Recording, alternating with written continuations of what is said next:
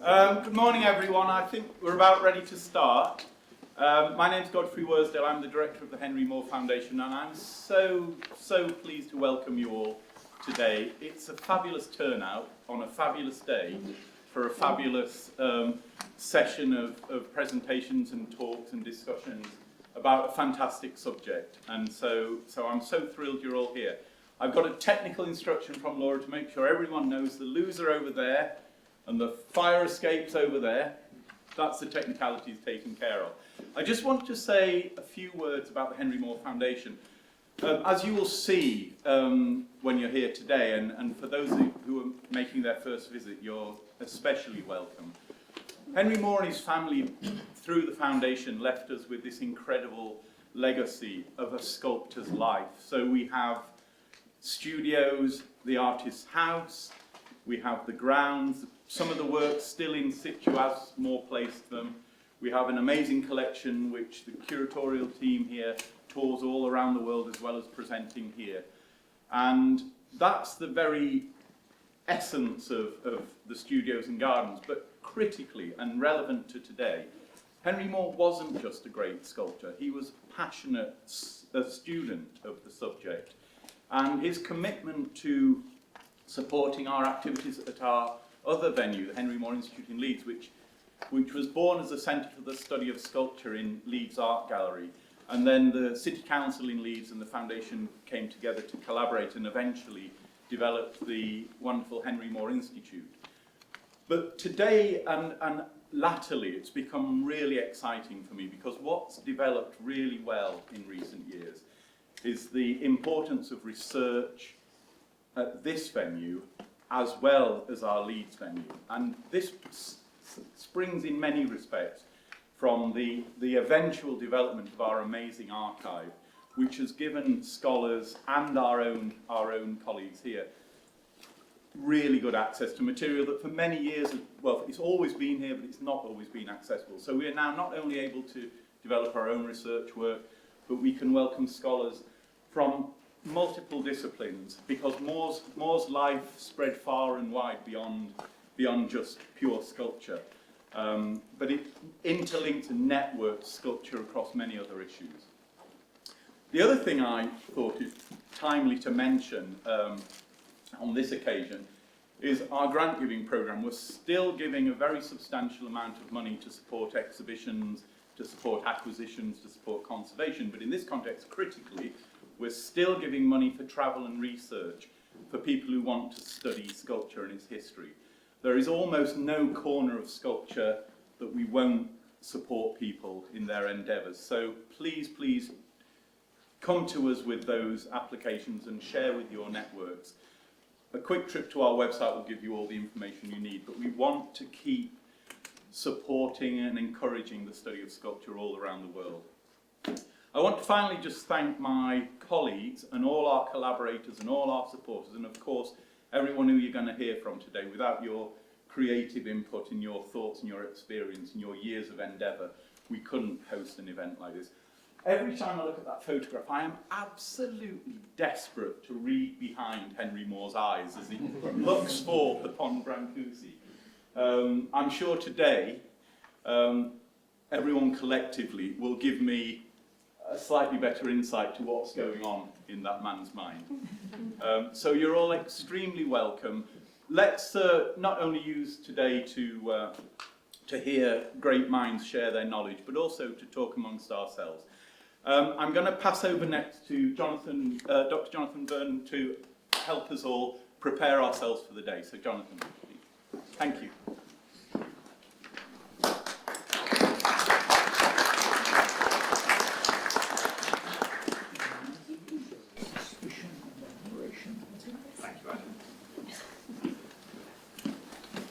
This conference is both the final event and the namesake of this research season.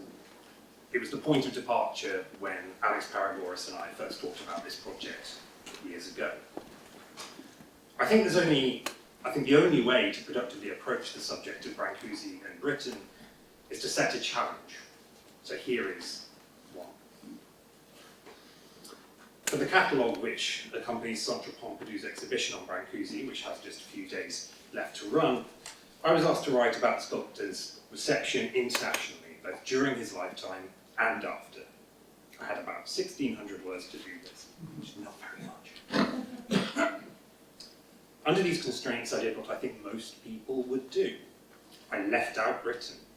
No Moore, no Hepworth, no Yeats, no Jim Eade, no David Lewis, no Tim Scott, no William Tucker. I could go on. Today we're going to be hearing papers by some remarkable scholars and artists who have given time and a piece of their lives to considering what Brâncuși has meant and continues to mean to cultural life in Britain. In other words, you're going to show me why I was wrong.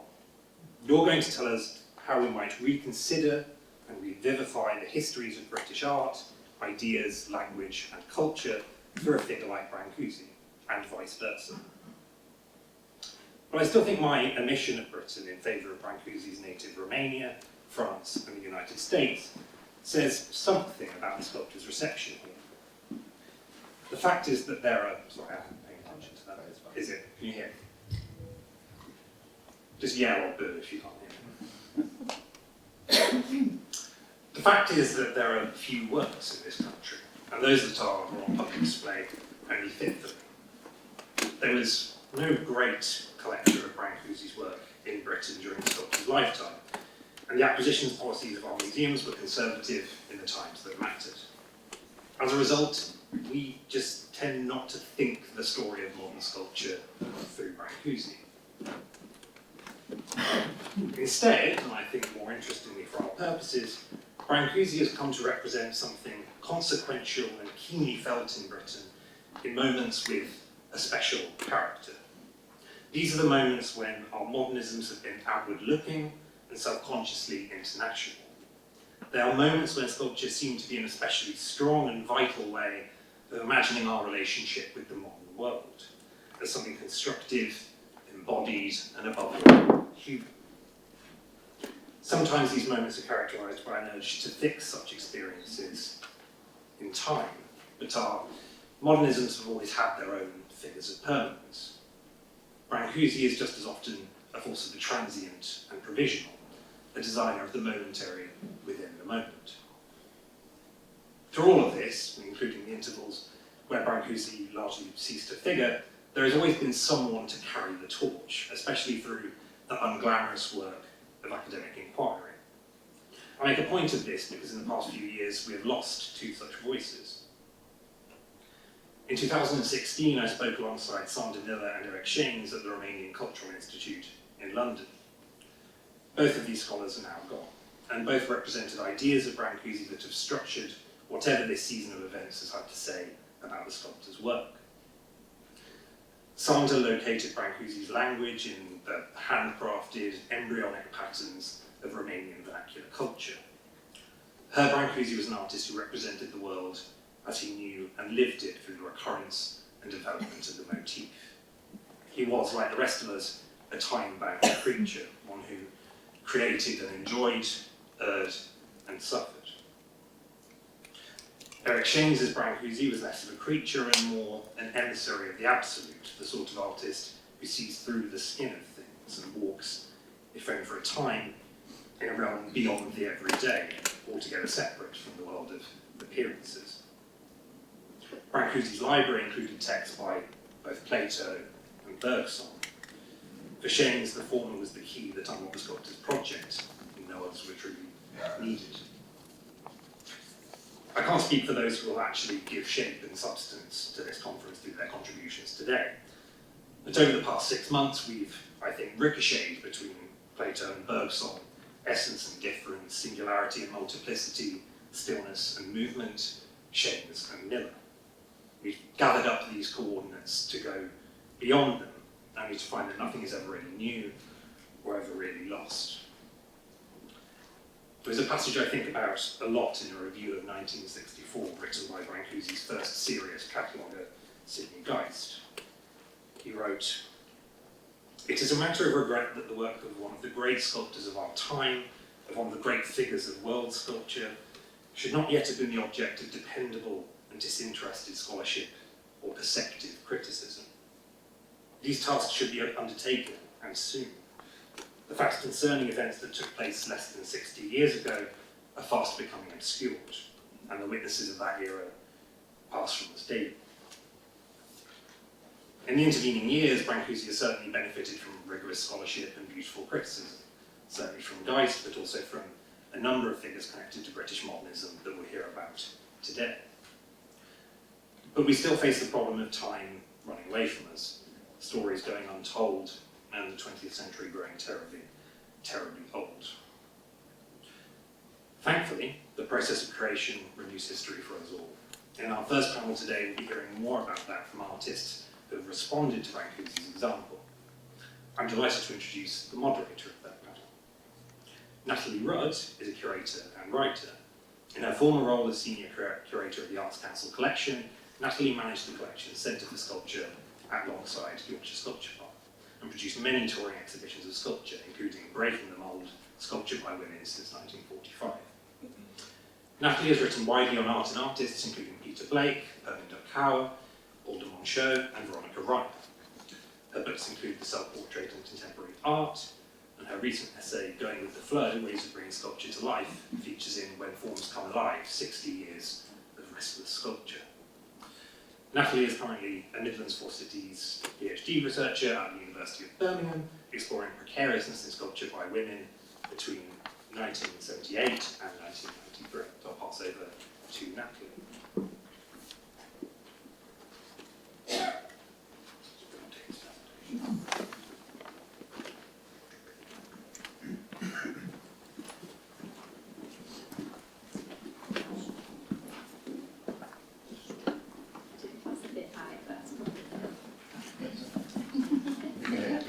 Is it all right? Good.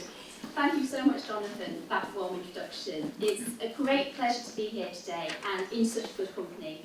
And for a conference on Brâncuşi's relationship with British art, it's very fitting that the day should begin with artists. And I am delighted to invite three artists to the floor this morning. Nicholas Pope and David Ward are here with us today, and Toby Christian has pre-recorded his contribution due to commitments overseas. So across three contrasting papers, David, Toby and Nicholas will discuss their personal encounters with the work of Brâncuşi. This is a very special opportunity to have these three artists in the room to gain their insights into how Brâncuşi's work and methods have informed their very own and distinct approaches to making. And I hope that afterwards we can engage in a very sculptural discussion, spanning time and place, and embracing issues of materiality and tactility, situation and encounter. So, we will begin with the three papers, followed by some questions from me, and then from the floor. So I invite you to store your questions until the end of the discussion. So, turning to our schedule, as you can see in your itineraries, David Ward will present the first paper titled On Touch, The Hand of Mademoiselle Pogany and Photographs of Brâncuşi. David is an artist working in light and time-based media, photography and performance, and the body and dynamics of light are central to his work, together with the elemental themes of the natural world. Ward was Research Fellow at the Henry Moore Institute in Leeds in 1995 and has been Artist in Residence at King's College, Cambridge and Harvard University. Ward is represented in collections including Tate, the National Portrait Gallery, Arts Council England, the Fogg Museum and the Harvard Art Museums. And he's curated many exhibitions, including being a co-selector for the British Art Show in 1990 and Seeing Round Corners for Turner Contemporary in 2016. Teaching appointments include Goldsmiths, Glasgow, the Architectural Association in London. Toby Christian's paper, Stones, Ergonomics, Asemics, will follow. And he was born in 1983 in Boston, Lincolnshire, and studied at Wimbledon College of Art. And he completed his postgraduate training at the Royal Academy Schools in 2012, being awarded a gold medal. And Christian's practice is wide-ranging, multifaceted, incorporating installation and sculpture, drawing, as well as animation and writing. And last but not least, Nicholas Pope, who's going to speak to us today with his paper, Constantin Brâncuşi and the Socialist Republic of Romania in the Life and Work of English sculptor Nicholas Pope. Nicholas was born in 1949 in Sydney and lives and works in Herefordshire. And after studying at Bath Academy of Art, he won a British Council Exchange Scholarship at the Institut de Art Plastique Nicolae Grigorescu in Bucharest, and later became a British Council cultural visitor to Romania in 1976. Recent exhibitions have taken place at Tate Britain, the Muller Museum in Otterlo, the Holborn Museum in Bath, Salisbury Cathedral, Grosh Court in Salisbury, and the Sunday Painter Gallery in London. And his work is included in many collections, both public and private. And public collections include Tate, Victoria and Albert Museum, the Muller Museum, and the Calouste Gulbenkian Foundation. I welcome you all today, and I invite David to come and give this paper. Thank you very much.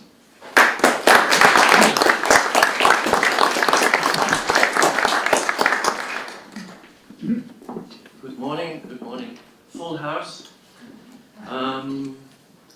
I hadn't expected this image to linger quite as long as it has, and you can, yes, the title is Endless Column.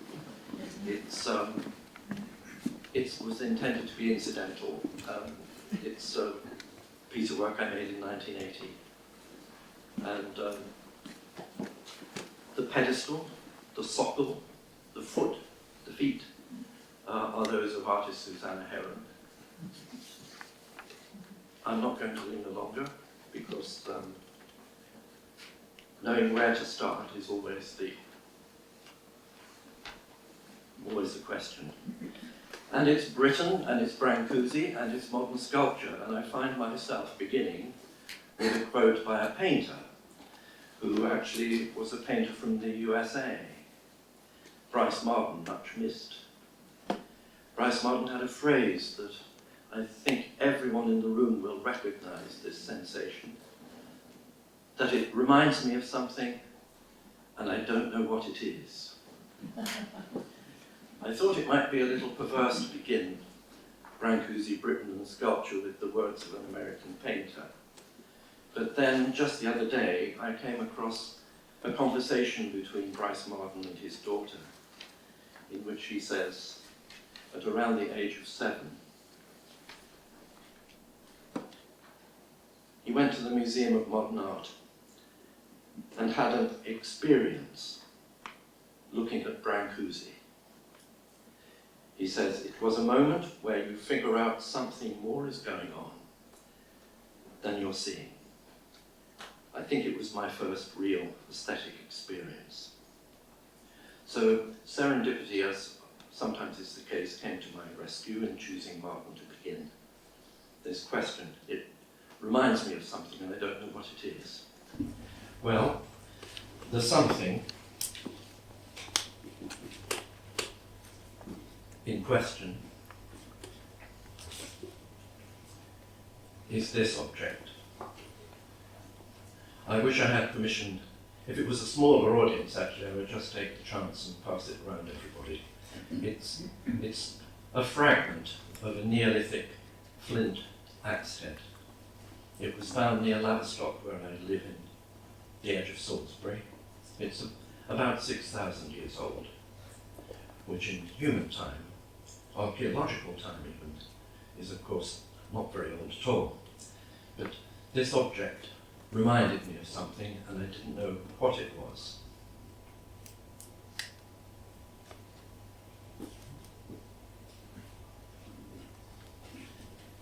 For those of you at the back, this is this object on the left.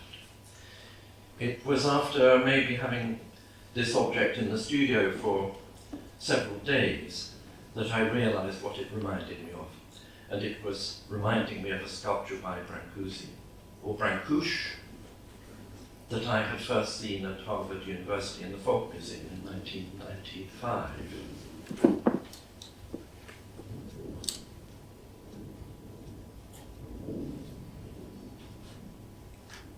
Here it is. It's called The Hand of Mademoiselle Pogagni.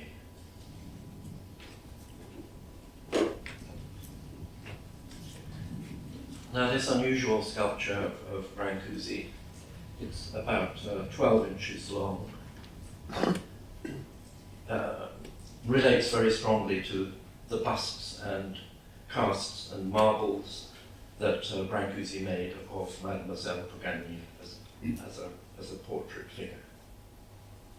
But I'm working with it, with Salisbury Museum, on a series of works to do with the relationship of this object to the hand. And the hand of Mademoiselle Pugani, as Sidney Geist has pointed out, has a significance which is a little part of this series. This sculpture has a significance within the hand, in that it was made as a gift by Brâncuşi for Quinn, a collector. And so it contains within it both the notion of the tactile, of the haptic in itself, as both a representation of a hand, but also, perhaps, as Sidney Geist suggests, and I think he's right, it's a gesture towards his friend and collector Quinn. It's a gesture of the hand towards him. On the left, here we are, some studies of Brâncuşi's drawings of hands, which convey this capacity of his to observe the hand and represent it as a very attenuated part of the body.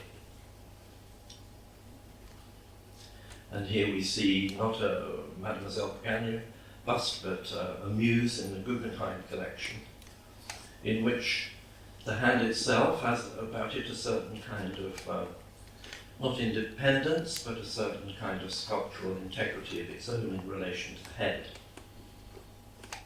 And if we rotate the sculpture, well, we can see already the formation of the single hand of Mademoiselle Pugani taking shape.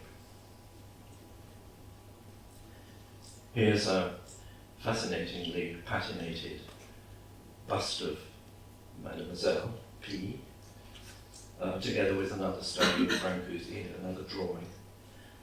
And if you look to your left of the head, you can see that the hand is actually pressing against the side of the head, and I think it's clearly actually obscuring the ear of the head there. And as Peter de Boller from King's College, Cambridge, has pointed out in an unpublished text to do with, based around a John Berger essay on Henry Moore and Henry Moore's hands. Fernand Léger, who was a great friend of Brâncuşi, made many studies of hands, and one of Léger's recurring motifs was to place the hand either in front of, or to the side of, or against the head. So this conveying of touch is something that begins to blossom out of what is seemingly very simple theme. Sebastiano, who's here will remember this work that I made with the composer Orlando Goff at Kettle's Yard, on the two grand pianos, in which, as we can see here, the upstairs piano, which has Brâncuşi's Prometheus cement cast, placed, I surrounded the sculpture with tiny little objects that were actually imprints of my own fingertips, thinking actually at the time about the performance of the piano and the what can we say, the focus that so many pianists make on the significance of touch in the performance of piano pieces. But in retrospect, I think it maybe also has a lot to do with this blossoming of the realization of the significance of touch in Brâncuşi's sculpture. Now, Brâncuşi's photographs are well known and well documented, but it has occurred to me that often the discussion of Brâncuşi's photographs is really a discussion of reproductions of Brâncuşi's photographs. And all I seek to do in this part of the talk is to try to convey the physicality, actually the viscerality, the material aspect of the kind of photography that Brâncuși was involved with a plate camera using glass negatives, looking at his subjects through a ground glass screen in which the optics of the plate camera mean that the image is both upside down and reversed. It's a very studious and time-consuming method of photography. And here we see, thanks to the wonderful archive of the Centre Pompidou, the Prometheus again, in both its positive print and glass negative form.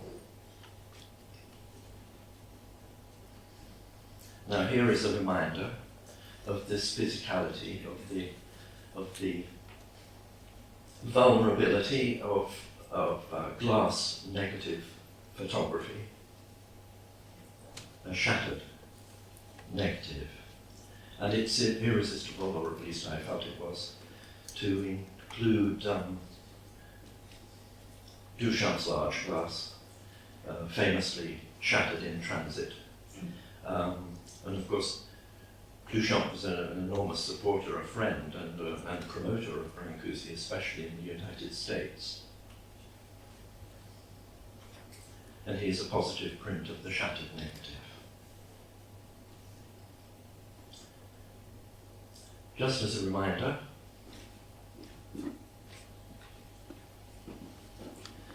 this is a dark slide from my own 5x4 inch plate camera. And for those of you who are not familiar with this kind of photography, if you remove the dark slide to expose the film, what you have here is always difficult. This is it.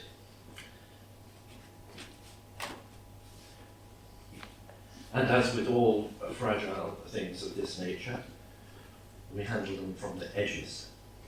Now, the stories from Man Ray's diaries about how he assisted Brâncuși in establishing his photographic practice are famous, but what Man Ray observed on returning to see Brâncuși, when he had insisted not on taking his negatives to a dark room or photo finisher, as they were known, Brâncuși built his own darkroom in the corner of his studio, and he insisted not only in photographing his work himself, but also in developing and printing.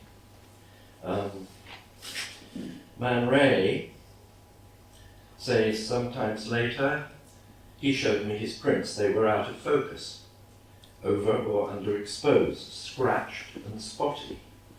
This, he said, was how his work should be reproduced. Perhaps he was right. One, his golden birds. His golden birds had been caught with the sun rays striking it so that a sort of aurora radiated from it. And here is another bust of Mademoiselle Pagani with precisely this.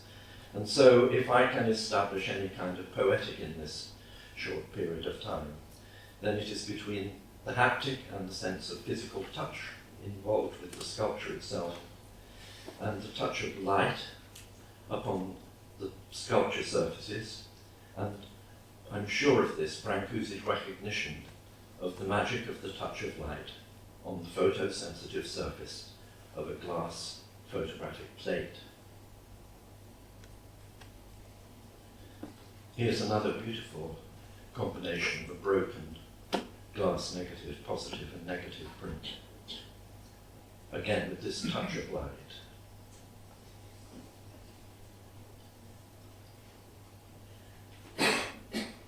And here we for a moment dissolve the magic of Brâncuși's own photographs, a reminder of what we are mostly used to in museum catalogue entries of the representation of exactly these sculptures, inert and in terms of light activity, lifeless compared to this. And if we look a little more closely at the image on your right, the image on your right. Oh, yes, here's a little bit. Before we do that, a reminder of another aspect of this kind of photography, which is the passage of time. Man Ray photographed this image of Duchamp's large glass. He points out that he realized that in Duchamp's studio it was lit by a single light bulb. And so Man Ray records, "I opened the shutter and we went out to eat something, returning about an hour later. When I closed the shutter and I hurried back to the basement and developed the plate, the negative was perfect." So Man Ray had gone out for dinner, leaving the shutter open on the camera to expose this negative. And the passage of time, I think we see in this photograph of Brâncuși's. If you look down the right-hand edge of the photograph, you will see a slightly blurred figure. There's no doubt in my mind that it's Brâncuși, who has opened the shutter and retreated to the back of the studio. And not only is this an indication of time passing with an open shutter admitting light into the camera, if you look up, those of you nearer to the front will be able to see above the half figure of Brâncuși is a fingerprint on the plate, bringing us back to touch. And this leads me into the ending part of this part of the morning with these beautiful images again of Brâncuși's, of one of his fish sculptures. And this brings me, I thought I should address Britain and Brâncuși and sculpture. And so I've spoke to some friends who are sculptors. These are two works by Alison Wilding. On the left, Dark Perch, and we will come back and end with this word perch. In an email to me, Alison said about perch that this is in fact the work that I had sleepless nights over, whether to pin the top part or not into the upright. In the end, it was looking at the Tate's Brâncuși's and understanding that he had pinned a work that I was able to see, and that was the fish. And then she says, it seems ridiculous now, but that was then. This is another work of Alison Wilding's, Stormy Weather. She was rather perplexed when I said I wanted an image of this sculpture in order to relate it to Brâncuși, but she understood what I meant. The right-hand image is a bronze cast floor to the sculpture, and what you see impressed into it are Alison Wilding's fingerprints. And this whole notion of a sensitive surface, in this case I think it was wax, being impressed by the fingertips was what I wanted to convey. That I haven't mentioned Henry Moore yet. And so I must, I guess, although others will talk about Henry later in the day, here is one of the tiniest sculptures, actually, that I've photographed for a catalogue, a little carved pebble. And this relates, I think, very strongly to the show that Chris Stevens, who's here, is hosting of Henry Moore's works in miniature, as I think it's titled, but I shall move, as I must, speedily on to Barry Flanagan here. A little stone carving. I think Flanagan's relationship to Brâncuși, I think, is incredibly interesting. I have the good fortune to know Barry, and I don't remember him ever talking about Brâncuși, and I can't find any written record of a comment of Barry Flanagan on Brâncuși, but I can see it. You know, his use of the stack, for instance, and certainly in the shallow stone carvings, like the one on the right, which is called Road to Altissima.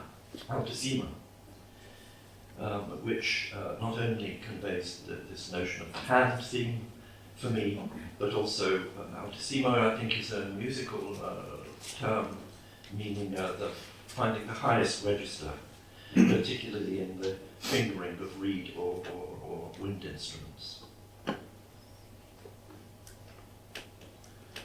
Two more terracotta pieces of Flanagan's that I think convey this.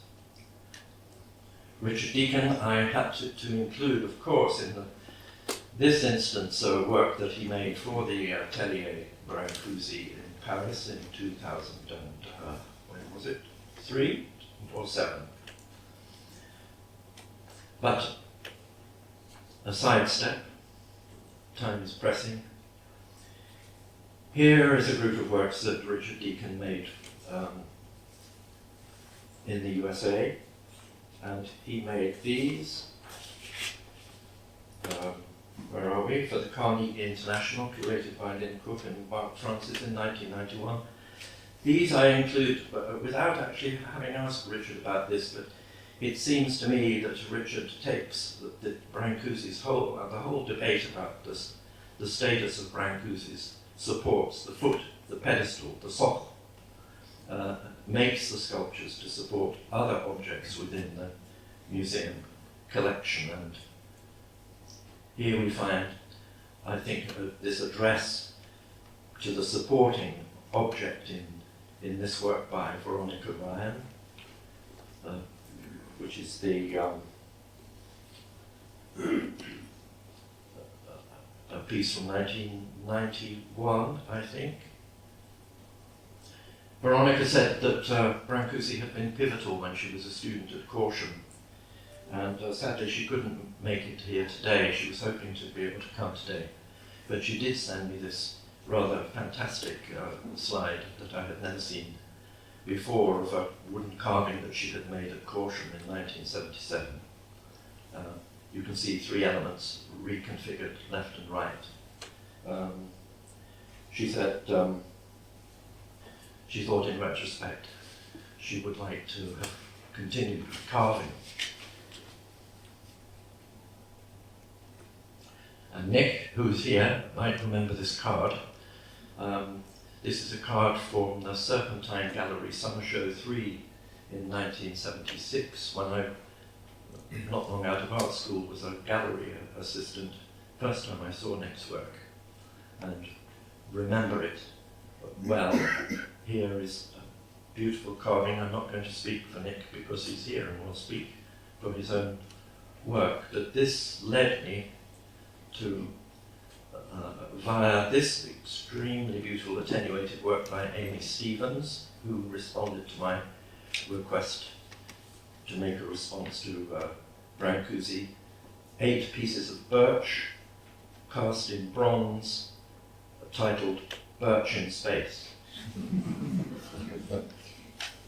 And when that birch in space connected up in my imagination with Alison Wilding's Dark Perch, it seemed to me that something like this might make a rather beautiful little show. On the right, Brâncuși bird in space catching the light at the tip. Next to Alison Wilding's Dark Perch. Next to Amy Stevens' Birch in Space, clearly inviting the alighting of a bird in space. Next to one of Tracy Emin's birds, this one at Pallant House. And next to that, a piece of work by Nick Pope called Tall Chalk. And what you can't see, I'm sorry to say, is that at the very tip of this column is a tiny little pyramid of chalk catching the light itself. And at that point, I'll draw my comments to a close. Thank you very much.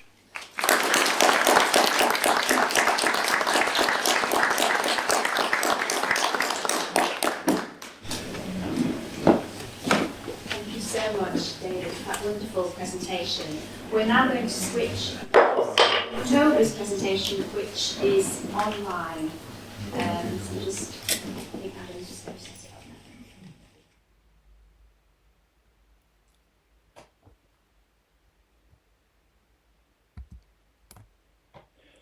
My name is Toby Christian. I'm an artist and senior lecturer in fine art at Central St Martin's, and my practice and research centres around writing and sculpture. Over the course of the past 16 years, I've developed an evolving series of stone carvings in marble, and during the past 6 years specifically, a series of works which aim to explore simultaneously the legacies of technological or occupational ergonomics and modernist sculptural practice, including the work of Konstantin Brâncuși. Having exhibited these works in solo exhibitions internationally, I've recently developed a new extension of the series for Flash Looking, a duo exhibition with Michaela de Mattei at Belmax in London, which runs until the 5th of July 2024. If you're able to, I do hope you might be able to visit the exhibition. In this presentation, I'll introduce that series of works made in the modest carving studios I've established in a converted 1960s garage in my garden at my home in Lewisham, South East London, pictured here, and where I'm recording this presentation. I will also situate this with reference to the questionably patriarchal approaches of 1970s and 80s ergonomic studies for efficiency in the workplace, and the eco-asemic images produced by unknown insect colonies in the marble dust that coated my one studio window, captured in a photographic series in 2020. As such, this presentation seeks to appraise the site of the contemporary stone carving workshop, to highlight some unintended aesthetic consequences of working with stone. Museological presentation and staging of carving studios, such as Renzo Piano's reconstruction of the Atelier Brâncuși, or Barbara Hepworth's Trenwyn studio in St Ives, are intriguing to me in the way they suggest a potential for work to resume, or that work has ceased, forming a curious and perhaps psycho-relational form of sculptural production in and of itself. To begin, I'd like to refer to an excerpt of a text written by George Vasey in 2019, which directly aligns works made at that time to those of Brâncuși, and from here trace a lineage of works which both precede and extend beyond this association. This lineage may seem iterative, episodic, or tangential even, but should hopefully provide some insight into the explicit and implicit confluence of ideas I've been exploring through this contemporary stone carving practice over an extended time frame.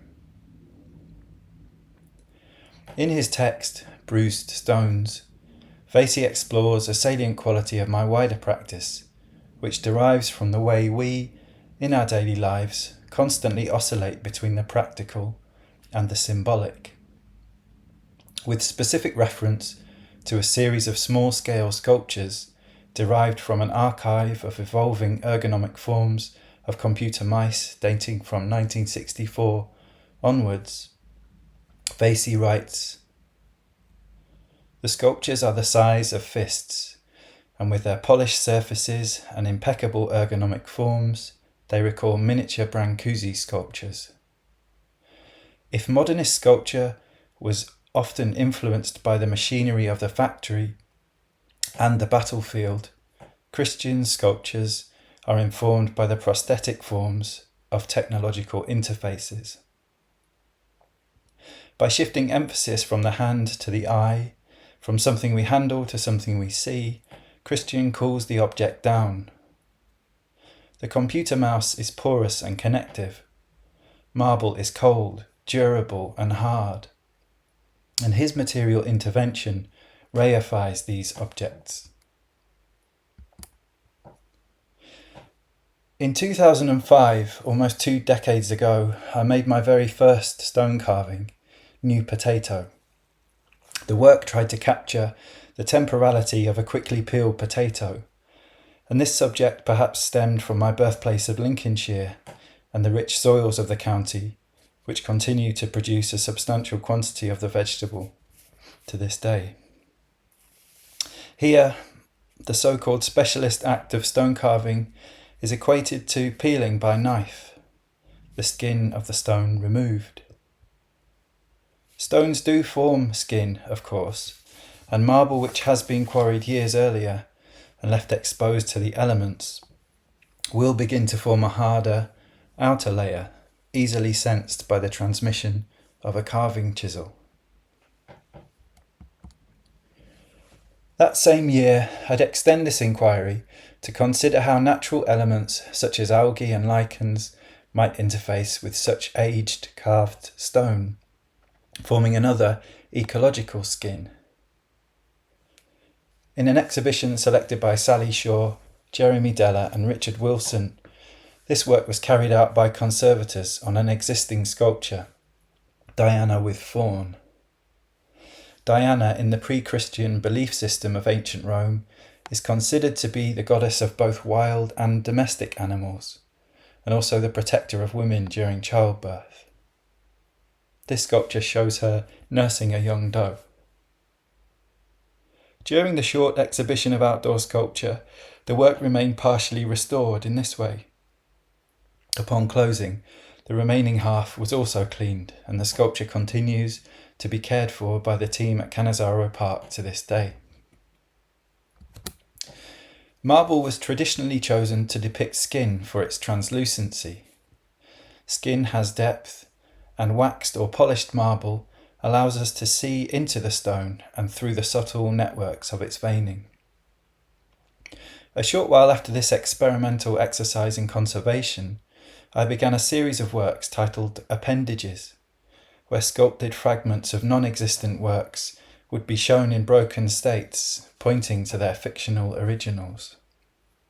Surfaces hewn for figurative representation would meet the untooled surfaces of the fractured block. As a side note, I've always wondered how Ulrich Ruckheim's studio sounded in 1988. The Appendages series, which also featured ears, noses, toes, etc., anachronistically raised distinctions between pointing and touching, sighting and feeling. Appendages are things that stick out, but they are also things that are added on. Anecdotally, a number of these works, carved to appear already broken, were, through a number of unfortunate incidents, destroyed. My focus on this authorial index began to shift as I became increasingly fascinated by objects intended to be in contact with the human hand or body for extended periods, and the slowly evolving forms of computer mice.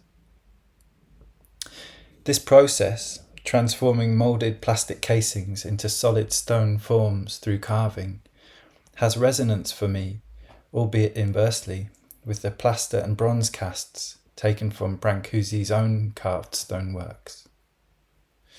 In Brâncûsi, we see unique faces become formally simplified to more universal ovoids, and I began to search for more essential forms derived from my digital archive of mouse models through time, to make sculpture which might be read outside of this register, for freer imagination, from shape to meaning.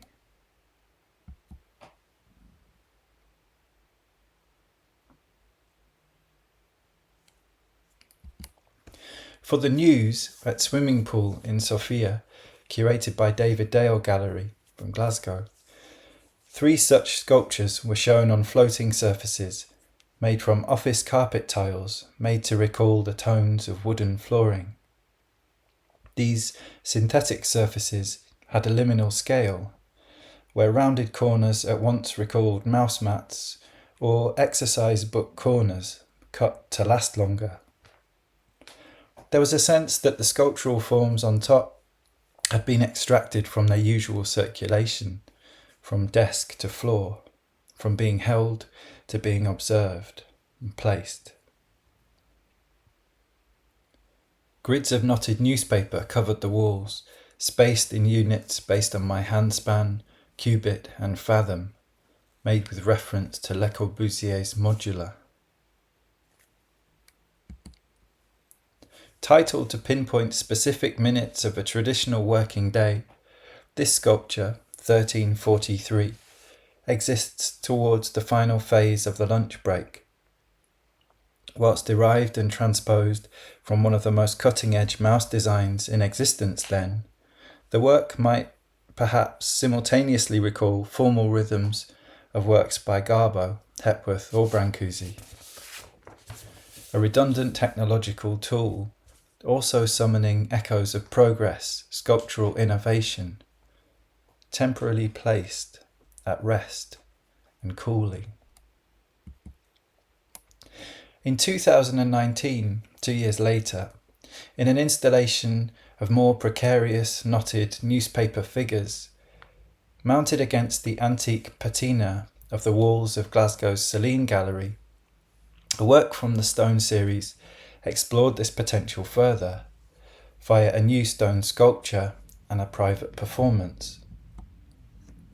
Reading from the press release. 805, a single marble sculpture attached to the wall, is a site for a past performance. Immediately prior to the opening of Old School New Body, the work was warmed by continuous hand contact for the duration of an hour, after which it cools to the local ambient temperature. This traditional sculptural material, pristine and porous, is waxed to shield it from the secretions of active eccrine glands.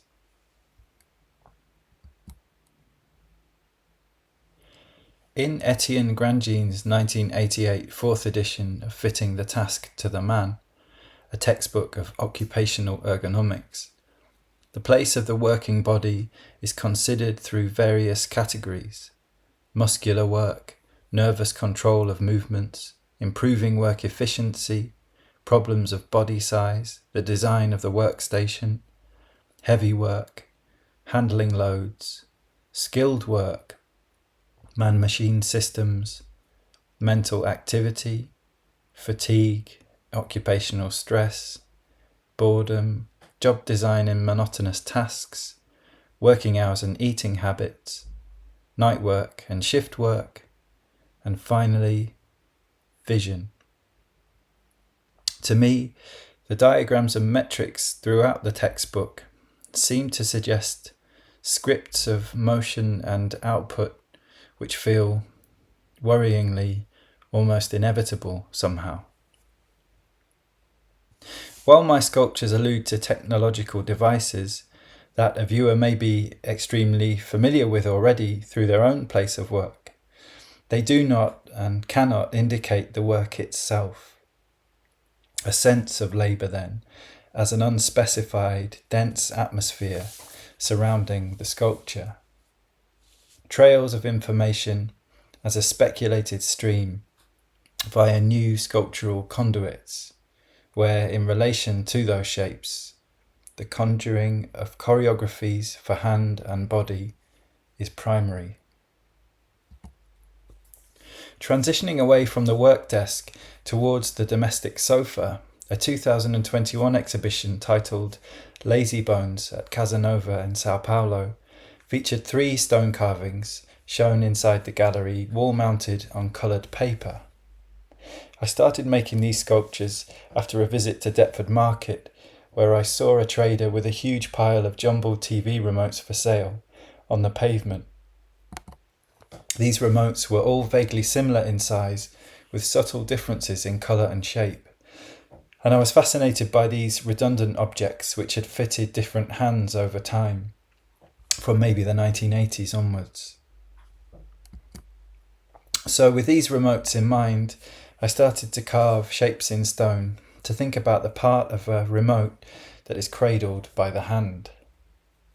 If, as Tyler Coburn points out in his Ergonomic Futures project, ergonomics asserts the immanence of a labouring body, here the figure of the remote control might become more like the site of deferment and discontent and mining and uncertainty and hopping and extraction and change and hogging and flicking and switching and boredom and bedtime and white noise and snow. One cold spring morning, peering through the dust-filled window of my garage carving studio, I was surprised and stunned to see various trails and markings, which I began to document with my iPhone. A series of small photographs resulted, which show various compositions of unidentified insect markings in marble dust. These traces of beating wings, trailing abdomens and clogged feelers range from the calligraphic to the percussive through each clouded marble ground. The photographs formed the solo exhibition No Odonata at Belmax in London. From the delicate descenders of climber to the thrashing train beats of transfer, these works circuitously echoed a number of earlier iterative works I'd made from washed chalk and short fragments of cotton string on painted board. Drawn in the atmospheric dust of marble originally mined in Pietrasanta, these slideshows harvest sporadic manoeuvres in an unintended indoor trap, documents of illegible forms, themselves now held behind conserving frameworks of frame and glass. In his 2019 study, Asemic, the Art of Writing, Peter Schwenger considers the place of asemics in relation to various aspects of contemporary visual culture. He defines asemic writing as writing that does not attempt to communicate any message other than its own nature as writing. Might these anonymous insect trails, then, constitute a form of writing in the very atmosphere of the stone carving workshop, resisting reading but requiring interaction, inviting participation? Schwenger goes on to state the purpose of asemic writing. Quote, "It is a provocation to thought, and the thinking it encourages is not that of a system or science. It is open-ended, based in wonder and in wondering." He considers the creative possibilities of such a syntax in relation to various non-Western languages. Quote, "Like nature, the Chinese language does not draw any conclusions of its own, but lets itself be read. Its meagre syntax leaves room for guesswork, for creativity, leaves space for poetry. Out of the multiple issues the idea." Schwenger extends the authorial remit of his studies via eco-asemics, a branch of asemic writing generated by the natural world. Quote, "If conventional writing demands that objects translate themselves into our terms, eco-asemics reverses that, demanding that we come to terms with a language that is to some degree familiar as a language, but is not our language. Eco-asemic art, then, is not using language, that valuable tool of the colonizing impulse, to translate the natural world into human terms. Rather, it reminds us that natural objects may have a voice of their own. It reminds us of this in terms we can understand, those of communicative writing, except this writing refuses to communicate, refuses to be translated into our understanding of nature." That's from page 81. Upon reading this text, I couldn't help but see an exciting synergy emerge between those ideas of a scripted labour proposed by that occupational ergonomic manual and the eco-asemics of these tiny flying occupants of my stone carving studio who had written such a beautiful, albeit illegible text collaboratively on its dusted window. To my amazement, through the act of stone carving and the making of sculpture, addressing one type of tool for communication had inducted a whole other sphere of language.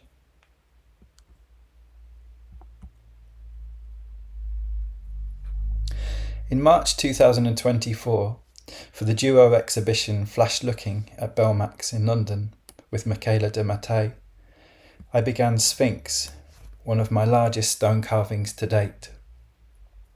The shape of this sculpture derived from a new class of components designed specifically to facilitate the area of the hand between the thumb and index finger, an area often stressed by the grip of a stone carving chisel also. Here, the shape derives from a mechanical component used to decelerate or to change gear. Reoriented, simplified and modelled in stone, this passive ergonomic bracket cover is then reimagined to create an instance of grounding for a new, about to be airborne being. And displayed alongside its familial ergonomic counterparts, a demand for functionality and the requirement for the lessening of bodily stress and strain gives way to a call for live imagination, for fictional choreography.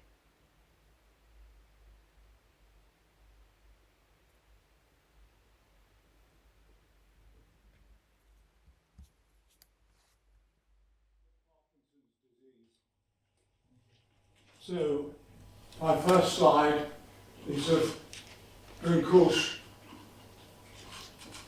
and the second slide is of Brâncuşi with Augustus John and Frank Dobson. And I want you to concentrate on the lapel of Brâncuşi's overcoat, which is not crumpled at all. It's beautifully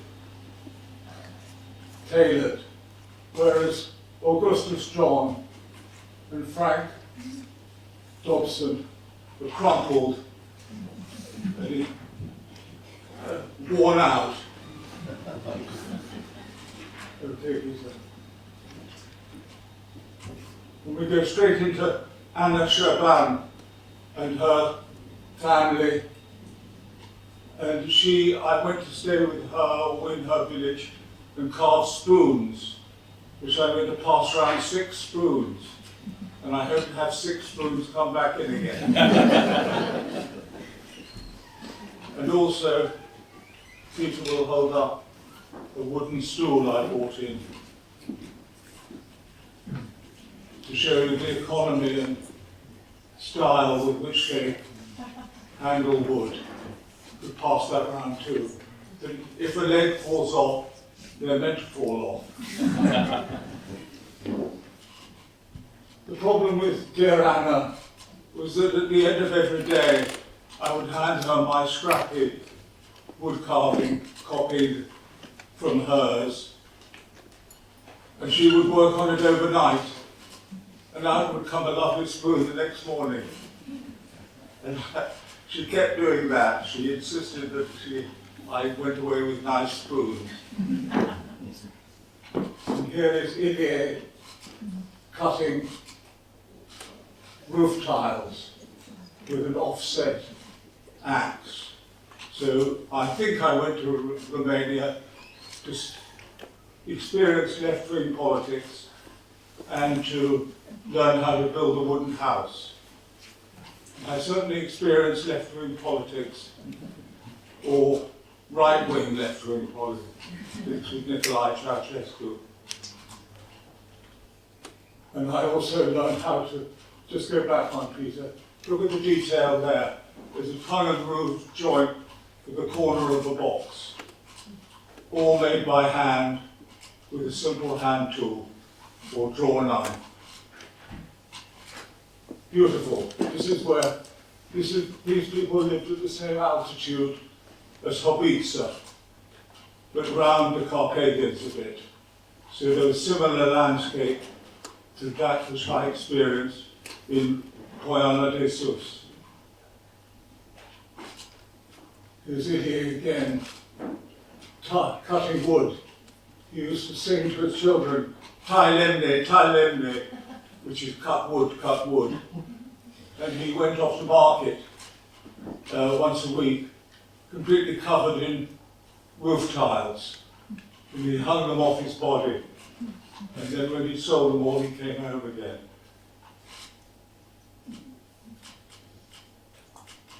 Here we are. What I'm hoping this morning to do is draw 2 or 3 vignettes of Romania as it was in 1976, when some of you are young enough to have not experienced the Cold War, as it was called. So I went to Romania during the Cold War, and this was President Ceausescu was addressing his supporters in front of the old royal palace. I think I'm correct. And any of the Romanian speakers dispute what I'm saying? And he spoke for 5 hours that day, and I got out early with my Danish pianist girlfriend. We flashed our passports, and they hustled us past the police and army who had encircled the square so nobody could get out. They were bussed in.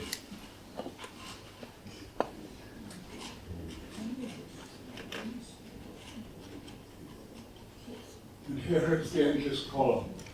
What a beautiful sculpture. And the next slide, Peter, is Ilya, the woodcutter, and Nicholas, and the rest of the family. And you can see what beautiful clothing he's got on. Even though a very poor man, he concentrated on detail, as Brâncuşi did in his work, be it his jacket or overcoat or his sculptures. And I think the next slide, Peter, should show us what I think is a beautiful picture of the endless column. I happened to visit it.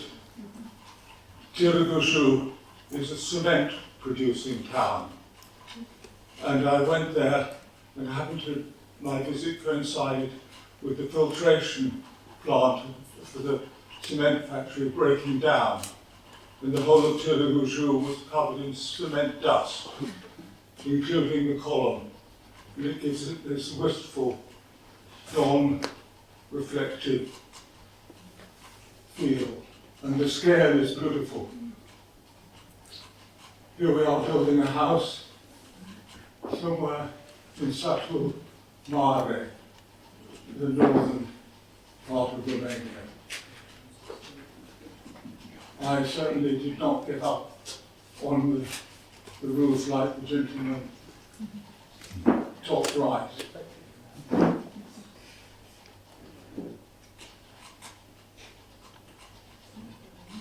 And here's Petre with his family. And you can see what a well-fed, middle-class Englishman grows to compared to poorly fed Romanians.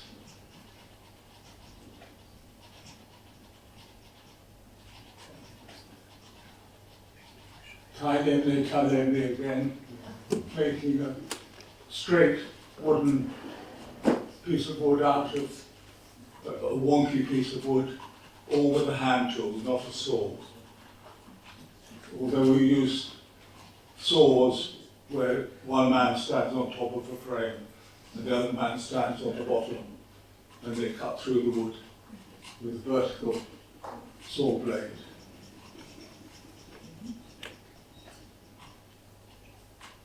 And the Romanians are not averse to big sculptures.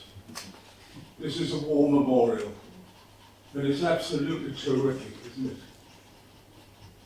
As a structure. And again, the scale is beautiful. Marble faced, whereas Brâncuşi's was simply bolted elements. The simplicity of construction itself. Unfortunately, the endless column is now a wedding photo venue. And the gate of the kiss, also the same.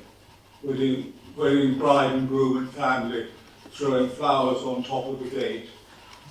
And the bride's embonpoint matching the gate, the kisses either side, with the breasts of the touching people. There's another, again, beautiful picture. And the scale with the low housing shows how big it really was and how ambitious he was. I love that picture. Here we are, the gate of the kiss. Nobody ever pointed out to me it's in the seat and tables. If you actually took a picnic, you had to get up and walk across to your table and pick up your sandwich and walk back to your seat because it's so big.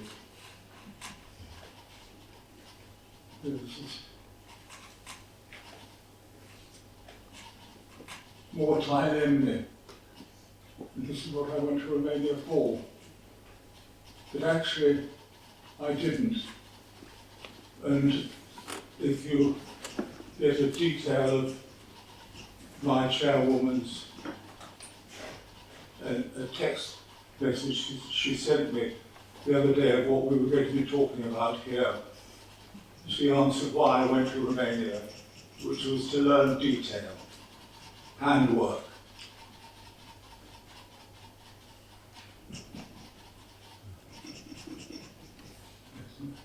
My only example of Brâncuşi, apart from the endless column of seats and the gate of the kiss.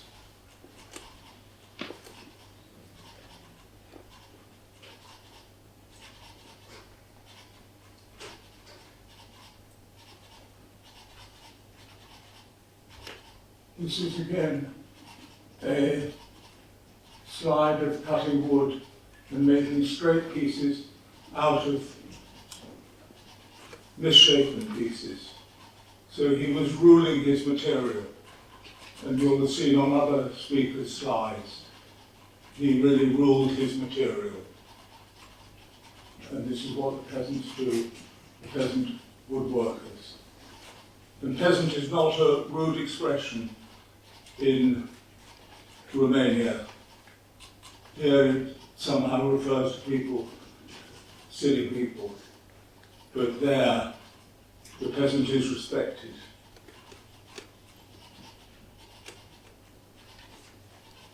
I didn't bring my axe with me. Here's three cool guys. And good lapels as well. Terrific, isn't it? Cool dudes. Not much younger than me at the time.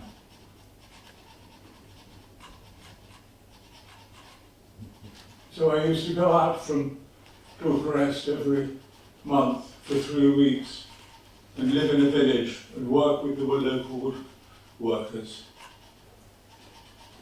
And a bit later, I'll explain why I left Romania a little early.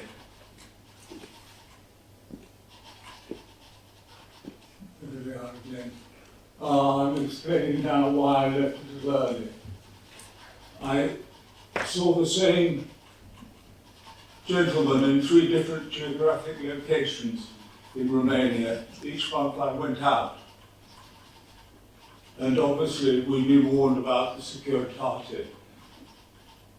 And I happened to be the son of the admiral of the NATO fleet in the Eastern Mediterranean at the time. So Dad drove around in these big ships. He was horrified that his son was in Romania. And I rang up and told him I'd seen the same bloke in 3 different villages. And he said, "Come to Naples, my boy," which I did at short notice. I was also at the time part of the Condition of Sculpture exhibition, which was an exciting period for young sculptors. because it pointed to the future,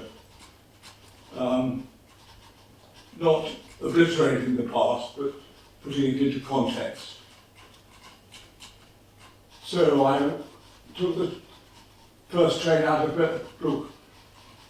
Bucharest, Gara du Nord for Belgrade, and Corporal Ballingall, my father's driver, met me at the Naples railway station.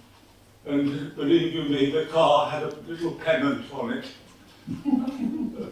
of the flag officers, the tillers, which Dad was. So there's Centaur and Ark Royal behind, I think.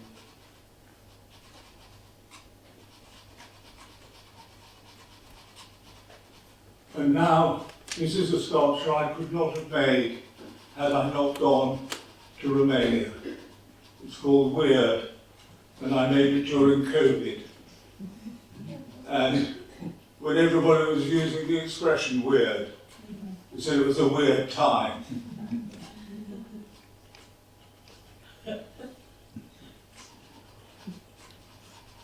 Here's Weird on a duck pond. There's a local arts, well, will soon be a national arts venue in Muchmarkle. And I'm hoping to persuade Adam to have Weird on the pond, but he wants it away from the pond. There we are.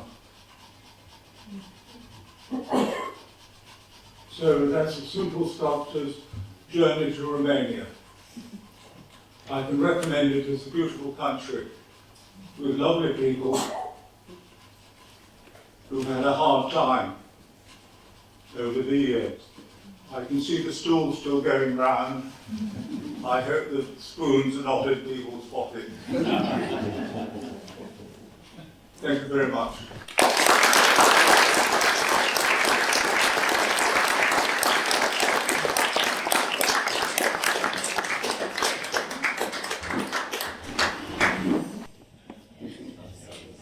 Is this working? Can you hear me, everybody? Yeah. Thank you. Wow, what an amazing set of 3 papers. I feel truly honoured to be here talking with you today. I feel like we've been on a sculptural journey through Brâncuși's work, through your own practices, travelling through time, space, geography. And with us, we have had things to hold, which I think has been incredibly special. So thank you both for bringing things to show us today. I know that the axe head is a little bit too vulnerable to share, but I really felt from those pictures an incredible tactility and purpose combined in this handheld thing. So some words that come to me that have come out are detail, handwork, touch, gestures of friendships, fragments, stacks, verticality. I mean, it's just a wealth of sculptural ideas stemming from these 3 papers. So thank you so much for sharing your thoughts with us today. It really is a treat, I think, for us all here today. So I wanted to start by just commenting on the breadth of practices. I mean, we can see from Amy Stevens' work and Toby's work that you cite, that has been shared, that there are lots of younger artists emerging relatively recently who are interested by Brâncuși. But I think what also stems from your papers is this sense of a kind of resurgence of interest in Brâncuși around the mid-1970s, around the 70s moment. That generation of sculptors which you were involved with, Nick, but also Alison, Nick, Richard Deacon, emerging at that time. And I just wondered why you feel there was this renewed interest at that moment, particular moment. I've got Nick, you want to speak to that? Yes. Richard and Bill came for lunch the other day in Herefordshire. And we've known each other for 50 years. And we didn't talk about sculpture in any way at all. But we had a nice lunch. And it's good to come to the end of a period of working and to still be in touch with those you started out with. But I think there was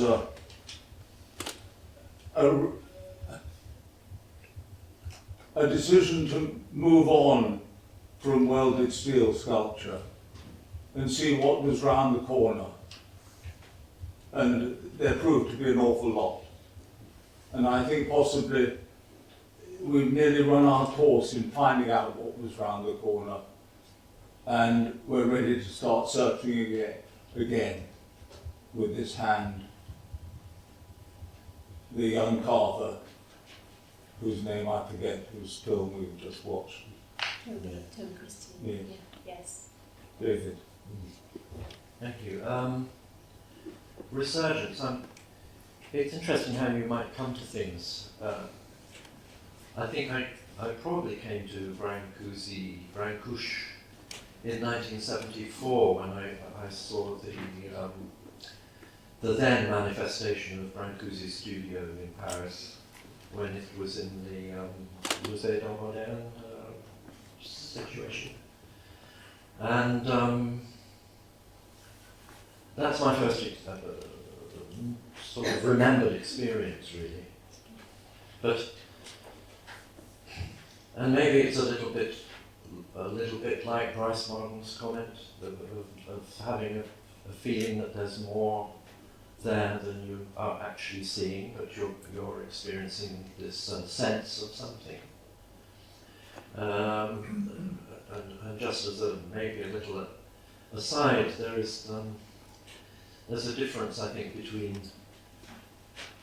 sensing something and, if you know what I mean, sensing that you are sensing,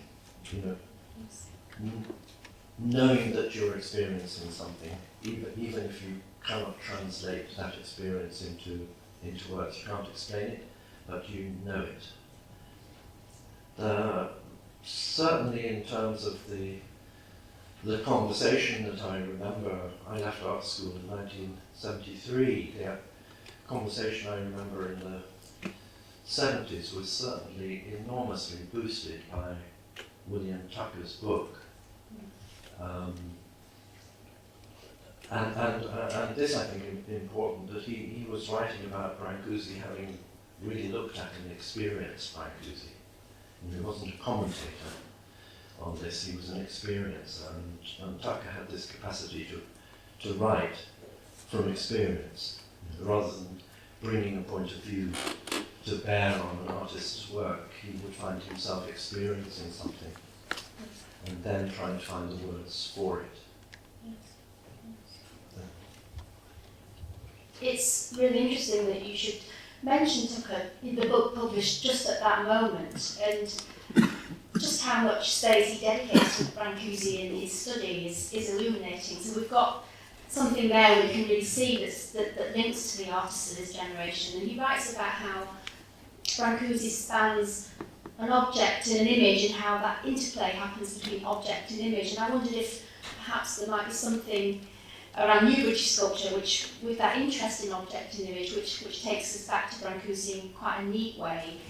But also, and I'm looking at this picture here behind us, it's so interesting, David, how you raise Wilden's practice, Veronica Ryan, that Brâncuşi speaks to men and women. It's a kind of language of interest around sculpture that's the generative thing. But I just wondered if you could reflect perhaps a little bit more on your discussions with Alison and Veronica, and perhaps what Brâncuşi means to women as sculptors emerging at this moment. Wow. Yeah, that's such an interesting question. I mean, it's noticeable actually when you look at today's program. There are quite a lot of men speaking today, and I did find it very interesting when I asked myself a simple question of who amongst sculptors of the moment who I know and who I felt I could send a very informal communication to, simply saying, have you got it? Is there a word you can, just a couple of words, a couple of images. And this question about the whole, there's a certain debate about Brâncuşi and the male response. I find it really extraordinarily exciting that that so many women seem to be finding something in Brâncuși's work which isn't to do with that kind of gendering, finding a potential in it,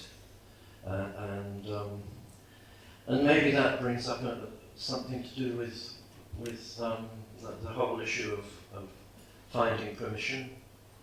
You know, it seems to me, I don't know if you would agree with me about this, Nick, but that Brâncuși feels like an artist who wasn't looking for permission in precedence in Paris, that he was giving himself permission.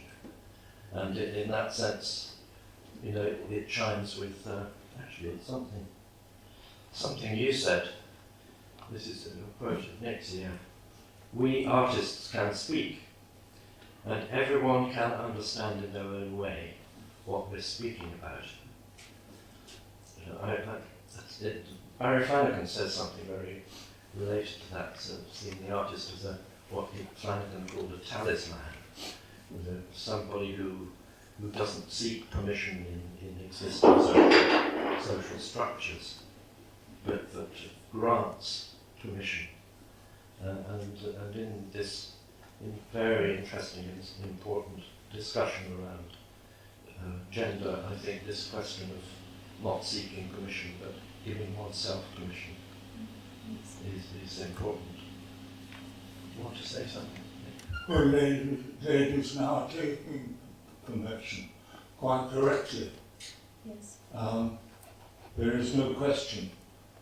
But the society Brâncuşi grew up in was a male-dominated one, although Elena Ceausescu was the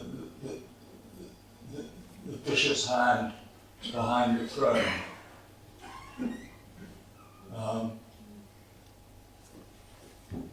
But in Anna Shaban's household, Ilya did what he was told.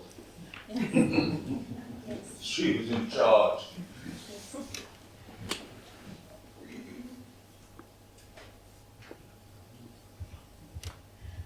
I think something that really springs from the slides that we've seen today is this interest in a kind of unstable ground, the kind of balancing of the head on the piano. It's not a stable surface, and although there is heft and weight in the materials that you're using, Nick, there's a kind of instability and precariousness around the way in which they rise upwards, not always in a straight trajectory, but sometimes withering or even curving over completely. And I just wondered if perhaps Brâncuși enables lighter, more ephemeral, more precarious ways of working. I just wondered if he encouraged you along that path, Nick. Well, Republica Socialistă Romania encouraged me along that path. Right. And Nicolae Ceausescu was the head honcho in that. And as a detail, after the revolution in Romania, everybody's Securitate file became their own file. They had to be left in the depository, but the ownership of the file and the contents within it was that of the subject. And Janet and I, of course, dutifully went and asked for our files, and Janet's appeared, and her difficulty, my wife was a British Council scholar as well in Romania. She had difficulty at the border getting in when she first went there, and it was all laid out carefully in longhand.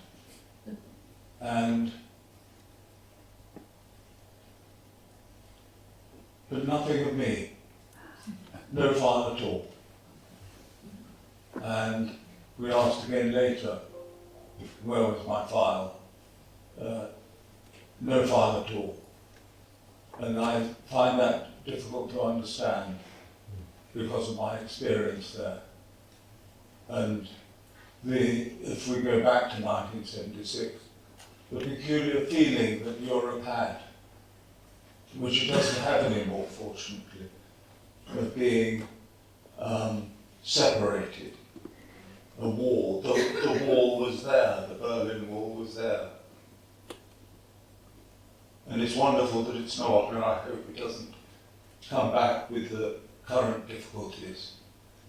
Because Dad's shadow will be steaming up and down the Eastern Mediterranean, or his equivalent nowadays. Okay. I'm conscious of time, so I'll just ask one more question and then open it up to the floor. But this idea of intimacy, of modesty, of working from your home studio, which we saw with Toby, and I know, Nick, you've tended to work from a home position, coupled with this kind of working through of the hand, the actions of the hand, and the handmade objects that we have here today. I just wondered perhaps if we could just capture, before we open it up, your feelings around the haptic in sculpture and the importance of that in your practice. Well, yeah, for me, I think what I tried to convey a little this morning is that is the multi-dimensional aspect of this of this term we use so often, touch. You know, when we talk about being touched, we can mean it physically, but also we use exactly the same term when we talk about being touched emotionally. And we can be physically and emotionally touched at the same time. And that I think, when we experience that in relation to the work of art, then we're maybe experiencing a profound aspect of life experience. Barry was all about touch. Barry Flanagan. Yes. I think even Gilbert and George would be a little bit about touch. The hand might jump back when you got too close. But There's maybe also, well, this is a little bit of a sideways thing, but I really did want to pass this on. Nick was just talking about having lunch with Richard Deacon and Bill Woodrow, and not talking at all about sculpture. But when I asked Bill Woodrow if he had anything he'd like to say about Brâncuşi, he kind of looked at the ceiling for a moment or two, which is something Barry Flanagan did quite a lot, looking up. And then he said, of course, Brâncuşi was always there, from the endless column down.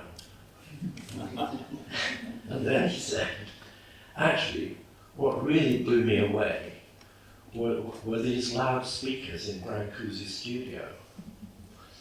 And he described these pieces of stone with a circular aperture cut into them, with the loudspeaker set in. And then Bill doubted his own recollection and said, maybe they weren't there, maybe I just wanted there to be something like that there. And so then I just sent Bill a couple of reassuring messages that his memory was serving him well. And it's another quote from Man Ray, and then I'll leave it to Man Ray. Remember, someone moving out of Paris gave Brâncuşi a large old-fashioned radio. He took out all the parts and studied them, throwing away the cabinet work. Then, in a block of white stone a foot thick, he cut a round hole for the loudspeaker and set it up in a corner on a pedestal as if it were a sculpture. The sound that came out was crystal clear, equal to anything produced by modern hi-fi constructions. Bill's reply to that in a little email was 3 words: rock and roll. Thank you so much. Do we have any questions from the floor? Yeah. Thank you so much. the two papers you gave, and it's a shame Toby's not here to contribute too. I was really taken in all three papers by the appearance of dust. And I thought how much that seems to be representative of a sculptor or an artist's take on Brâncuși that I can't share. I look at sculpture very much from a historian's point of view. So I wonder if you could just say something about the extent to which when you look at Brâncuși, you see it as something made, when so often you can sort of look at Brâncuși and think of Burns' space as something so polished and finished and kind of untouchable. I'm just possibly that my hearing aids aren't quite getting to you. Yeah, he's saying that all three of us who spoke this morning used raised dust, and the question is to do with the presence of dust. And the artist's response to the making of the thing rather than the finished thing. Yes, to the artist's response to making the thing rather than the finished thing itself. Well, there's a poser. So are you saying, are we happier when we finish one or while we're doing it? I think I'm really interested in whether you see sculpture primarily as something that was made and you see the process of construction over and above the finished article. Oh no, 50-50. Because the balance of the thing in front of you gives off the vibes of what went into it. So some things that look very similar in a group exhibition can be very, very different because one has the essence and the other one doesn't.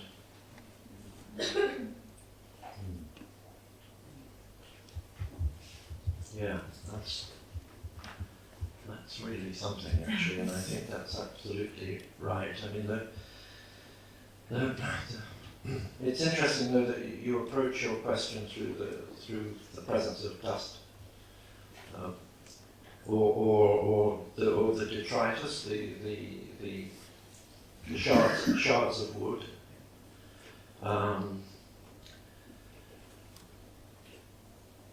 Yeah, and maybe in what I was talking about, that part of Duchamp's large glass that we left for so long on the floor of the studio, that purposefully to gather dust, some of which was left as a part of the work.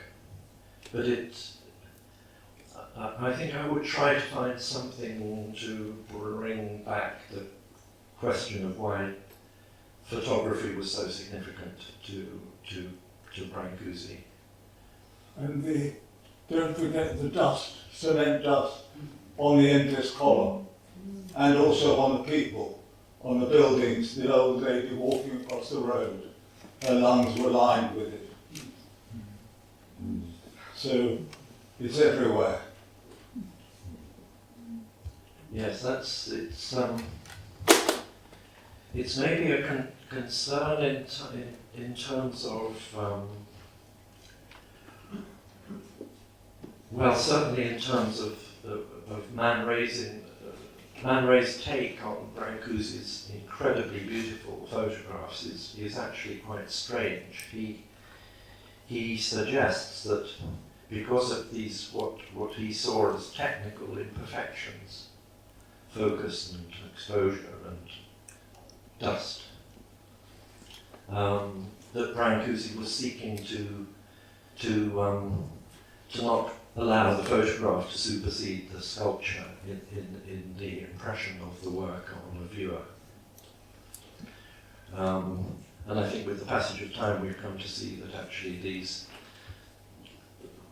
aspects of the dust, of the fingerprints and so on the photographs are actually contributors to the very qualities and beauties of these images. And so what we might consign to the rubbish heap or the bin might actually be a contributor to the qualities of the work. Thank you. Any final questions? Yes, we'll just take one more, I think.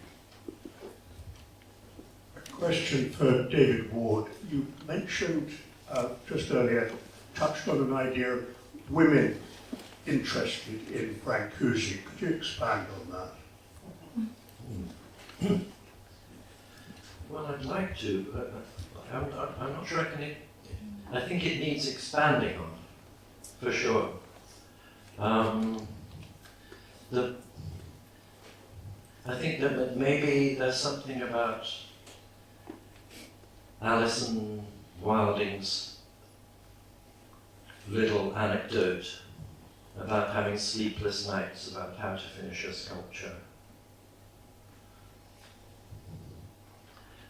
You know, if you combine that with, there's another beautiful little comment actually of Alison about Brâncuși's method of building up. You know, she calls it the cup and saucer way of putting a sculpture together. You put something down and then you put something on top of that. I think we all find ways of responding to what it is that let's stick with Brâncuși's sculpture. We all find our own ways to respond to what we are experiencing when we look at some Brâncuși's sculptures. And we bring, I think, possibly,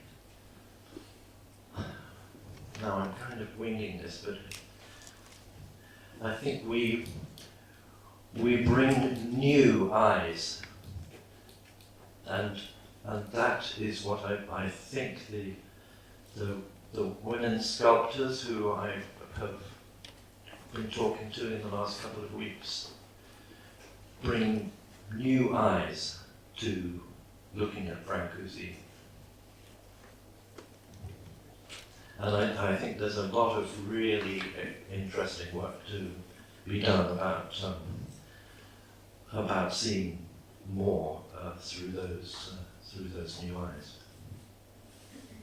I think that's a really fantastic place to end this discussion, or to pause this discussion before we talk over lunch. Thank you so much, David, Nick, and Toby. It's been fascinating and a real pleasure to share this conversation, and thank you for your engagement and questions. And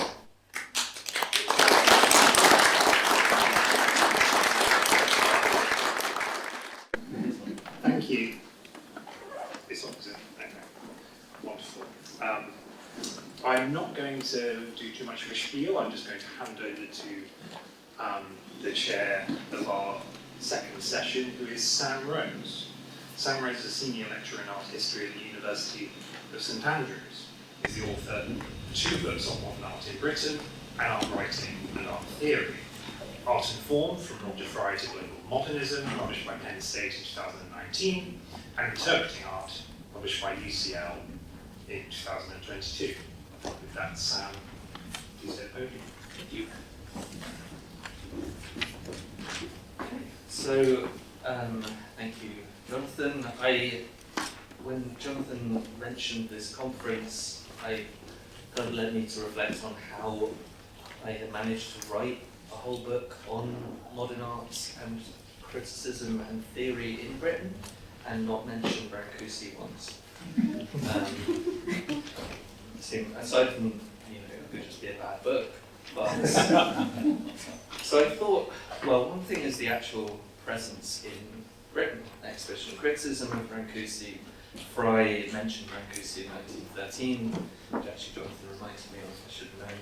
Mainly though it's in the 1920s that he becomes especially visible in criticism and exhibitions. There's Hepworth correspondence in the 30s that's extremely important. And a lot of this session I think will sort of hear about that arc basically from the 20s through to Hepworth, through to this slightly later moment that we're also hearing about in the earlier session. Also, I wanted to mention, maybe something we'll come back to later, the presence of these other quite dominant figures, maybe doing the same kinds of things that people associated rightly or wrongly with Brâncuși. So, Omnicalia Breshka earlier on, now Garbo later. And also, for the interval years, these critical paradigms or divisions which just don't really seem to work very well for Brâncuși's work. Abstraction and empathy, vorticism, geometric, organic, with Herbert Reed's, machine, hands, prevalent throughout the 30s. So, with that, I will hand over to the first speaker. First up, we have Jack Quinn. Jack is an assistant professor of English literature at Dublin City University. He's had, before that, a British Academy postdoctoral fellowship at the University of Birmingham. His research explores the relationship between poetry and sculpture in the 19th and early 20th centuries, particular focus on the poet W.B. Yeats. And his monograph, W.B. Yeats, Language of Sculpture, was published in 2022 with Oxford University Press. I learned last night has already earned him more in royalties than my books. Well, that's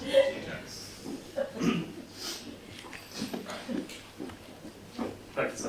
Very little in royalties actually, so kind of damning for both of us.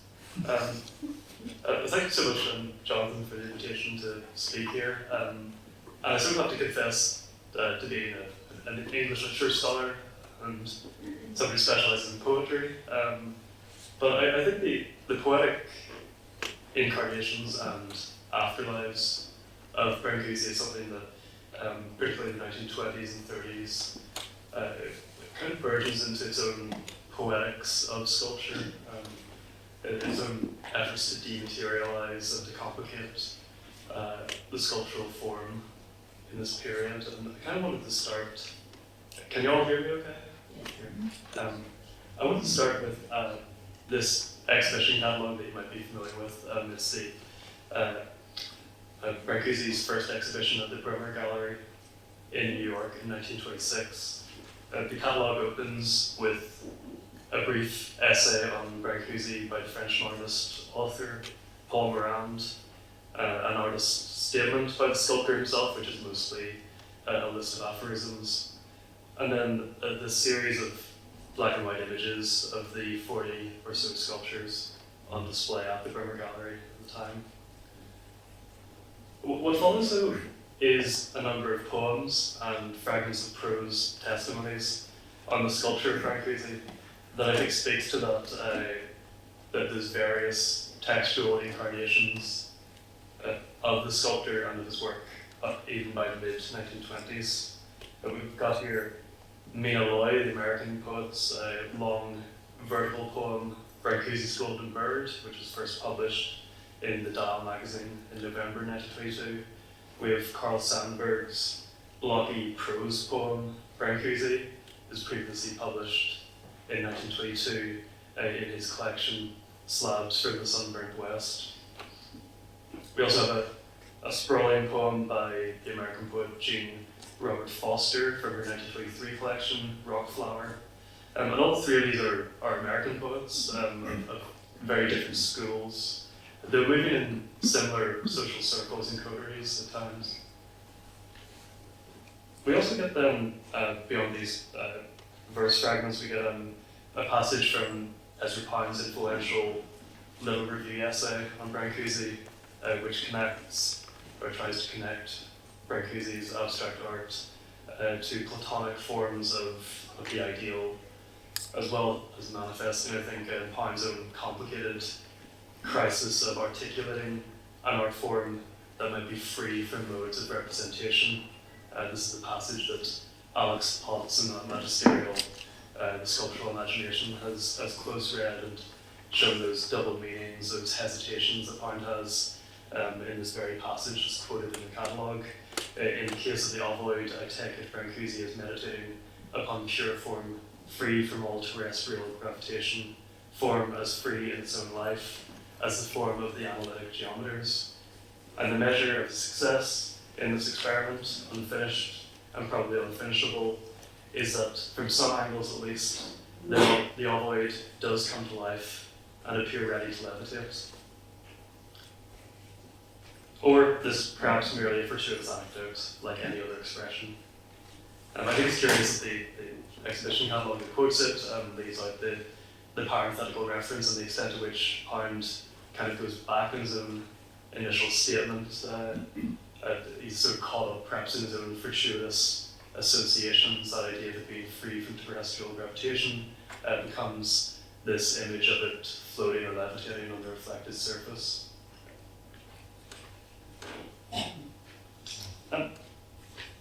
The American poet E. Cummings is another one who I think represents both the effusive praise and the parodic deflation of Brâncuși's sculpture that we get in the 1910s and 1920s.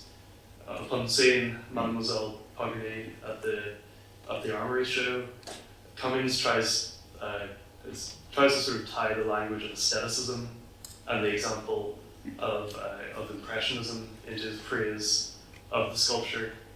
He says that it consists of a more or less egg-shaped head with an unmistakable nose, a sinuous suggestion of arms curving upward to the face. In this triumph of line for line's sake over realism, we note the development of the basic principles of impressionism. And yet, a decade later, just 1 year after the Bremer Gallery exhibition catalogue and the Bremer Gallery exhibition, Cummings appears to satirize the sculptor in an article in Vanity Fair, which he wrote under the pseudonym Gwendolyn Orloff. And this fictitious Gwendolyn Orloff is effusively praising a fictitious Latvian sculptor called Ivan Narb. The slightly pretentious title of the article reads, Ivan Narb, abstract sculptor of the cosmic, his esoteric aesthetique explained so even you can understand it. Cummings is obviously well known as a poet for his wordplay and his word puzzles, and perhaps even that surname Narb, as Richard Masteler has suggested, even Narb is perhaps an acronym or part acronym of Bran from Brâncuși.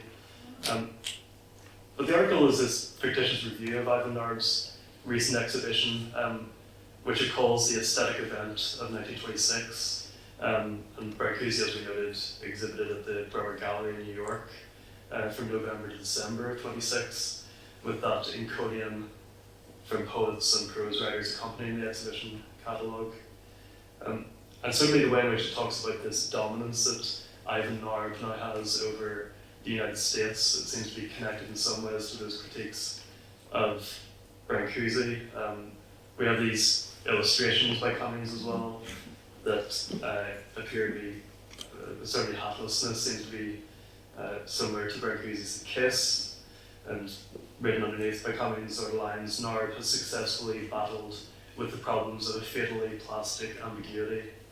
And then badly bent pin, wherein, quote, the lettish sculptor has, in a strange medium, captured the hypnotic je ne sais quoi of sex and captured it for eternity. Both the titles of these sculptures and Cummings' kind of convoluted faux art speak are clearly a satire of art criticism and the way it might obfuscate the actual meanings and appearance of the abstract sculptures. There's even this lengthy account that I'm not quoted in its entirety of how abstract sculpture is basically this race to the bottom in terms of materials.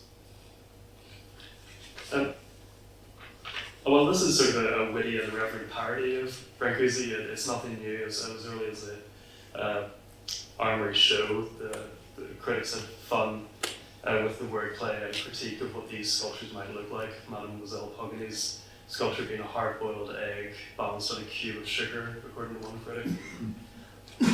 And a lot of writers in English had penned these fun critiques of his work, and particularly of Mademoiselle Pogony.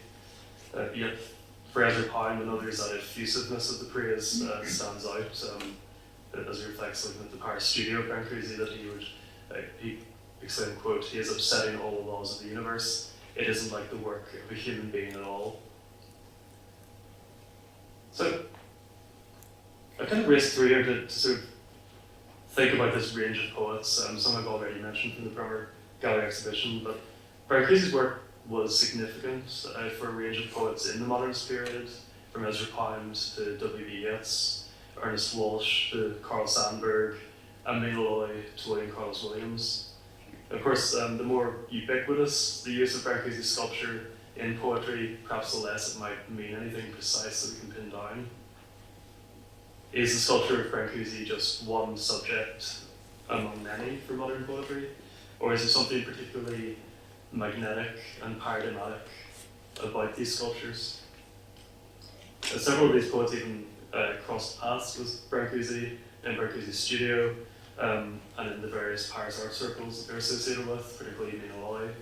And for Mina Loy and for W.B. Yeats, there's an enduring fascination with those bronzes of Brâncuși and a combination of poems, prose writings, and the occasional exhibition reviews can perhaps be interpreted as slight critical interventions by these poets in and against the vorticist art writing of Ezra Pound and avant-garde at the time.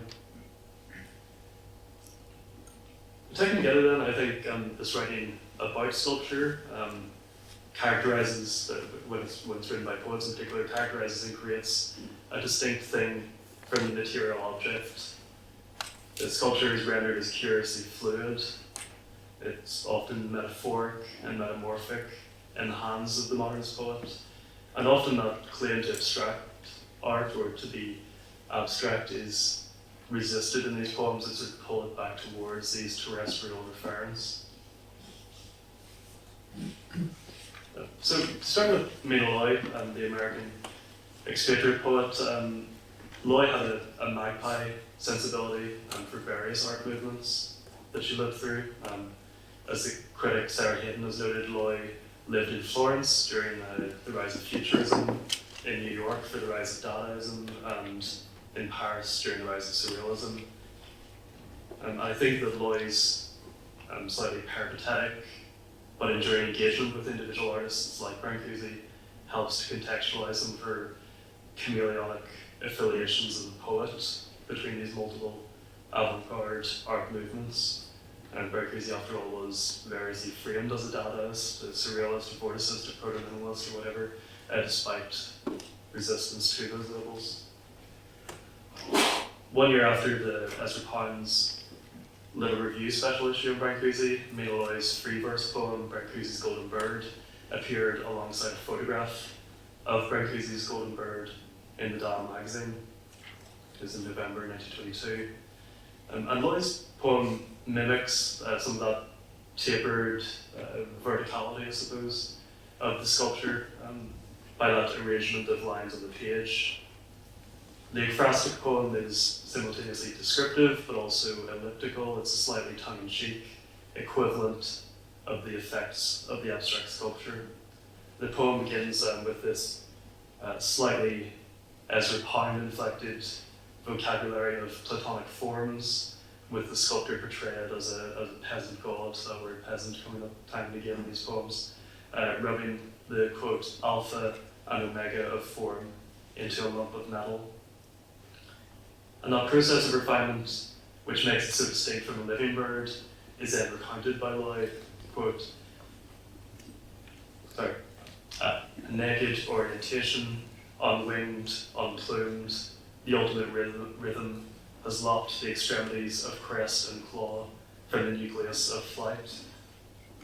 In Loy's words, I think the bird is effectively atomized down to that motion of flying.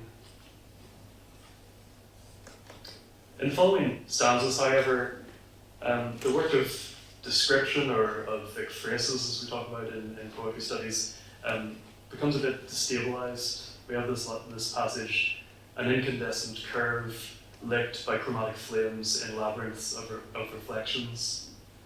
And the line breaks on that apparent mismatch of adjectives and nouns. It starts to destabilize the reader's attempt to fix upon a concrete image. Incandescent would appear to be a suitable match, perhaps, for flame. Chromatic is perhaps more appropriate as an adjective for the sculpture's curve. But instead, the poem is oscillating between these materials, an incandescent curve licked by chromatic flame. And as you can sort of see in the Dada magazine, Loy's poem is accompanied by that photograph of Brâncuși's sculpture, this two-dimensional reproduction of the three-dimensional artwork. And Loy's treatment of the golden bird, as Ashley Lizevnik and various literary critics have noted, can be interpreted as a slightly hybrid ekphrasis. It's reflecting not just on the sculpture describing it, but the photograph of the sculpture and how perhaps those mediations of the work affect its meaning. I was really struck as David talked about from Man Ray's diary, what was it, the aurora radiating from it, that idea of the flash that appears in this image, and how deliberately that seems to be picked up upon by Mina Loy here, where we see the reflection of the flash in the image that accompanies the poem in the dial. I think even that line about the labyrinth of reflections can be read as that slightly mise en abîme effect of seeing the photographer in the reflection of the sculpture, and how that becomes part of what's being described by the poet here, not just the artwork standing alone, but how it's contaminated by an audience, by a viewership, and by a photographer. The aggressive light and the incandescence of the curve, licked by chromatic flames, refers, I think, quite clearly to the photograph and the camera's flash. These imperfections of the photograph, those accidents of viewing the sculpture to removes, are not necessarily undesirable attributes that are in need of correction or erasure for Loy. Instead, these are happy accidents of the poet's viewing context and subsequently the reader's viewing context, becoming fundamental features of the sculpture in the poem. And as I said, the little reviews Brâncuși issued from the previous year, it itself included, I think, 24 photographs of Brâncuși's work, with a mixture of close-ups of single objects as well as wider shots of Brâncuși's studio that show a clutter of similar sculptural forms. And again, as Alex Potts has noted, there's a deliberate pattern to these corresponding shapes and forms, a choreography of the studio photographs that's achieved in many of these images that accompanied the little review. Were successive versions of the sculpture in different materials, from rough cut oak to veined and abraded marble to polished bronze, suggest, at least for Ezra Pound, an incremental process of abstraction or the removal of material imperfections from them. Brâncuși's fixation on the ovoid, for example, captured by multiple photographs in the little review, allows Pound to make the case for a sculptural style that is, quote, an approach to the infinite by form, by precisely the highest possible degree of consciousness of formal perfection, as free of accident as any of the philosophical demands of Paradiso can make it. And as Pound goes on, he starts to pair Brâncuși with Cavalcanti and with Dante in a slightly quixotic endeavour to describe the perfection of art, free from accident, free from imperfection.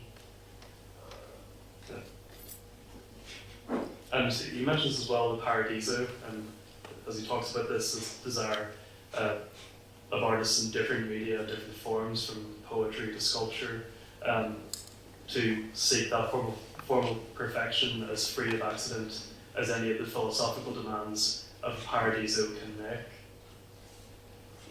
At the end of the Paradiso, we don't have a figurative god, but we have a glowing sphere.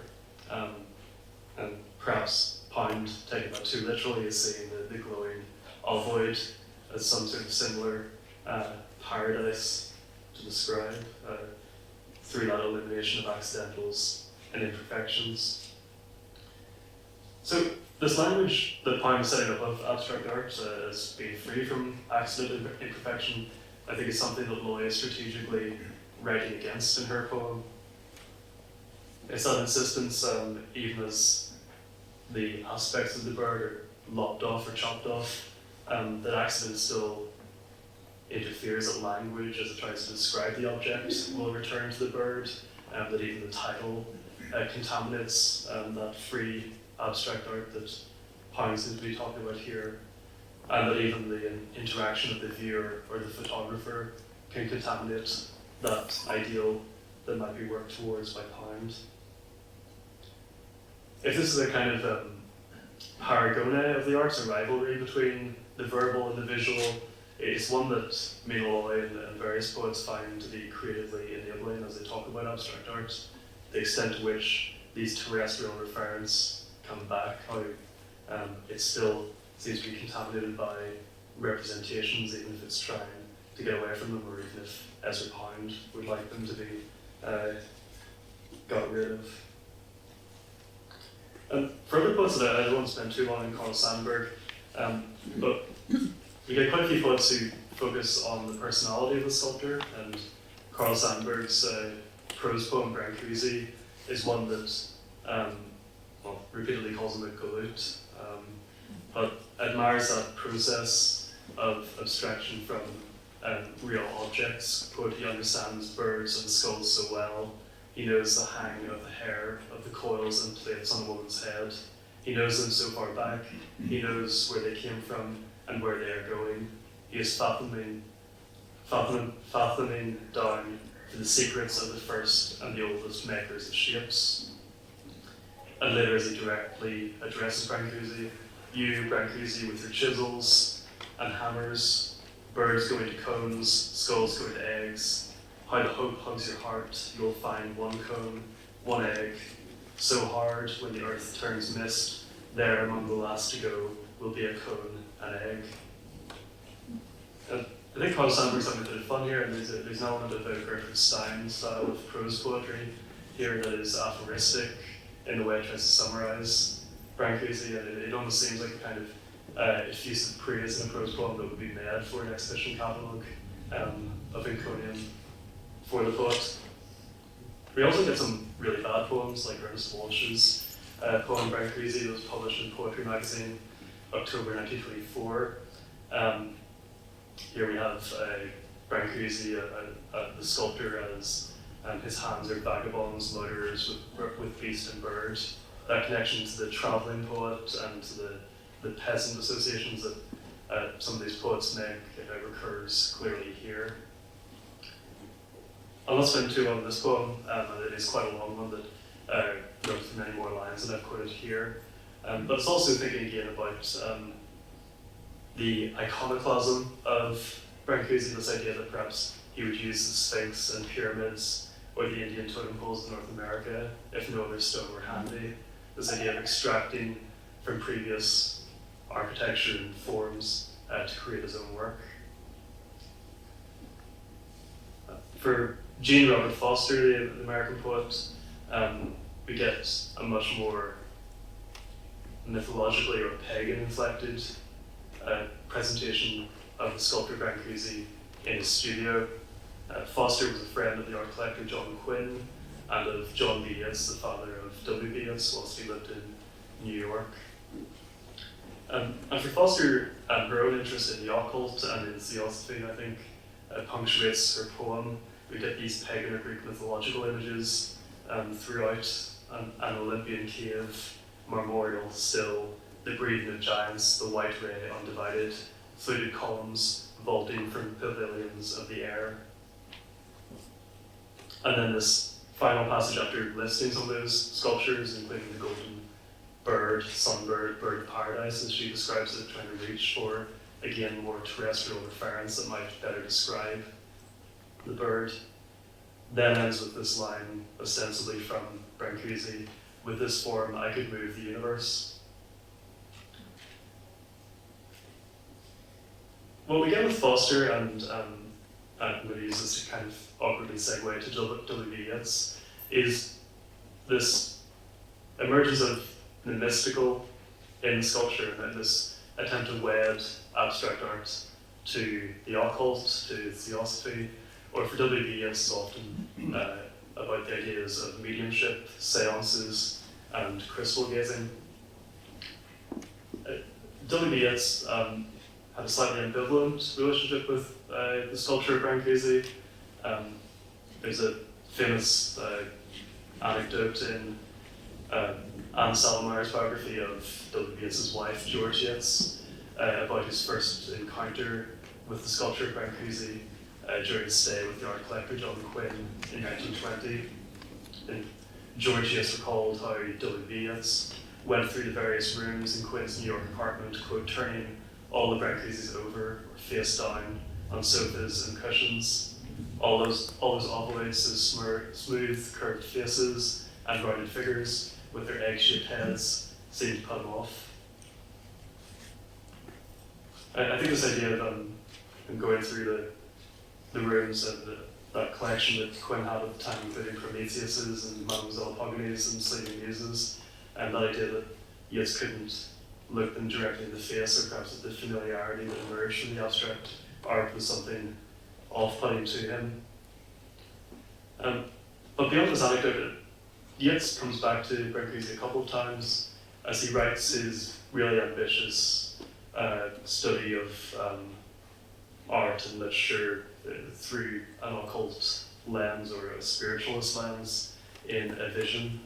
I don't want to spend too long on this because it's a slightly bizarre work in which he claimed that his wife, George Yeats, was communicating with spirits through automatic writing, and then he could communicate via George in sort of dialogue through these instructors, these spirits that were speaking through her. And through this, he kind of maps out human history onto a slightly idiosyncratic art history that he sets up. And he sort of sees the rise and fall of different civilizations through the artists of the time. But I think the most curious one is he tries to schematize or impose a kind of geometry on history, is when he gets to the present day, what he calls phase 23, this 20th century of modern art, where one of the artists who stands out, or two of the artists who stand out, are Wyndham Lewis and Constantin Brâncuși. He says of art in this period, very often these forms are mechanical. I think of the work of Mr. Wyndham Lewis, his powerful cacophony of sardine tins, and of those marble eggs or objects of burnished steel, two drawn up or tapered out to be cold eggs of Mr. Brâncuși. I'll jump forward though to a specific poem though by Yeats, because I think this is where we get the more interesting attempts to sort of bring in crystal gazing. He talks about Brâncuși's ovoids when he says, in this unpublished poem that features in the introduction to his Cola Press introduction to a play, let images of basalt, black and movable, chiseled in Egypt, or ovoids of bright steel, hammered and polished by Brâncuși's hands, represent spirits. If spirits seem to stand before the bodily eyes, speak in the bodily ears, they are not present, but they're messengers. Of double nature these, one nature is compounded of accidental fantasies. And that word accidental again, I think, with Yeats' own extended correspondence and discussions with Pound, the extent to which he resists some of those Vorticist definitions of Brâncuși appear in how he celebrates that idea of the accidental, as well as perhaps the phantasmagoric in Brâncuși's work. I'll very quickly wrap up though by jumping forward. I've already mentioned Ezra Pound's point about the ovoids, but he sort of steps back from this idea of crystal gazing and deliberately mentions that perhaps there's an unease with seeing the burnished or polished steel as a crystal, as a way in, and his own critiques of crystal gazing often tie in to the Celtic twilight. He sees the Irish writers like Yeats who are interested in the spiritual and in seances and mediumship, something to be resisted in his description of abstract art.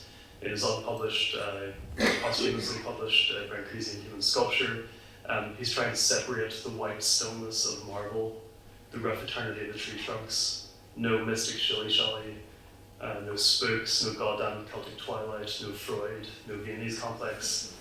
He's trying to separate again Brâncuși from all these natural and supernatural reference points that they might have. And just to finally conclude though, I think Pound, as he often does contradict himself, whenever he then is writing his cantos, he goes back to these images that he himself has written about in Brâncușian Human Sculpture. The white stones of marble, the rough eternity of tree trunks appears then as these marble forests in the cantos, where he imagines a paradise on earth through sculpture. And then when he finally writes the very last canto, he even brings in Brâncuși's bird in the hollow of pine trunks, or when the snow was like sea foam, twilight, sky-leaded with elm boughs. There's this desire even by Pound to turn to the concrete and the material objects of Brâncuși and see them as some sort of terrestrial paradise or paradiso in his work. Now this is kind of a bizarre poetics of sculpture, but I think it sort of speaks to the prominence and the importance of Brâncuși as these various writers mobilize them to their own ends and to their own poetics of sculpture. Thanks very much.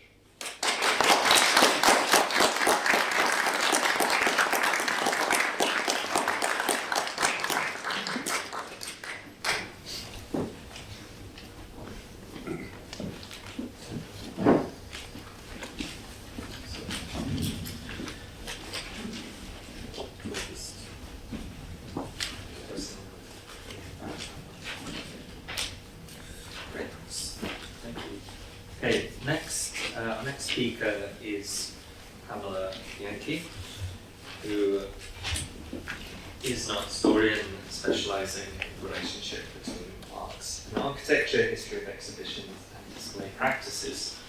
Currently she is professor and lecturer in art history at schools of both design and architecture in Toulon and Paris-Belleville, and a number of publications and books, most recently a monograph, The Origins of the Exhibition Space, published by Amsterdam University Press in 2023. And Pamela's talk today is called From Brâncuși to Hepworth, The Unspeakable Experience.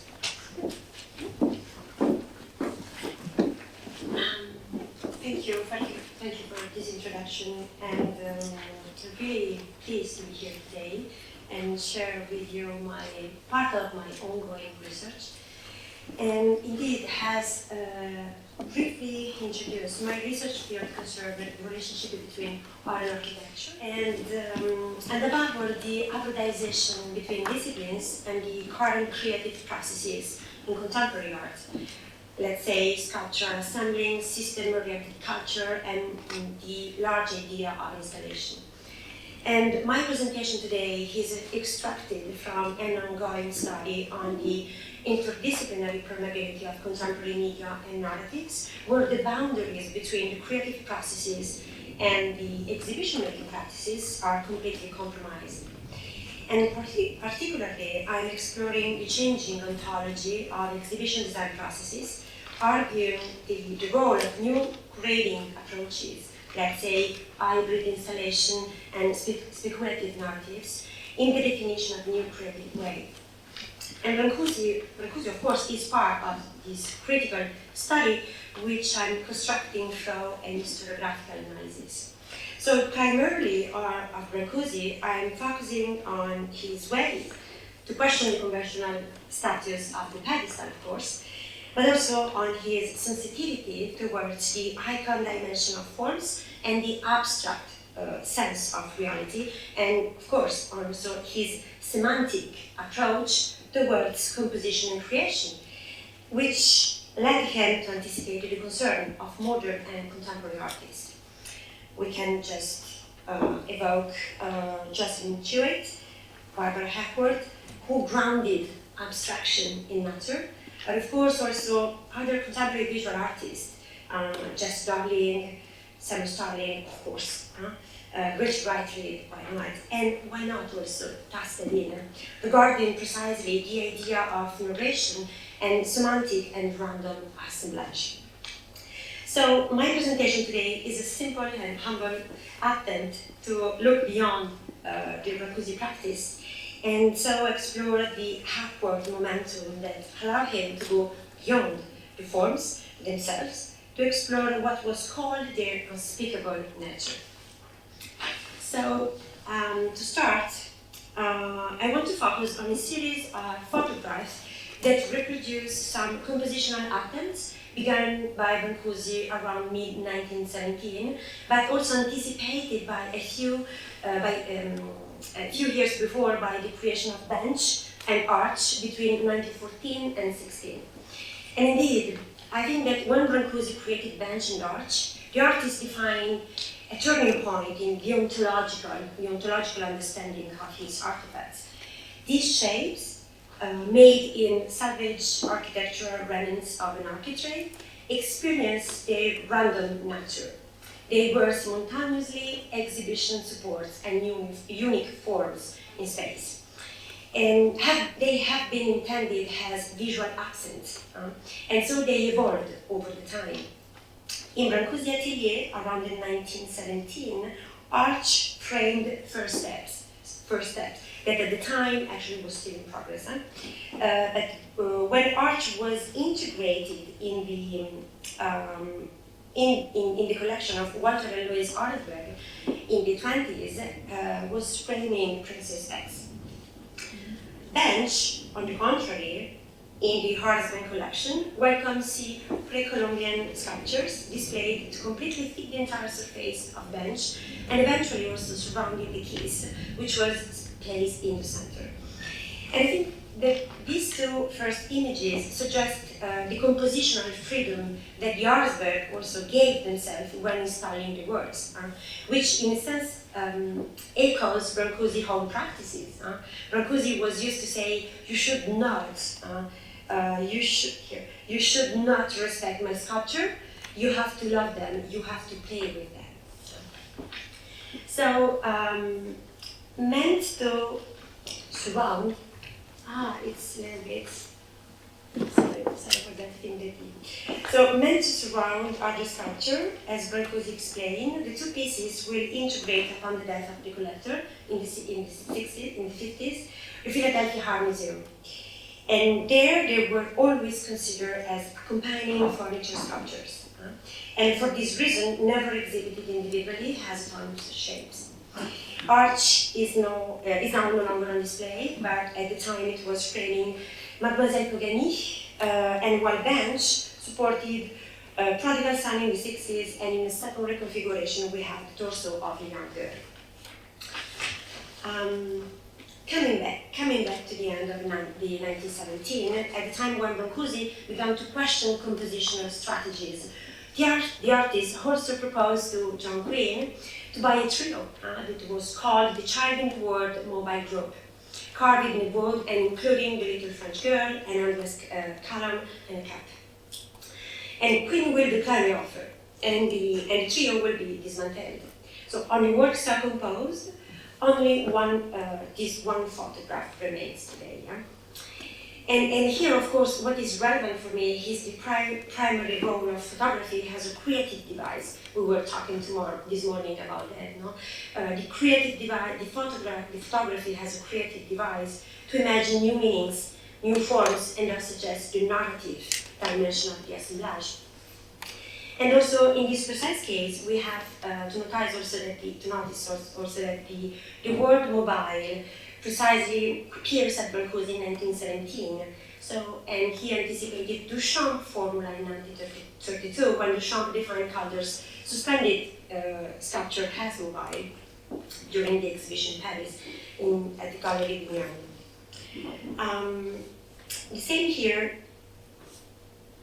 The same here in 1917, once again, the Prometheus, dating 1911, appears in a photograph provisionally placed on the top of this high block and placed also on a block of stone. So, yeah. Same block, a few years earlier, 1913, was associated with the remaining head of the first version, then destroyed at the first step.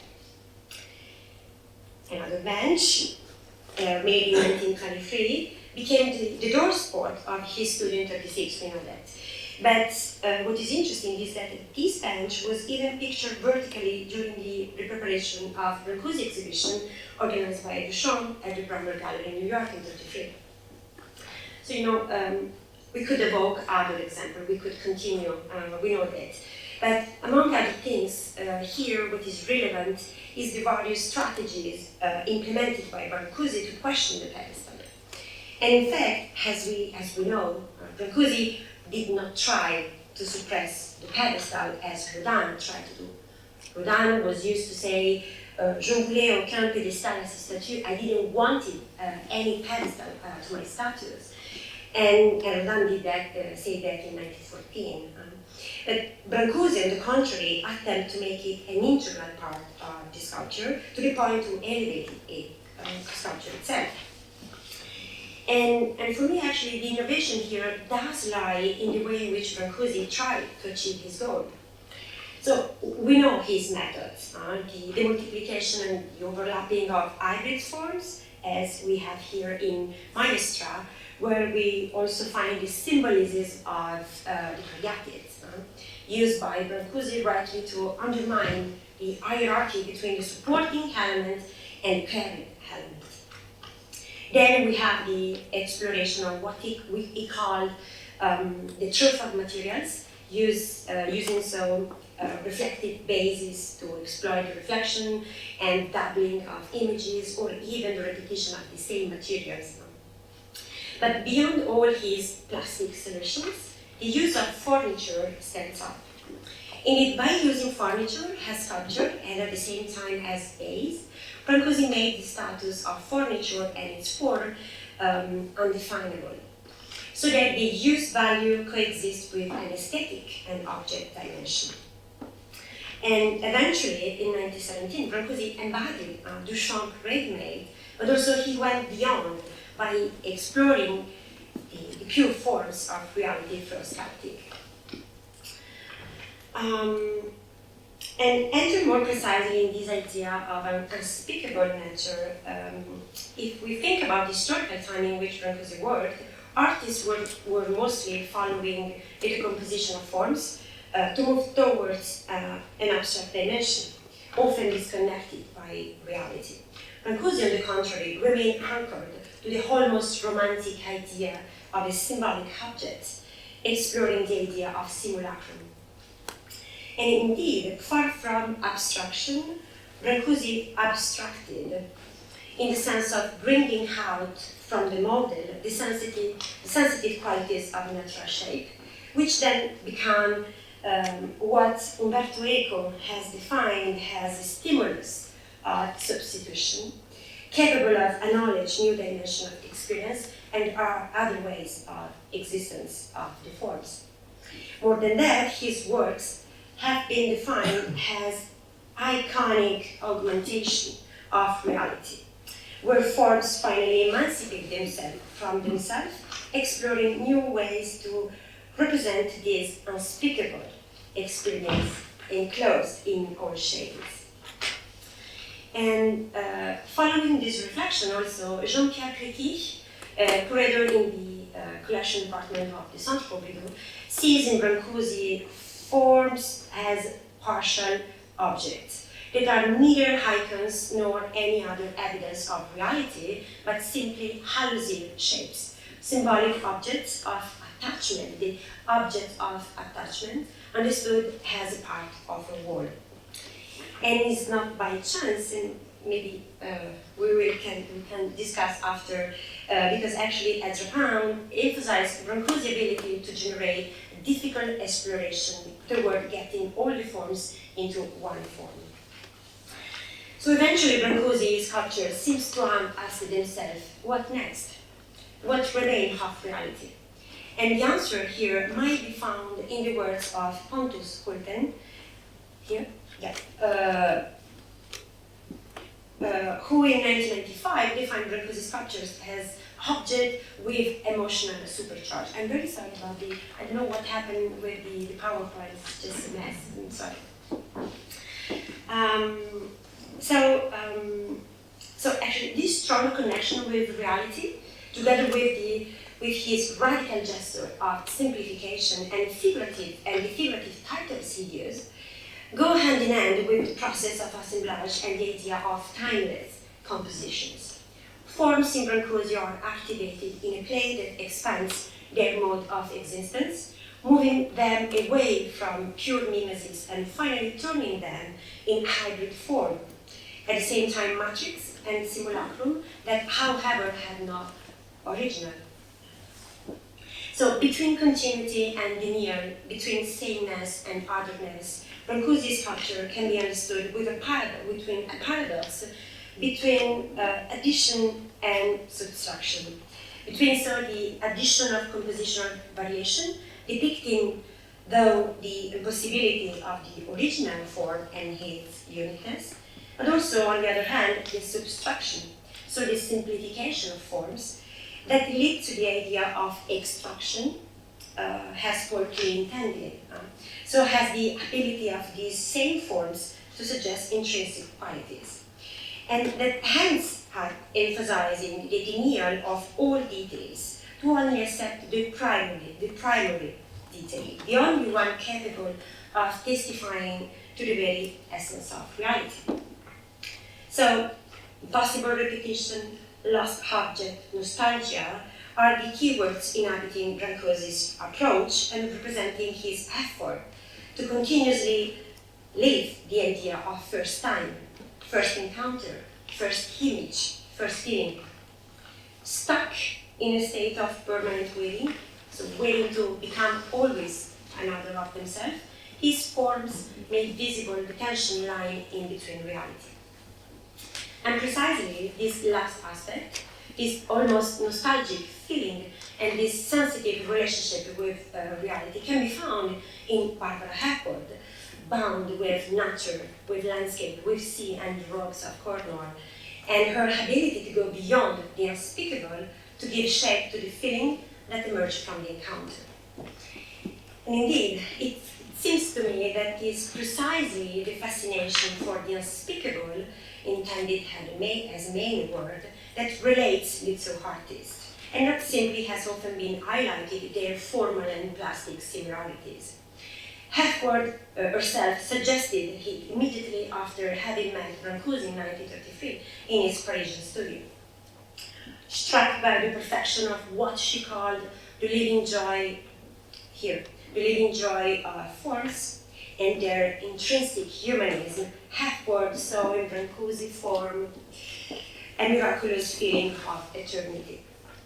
And the impact of Brâncuși's encounter was right away visible in her organic abstraction in 1934-35, when she was responding to Brâncuși oval forms, in this case the beginning of the world on the right, by converting them into more impassive abstraction of such works as free forms on 35.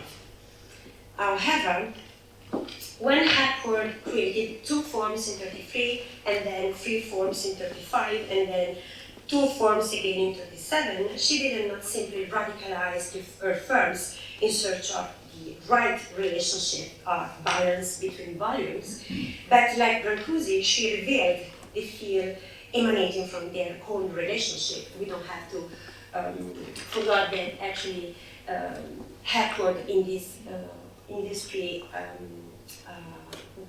artworks, she tried also to suggest the idea of motherhood and the relationship between individuals. So by organizing independent elements placed on the same days, she showed possible and different ways of inhabiting the space and being in the world.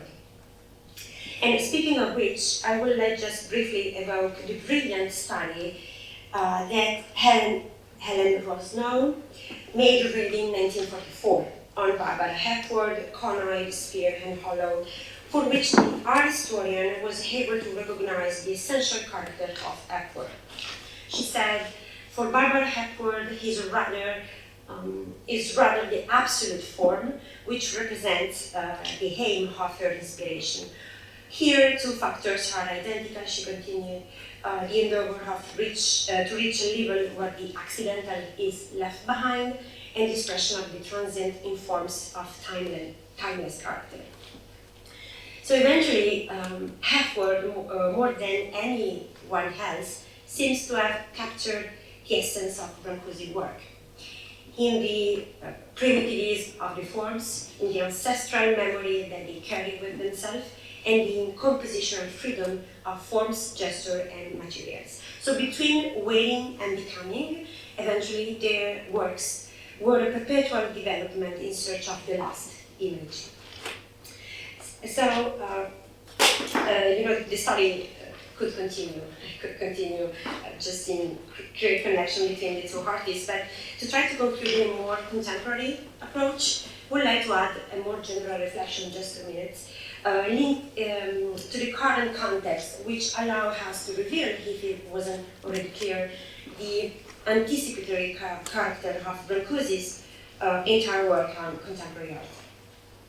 And indeed, as we mentioned, Brâncuși said that you should not respect my sculpture.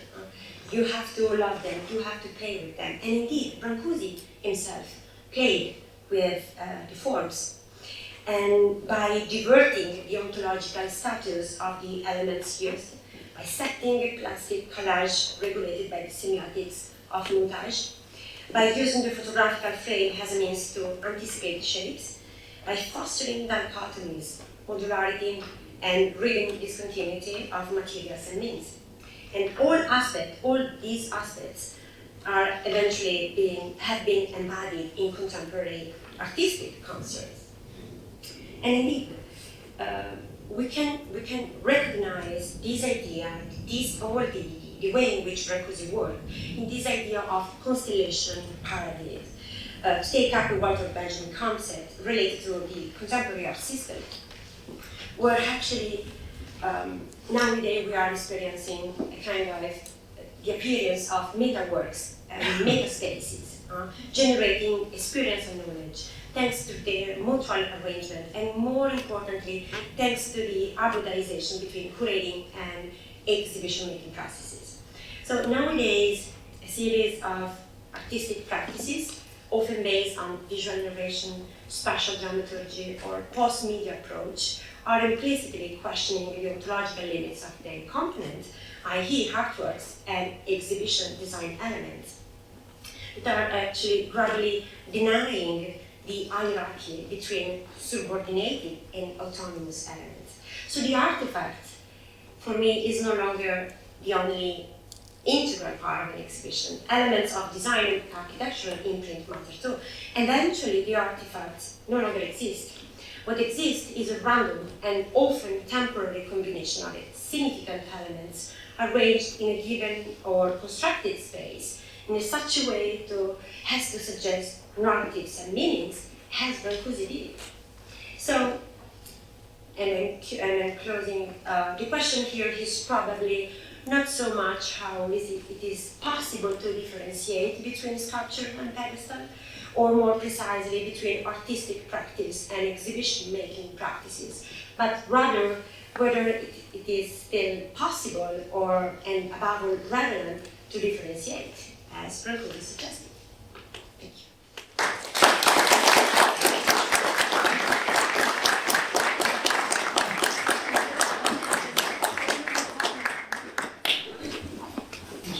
So, okay, our final speaker in this session is going to bring us back, I think, to some of the discussions that we finished the last session with. We have Sam Cornish, who is an expert on abstract painting and sculpture in Britain since the 1960s. He is the author of many books, curator of many exhibitions, most recently books on John Hoyland, Marley Morris, Frank Bowling, and an exhibition on Tim Scott, which has not opened today, as your programme suggests. So, Ms. Les, that will open next year? It's next summer, yeah. Next summer. I'm quite glad that it's not open today. That's A little bit of a rush. For all of us. Okay, well, so, thank you. So, although my talk today focuses on Tim Scott, an engagement with Brâncuși can be seen as a fundamental component of the British sculpture of the 1960s in general. So William Turnbull or Kim Lim can perhaps be seen as the clearest continuity of Brâncuși's forms and ideas. But he could also perhaps be seen in the work of more overtly radical artists. The turning cones of Lillian Lynn, the soft and sand sculptures of Barry Flanagan, the bubbles of David Medella, or the chrome parodies of Eduardo Palazzi. Somewhere between these two poles, between the relative conservatism of Turnbull and Lim and the more radical approach of those other artists I mentioned are the new generation sculptors. A problematic name, but we kind of don't really have time to go into that now. So we might think of Michael Bolas or David Annesley, or perhaps most significantly when we're thinking about the relation of sculpture of the 60s to Brâncuși, the work of Philip King, William Tucker, who's already been mentioned a few times today, and as I said, Tim Scott. Scott is probably the least known of those three artists today, but I think he made some of the most exciting and dynamic sculptures of the 60s. So to give you some background, Scott was born in 1937 and attended the Architectural Association in London in the late 50s. Until 63, he worked as an architect. At the AA, he attended Anthony Caro's experimental evening classes at St. Martin's School of Art, and it is really at St. Martin's at the core of what could be called the new generation sculpture was formed. At some point in the late 50s, he acquired a copy of Carol Gideon Welch's book on modern sculpture, which he refers to as the Bible. It was there that he discovered Brâncuși. There was no significant contact with the art itself. He thinks he may have seen a work in the Tate, a single work, or perhaps a work in a dealer's gallery in London, a show of the École de Paris, but he's not sure. He moved to Paris in '59, so he arrived 2 years after Brâncuși died. He went to visit what was then Brâncuși's closed studio, but could not gain access, and so had to be content with looking through the window. I suggested to him that this was kind of evocative of his later interest in glass as material and in transparency in general, and he dismissed this as art historical overinterpretation. Whilst in Paris, he also saw a touring show of American abstract expressionist painting, the first display of Matisse's cutouts, and he was visited by Caro, who told him about David Smith. He went and looked up David Smith in the United States Information Services Library. So really early on, he comes into contact with all of the central influences on his later sculpture, although really Smith only becomes important to him at the turn of the 60s into the 70s. Okay, so Scott returned to London in '61. There had been what he called a sea change amongst his peers at St. Martin's. Caro and King had both made their first abstract sculptures, and William Tucker was soon to follow. The Taschism and brutalism of the 50s, sort of lots of lumpy plaster and scratch surfaces, was replaced with clean lines and what now seems an almost fully formed and confident abstract sculpture. He remembered that it was during these years that he re-engaged with the art of Brâncuși in these very early 60s, primarily through his friendship with William Tucker. And as was already been mentioned quite a few times, Tucker is really important to the kind of reception of Brâncuși in the 60s and beyond. So this statement was prepared by Scott in relation to the 1961 Situation exhibition, where Anthony Caro showed an abstract sculpture. It's often seen as the first time he showed one, but it was actually the second. And Caro's sculpture is shown alongside American-influenced abstract painting by young British artists. So, as Scott said, the problem of monolithic, closed-volume sculpture is the one that has to be faced above all. It is necessary to break down the values of heretic image sculpture to produce work which is going to control more than its own area of impact. The constructivists broke up surface and volume to enclose environmental space. What they neglected was the fact that the component elements of their work became subject to this space. In sculpture, the tangible presence of the mass, and Tim still does this, capitalising important words, is fundamental, as Brâncuși demonstrates. For it is through this presence that the idea of sculpture is felt. The problem posed is then how to escape from volumetric space while retaining the idea of the work as a kernel, a nucleus, a core. So we can see that Scott saw Brancusi's example in the early 60s as a check or challenge to the broad tendency towards a dematerialised and open sculpture. And he would later remark that openness was what he saw as a central feature of art since the Second World War. As sculpture opened up and became increasingly linear and spatial, Brancusi showed Scott, or perhaps confirmed his own intuition, that sculpture needed to retain a sense of its own identity as a mass or a closed volume. Because of this, a sense of paradox runs through Scott's sculpture of the 60s. How to make open, linear, abstract sculpture that retained a sense of sculpture's previously closed volumes. Also, and this is really directly related to the first issue, how to stay true to the fundamentals of sculpture while looking to painting for inspiration. I think there also seems to be an ambiguity in the text between the idea of the tangible presence of mass and the idea of a work as a kernel, nucleus, or core. And what I mean is, what is the difference between talking about mass as something that's actually there and talking about the idea of mass? And this kind of ambiguity really runs through Scott's sculpture and New Generation sculpture in general.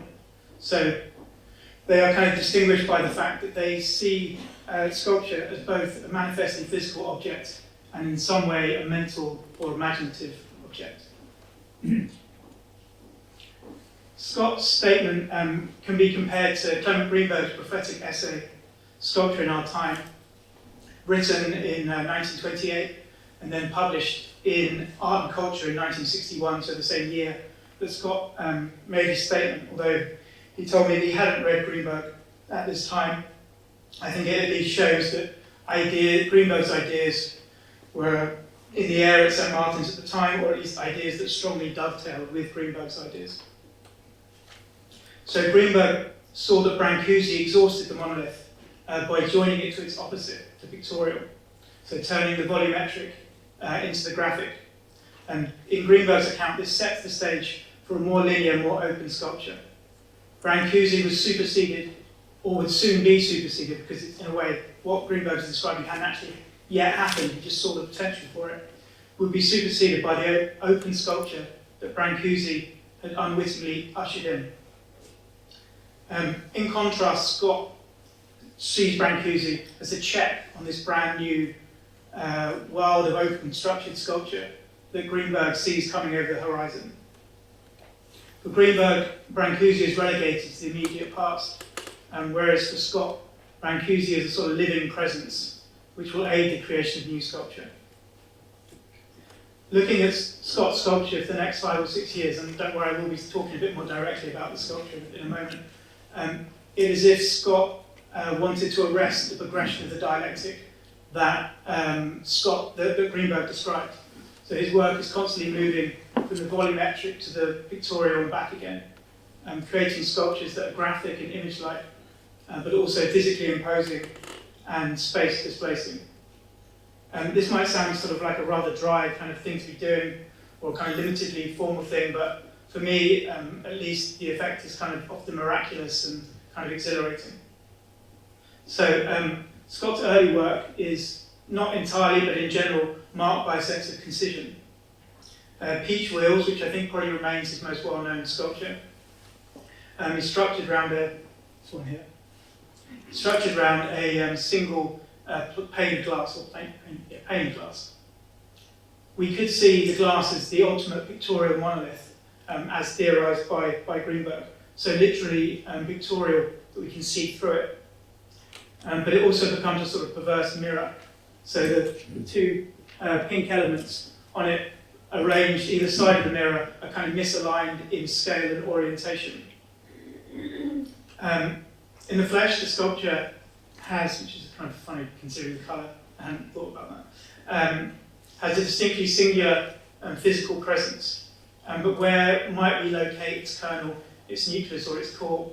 You know, we could look to one or other of the wheels, but we're kind of immediately thrown back to its sort of asymmetrical pair, and then we kind of end up at this pane of glass. But it's kind of hard to see a single pane of glass as the centre of a really kind of physically space-displacing object. It's kind of like an enigma. Curlicue, on the right, is a set of 3 sculptures that have recently been remade by the artist and art historian Neil Clement, and shown at Ivory Tars in Glasgow last year. Really wonderful. One of them, I think, is in the Tate collection, but in quite bad condition. One of them was lost, and the third one Tim never made, so Neil remade it from Tim's original working diagrams. This is the first of the 3. It's kind of hard to see, but in the middle there's a sort of glass box, 4-sided box, with a piece of foam like you might get as in a mattress. It took Neil a long time to source this particular foam, which was bend it the right way, be the right colour and all that kind of thing. And then the top of it, the top edge is painted green, and then one of the side edges is painted green. And so the foam kind of expands out against the transparent box, pushes against the edge of it. There's a different sort of movement that is compared to that implied in Peach Wheels. I think you can see Kirikou, I can never say it, it's really annoying, Curlicue. It's as if a sculpture has been taken into its own plinth. So, normally a plinth makes a sculpture visible by raising it up. But here, the plinth has made the sculpture visible by taking the sculpture inside it and then becoming transparent. So I think it's a really concise sort of take on Brâncusi's integration of sculpture and plinth. Condensed, all of Brâncusi's levels kind of condensed into a single statement. Through the 60s, Scott's sculpture became increasingly complex, expansive and extravagant.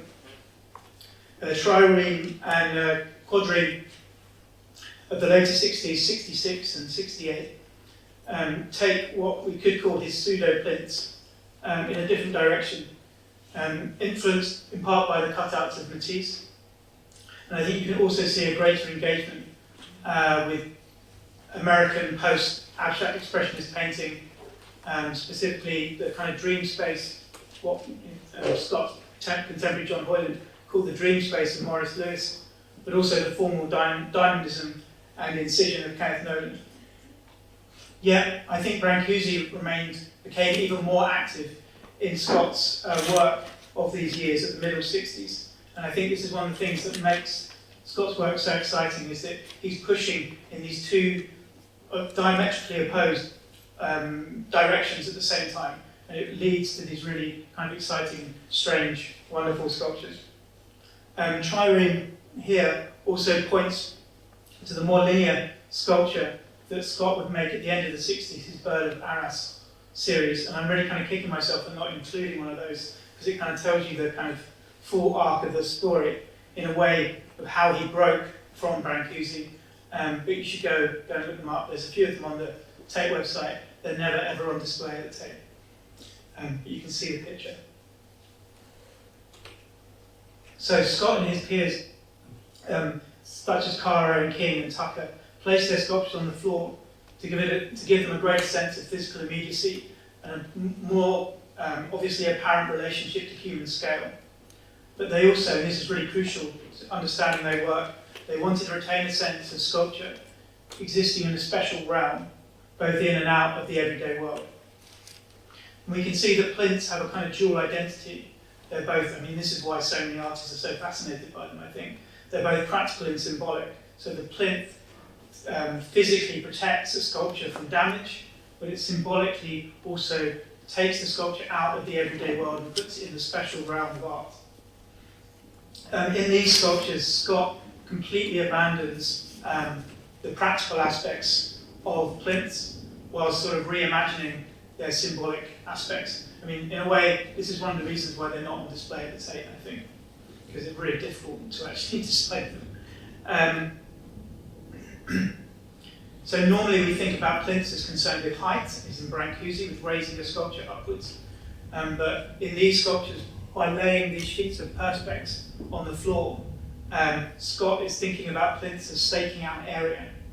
And he's sort of evoked the idea of a plinth, or the memory of a plinth, in using these sheets of perspex, which are obviously not even an inch high. Really intriguingly, the sheets of perspex also contain reflections of the sculptures that rise above them. And so where Brâncuși's got this amazing play of different levels, and by using these sheets of perspex, Scott is able to continue that play of different levels down below the ground of the floor, which is kind of wonderful.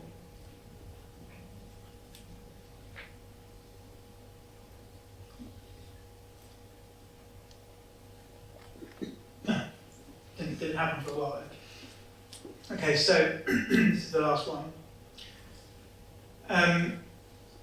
These two photographs at the top here show the Arts Council collection that I co-curated with Natalie Rudd, showing Scott's sculpture Quinkering from two different angles.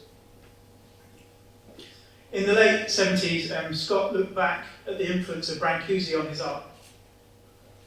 I felt there was a way forward from Brâncuși to make the sort of shapes he would have carved, but to make them light, suspend them in space, and spread them horizontally, a defiance of gravity that he could never have achieved within the technical limitations of his time.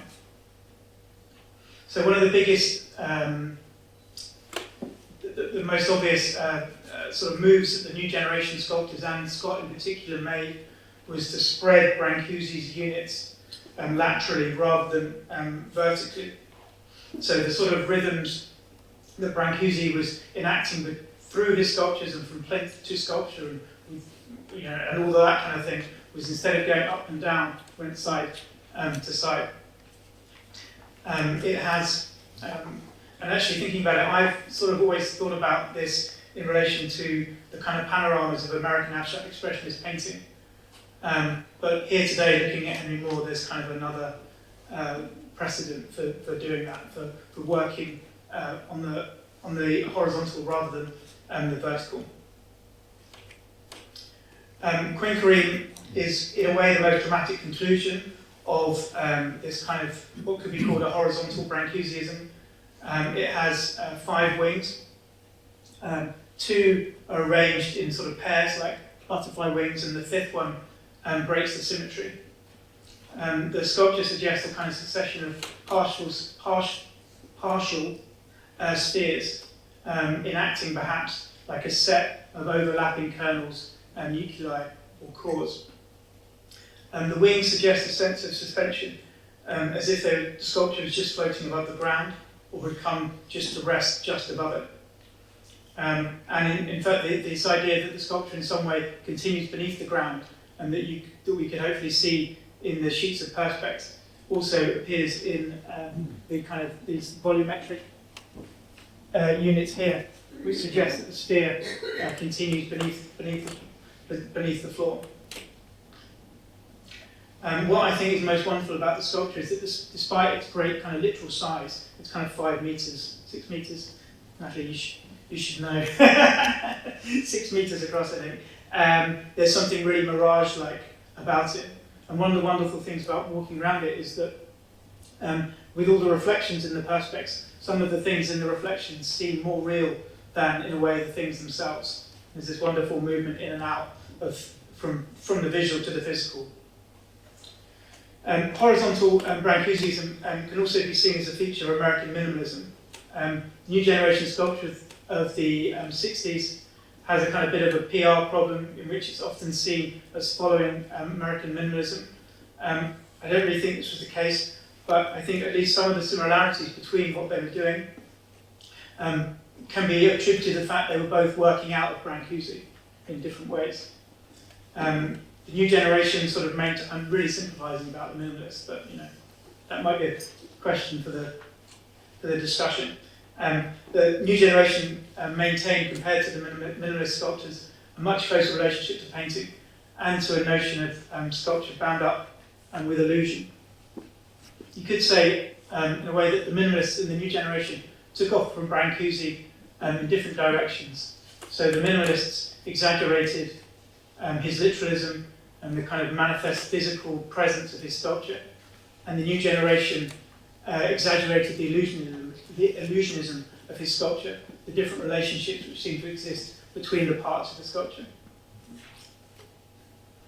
I think the illusionism of the new generation, and Scott in particular, created many kind of wonderful sculptures, but it also perhaps was one aspect of why new generation sculpture was such a sort of precarious and short-lived moment. As a shared language, it didn't survive the 60s, and most of the artists involved moved away from it in one way or another.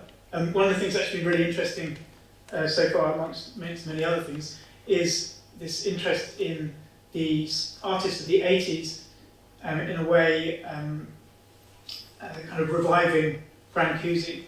I think that, that seems very clear that that's something that happened. But what's also interesting to me is I think that the art sculpture in Britain in the 60s, new generation sculpture in particular, is a really important precedent for what happened in the 80s in general. Like those artists working, Deacon, Asemic, really was to some extent, even if they outwardly rejected it, working within the slipstream of the British sculpture of the 60s. A phrase, this is quite good, that I'm sort of coming to my end here because Tucker has been mentioned so many times already, but a phrase of Tucker, for me, sums up the wonderful optimism of Scott's sculpture of the 60s. His sculpture's position as both a mental and a physical object, and its frequent movement into fantasy. Suppose such a thing should exist. And that's the end.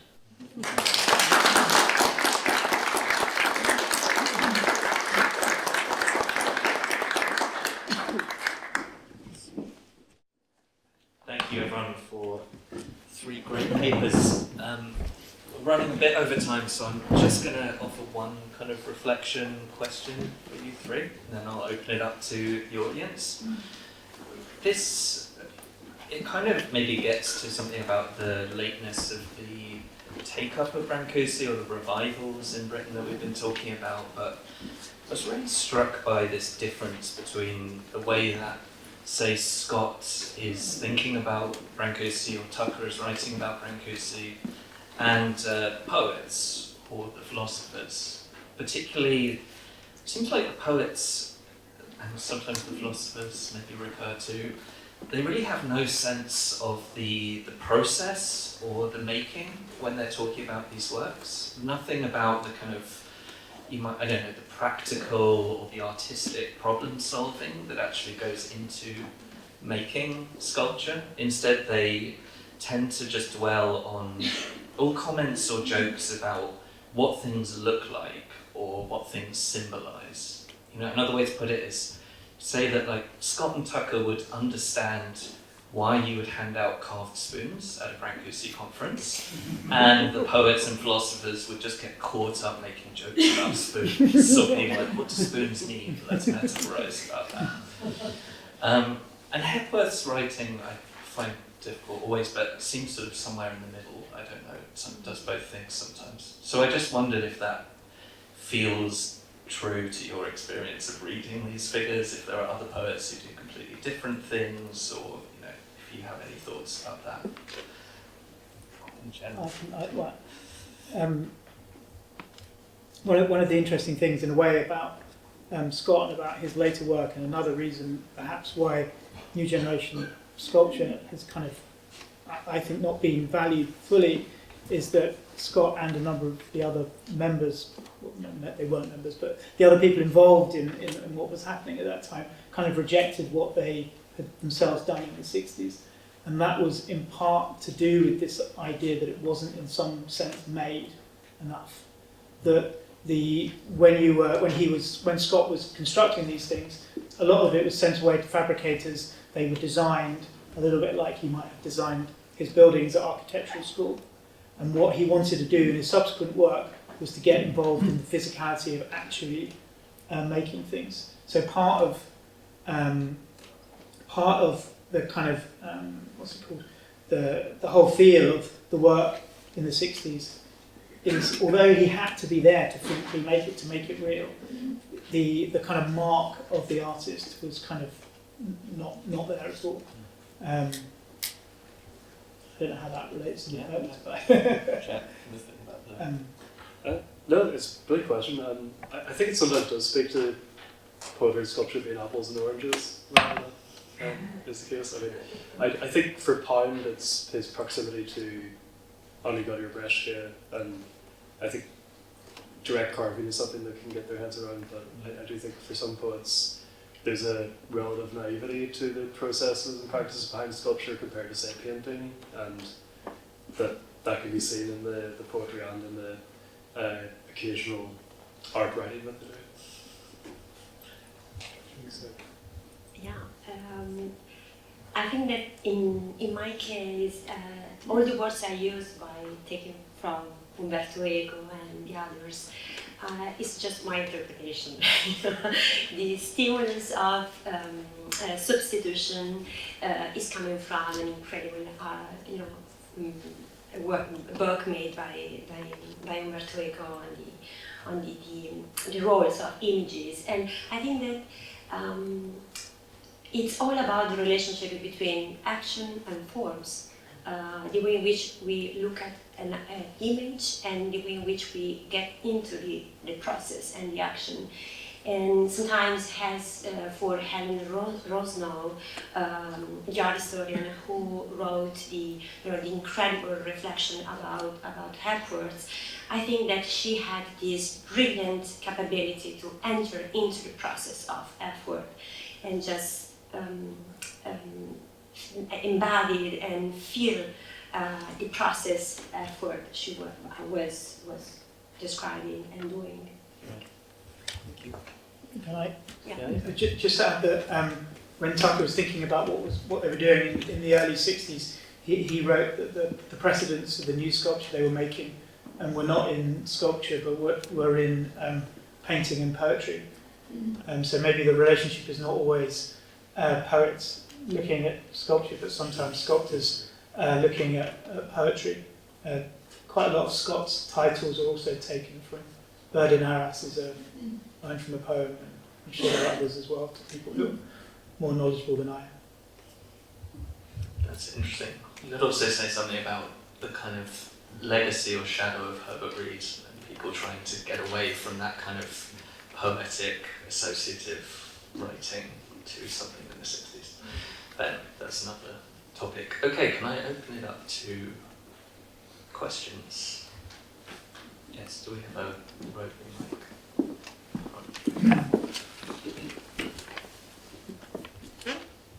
Right, thank you.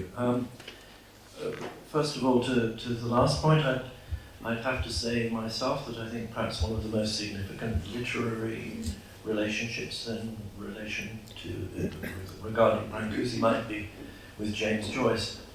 And although you might not say that this is, well, I would say that it is poetic, but the relationship, I think, is one of mutuality, and not necessarily in a commentary one way or another, but a kind of mutual acknowledgement. But my question was really to something for Pamela and Sam. This very nice term of the group mobile, the mobility of different elements, and Sam, with your comment at the end about this notion of horizontality as opposed to verticality. And so my question is really if you might speak to the nature of Brâncuşi's studio as a kind of theatre in the reorganization of parts on the horizontal plane of the floor, the horizontal plane of the floor. And if, I hope perhaps Nick Pope is still here, that I see something in Nick Pope's ensemble sculptures of recent years, the Apostles group, for instance, and the family group that Sunday Painter showed at Frieze last year. This notion of arranging on the horizontal plane a number of parts, rather than addressing a singular object as a vertical thing. Do you want? Oh, yeah, go ahead. I think Scott himself although that they do have this very much horizontal orientation, he was always still very much interested in the singular object. And perhaps another reason why he kind of went away from the work that he was doing at that time was that he saw it broke with kind of what he saw as what sculpture is, and that was based. But Tucker did play with those, with elements that could be moved. So in the later 60s, he made a series of works, like sort of long tubes with kind of short tube ends coming off the end. I don't know if you know them, but those could be arranged and rearranged, and so perhaps those speak to that kind of movement. I'm not sure how much I'm going to be. I haven't read Tucker in a little while. I can't remember how much he wrote about Brâncuși's studio, apart from the objects in it. Where he was focused on the objects rather than the situation of the studio. I think I could be wrong about that. Yeah, I'm going to just add my reflection to some. I think that the workshop of Brâncuși, I like to define the studio as a kind of library of possibilities. It's a kind of field of possibilities, and the way in which he activated shapes. And the workshop was the process in itself. It was not just the atelier where he was working in. It was just the process itself, the way in which he placed artworks, also the random and unconscious movements could create artworks and the composition. And I'm speaking about unconscious gesture. Maybe because my partner is a sculptor, is an artist, and of course he's working on. Sometimes works happen, and I think that Brâncuși introduced this casual and randomatic and unconsciousness in the process of creation, and his atelier was the theater of that. Yeah. Thank you. Over there.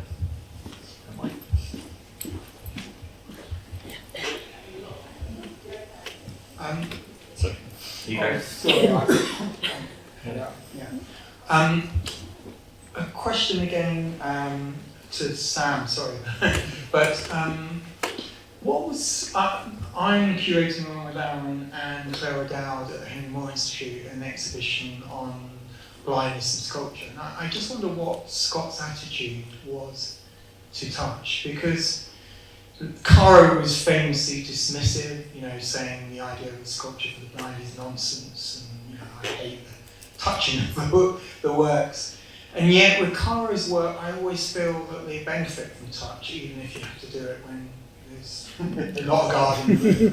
Because there's something about it and the way they establish a datum of the human within the space and the relationship. And it seems that Scott seems to be doing that with the elements of the plinth, which are then laid out horizontally. And I wonder if there's something else where actually even perhaps he would disregard touch. There was something about the pull, the holding people back but then inviting them in with those plinth elements that do encourage a kind of bodily engagement. I would say that in the 60s, they're even less there's a lot less tactile than Caro's. He said when he first saw Caro's first abstract sculptures that he saw them as remnants of the 50s, and I think that's at least partly to do with their tactility. With all those bolts and the kind of rough welding and all that kind of thing. So you're not going to get very much from touching, quinquereme apart from ruining its beautiful surfaces, sort of smears. But by the 70s, the early 70s, he starts using a sort of primitive forged sculpture, which then develops through the 80s. He makes a lot of really wonderful forged steel sculpture, and that is strongly about touch, both primarily the touch of the artist, but also, he's not really looking for them to be touched. It's not a conscious intention, but it would be something that you would find something out about the sculpture if you touched it, whereas quinkering, you wouldn't really, or you wouldn't get very close to kind of the essence of the sculpture. Whereas with his later forged steel sculptures, by running your hand over it, you are kind of much more directly, in a way, mimicking what your eyes might be doing.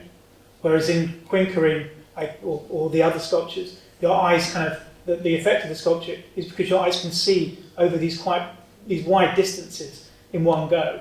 You know, you can't really get that through feeling your way around the sculpture. I suspect that might be part of what Caro's objection to the idea of feeling the sculpture was, that you're supposed to see the whole thing in one go, you know, all 4 or 5 meters of it.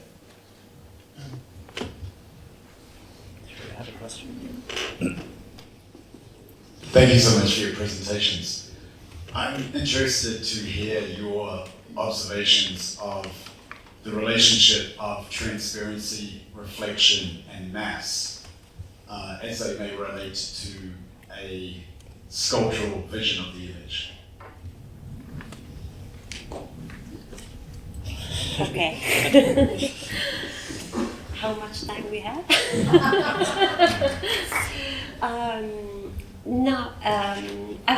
I don't know why, but during this session I was wondering about Richard Wright artworks, the artworks she did for the National Gallery in London on Trafalgar Square, where actually she reverted the plinth. And here we are in this idea of the transparency of the pedestal. I think that Rachel Wright in this case completely embodied the lessons,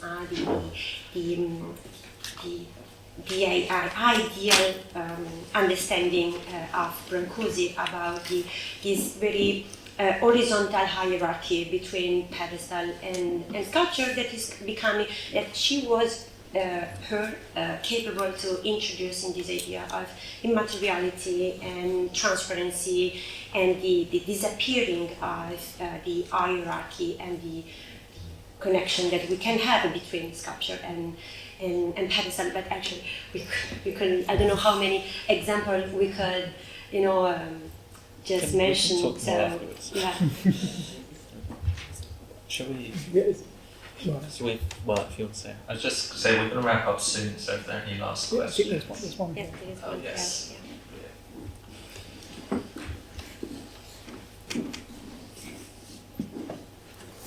So I would also like to thank you very much. And I think it's the point I was about to say, and then the question came, and then your answer came. I was going to say, now, could be because I've come back from Paris and there's the Lyon show. And to Sam, is there not also in Scott a sort of reflection of abstraction création and the sort of shape that they were doing in three-dimension?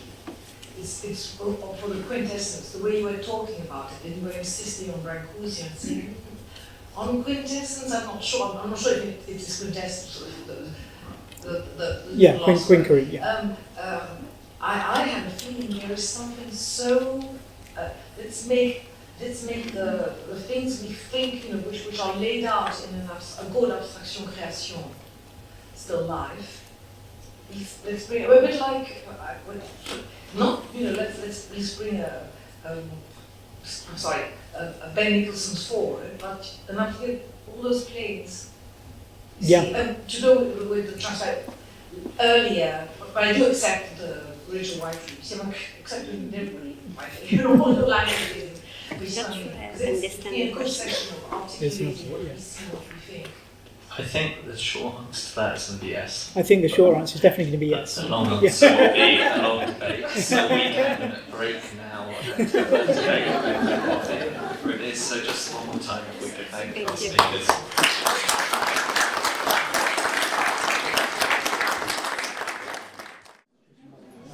Okay, we're going to make a start with session 3. I'd like to introduce our third panelist of the day, Chris Stevens. Chris Stevens has been director of the Holborn Museum in Bath since July 2017. Before that, he worked at Tate in London for 21 years, for much of that time as head of displays at Tate Britain and lead curator of modern British art. His numerous exhibitions include some of the Tate's most successful shows, such as Barbara Hepworth's Centenary at Tate St Ives in 2003, and in London, Francis Bacon, Henry Moore, Picasso in British art, and David Hockney. As a leading expert on modern British art, he has published extensively, and his book, St Ives, the Art and the Artist, was published in 2018. Hand over to you, Chris.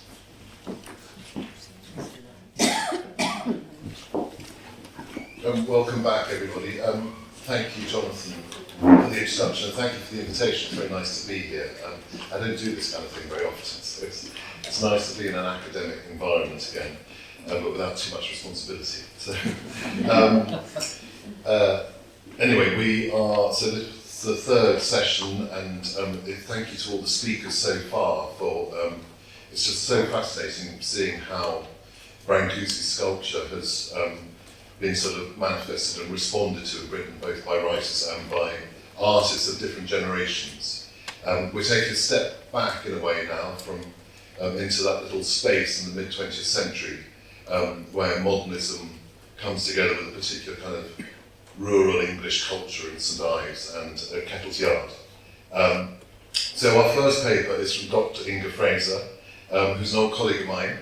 In the pre-doctoral days, we worked together at Tate Britain, not least on Barbara Hepworth's Sculpture for a Modern World in 2015. After that, Inga completed a PhD at the Royal College of Art with Tate, looking at artists' engagement with film in the first part of the 20th century. And she's now Senior Curator, House and Collections at Kettle's Yard. Inga.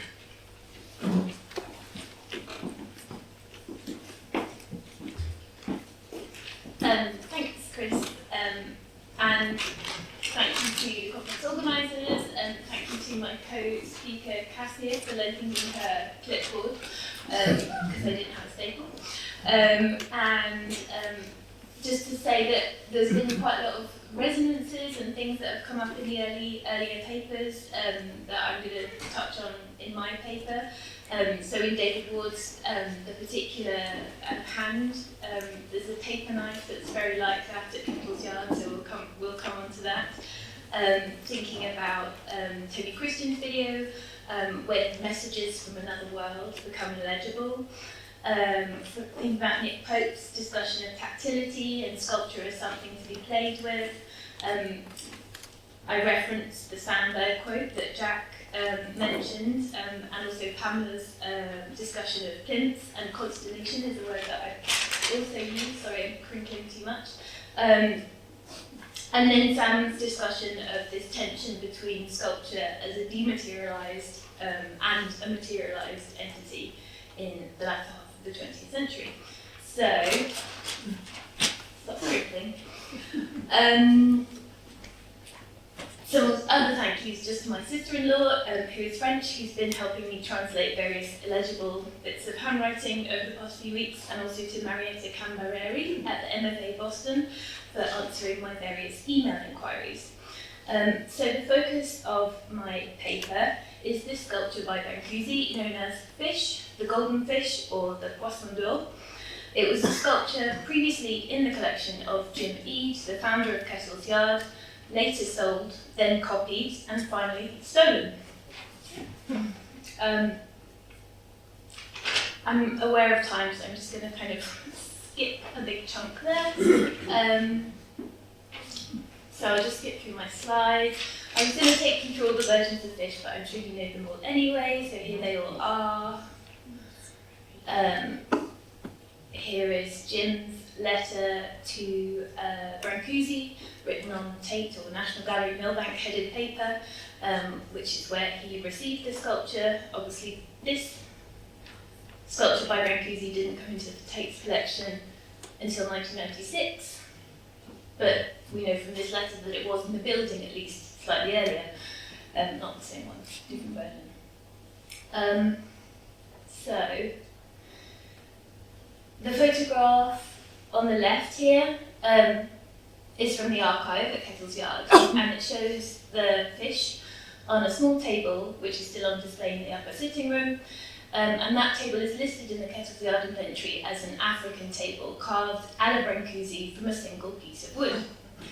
This is just one of many echoes of Brâncuşi at Kettle's Yard. So walking around the house, a Brâncuşi devotee might recall Brâncuşi's symbol of James Joyce when admiring Jimmy's spiral of pebbles, or Brâncuşi's photograph of flowers displayed in a simple glass jar, like many such displays in the house, or his photo of grasses in a stoneware jug, like those tucked behind a chest of drawers in Jimmy's bedroom. They might observe the qualities shared by Brâncuşi's hand-carved chairs with this Norwegian kubestol chair at Kettle's Yard, which is also carved from a single log. Looking closer in this photograph, you might also notice the small metal construction by Tamak Fail from 1968, looking a lot like the metal rings that Brâncuşi attached to his medallion series of sculptures. And it's actually just opposite the shelf where you have the kind of, it's a paper knife, but it looks a lot like the kind of Mazan Pagani's hand. Cups are forms found both in Brâncuşi's studio and abundantly at Kettle's Yard, as are organic growing elements. So Jimmy visited Brâncuşi often in Paris before the Eads moved to Morocco in 1936. In a short text that Jimmy wrote on Brâncuşi, which was later published in the 1984 book A Way of Life, talking about Kettle's Yard, Eads certainly seems to reveal an appreciation of the sculptor and his studio, in which many of the elements he sought to achieve at Kettle's Yard are emphasised. And I just underline some of them on this slide. I'll kind of roll through some examples here. So you have this kind of correspondence between the kind of impasse enfin and then also the kind of Kettle's Yard as this sort of slightly impoverished area containing small kind of very modest buildings. Jimmy talks about the string that you pull, the very delightfully resonant doorbell at Brâncuşi's house, and here we have the doorbell on the string at Kettle's Yard. He talks about Brâncuşi's eyes, like wet pebbles, like this kind of configuration. He talks about the light from the roof. He talks about the gentle movement of trees seen outside the window of Brâncuşi's studio, and here we are at Kettle's Yard. He talks about logs around the place, bits of wood. So here, a few examples that are at Kettle's Yard that hold in sculptures, apart from the third one, which is empty. He talked about whiteness in Brâncuşi's studio, and these are very white corners of Kettle's Yard. And he even talks about, someone mentioned the record player earlier. Jimmy appreciates that this was a record player played at somewhat of a distance, and this this wooden cabinet that you see at the back of this image actually conceals a record player at Kettle's Yard. So, in addition to these incidental formal correspondences of objects and architecture that suggest Brâncuşi's artwork and studio was an aesthetic reference for Jimmy at Kettle's Yard, here I'd like to argue that several key conceptual strategies derived from Brâncuşi's work lie behind the creation of Kettle's Yard. Moreover, by paying close attention to the particular actions of Jimmy with respect to the works by Brâncuşi in his collection, we can sharpen our understanding of Eads' curatorial methodology, if you can call it that. This is useful because it offers possible ways forward or out of Kettle's Yard in a much changed world. So ways forward implies that something is amiss, that there is a problem. And the problem, I think, is whether today Kettle's Yard continues to signify in the way that it was intended. So this situation has been best conceptualized by Lizzie Fisher, who was curator of exhibitions at Kettle's Yard between 2004 and 2013. As Fisher states, Jimmy insisted on the contemporary nature of Kettle's Yard, which he located in, and I quote, its capacity to transcend temporality, to always lead the visitor towards immortality, the cornerstone of its spiritual mission. But as time passes, and the strictures of the museum, which Eads sought to escape from, encroach, Kettle's Yard seems more of a period piece. The idea that Kettle's Yard was contemporary was challenged during Eade's lifetime. And there are letters in the archive at the Tate from Ben Nicholson that demonstrate this. So Nicholson accuses Jim and Kettle's Yard of being historic, but Eade asserts in rebuttal that it is contemporary. He says, "It was made today and I am contemporary." Eade's argument centres on art's capacity to retain power over time, which he feels his collection does. But he does concede, and I quote, "It is useless if it is not still contemporary in 100 years' time." So, as Lizzie Fisher concludes, while Eade believed in the perpetual contemporaneity of art, the relationship between art and life, as he understood it, was rooted in the social, aesthetic, and metaphysical ideals of early modernism. Kettle's Yard, she notes, was full of works gathered together during this period, and the place resounded with the ideas and beliefs that it inspired them. So much like Brâncuși's studio for visitors during the artist's lifetime, who commented on the feeling of being in the countryside while in the city, Kettle's Yard embodies a nostalgia for a period we no longer live in. As Lizzie Fisher writes, Kettle's Yard, and I quote, enshrines a utopian idea about the relationship between art and life, but its aesthetic language has become the epitome of quiet good taste and the bastion of a cultural status quo. So my question, as curator working at Kettle's Yard now, is whether there are any aspects of Jim Eade's vision for Kettle's Yard that do resonate, to the same extent that the whole enterprise once did. In answering this, I argue, we must move beyond immediate texture and materiality to focus on relationships, attitudes, concepts, strategic patterns, and I'm proposing that Brâncuși's Golden Fish shows us how.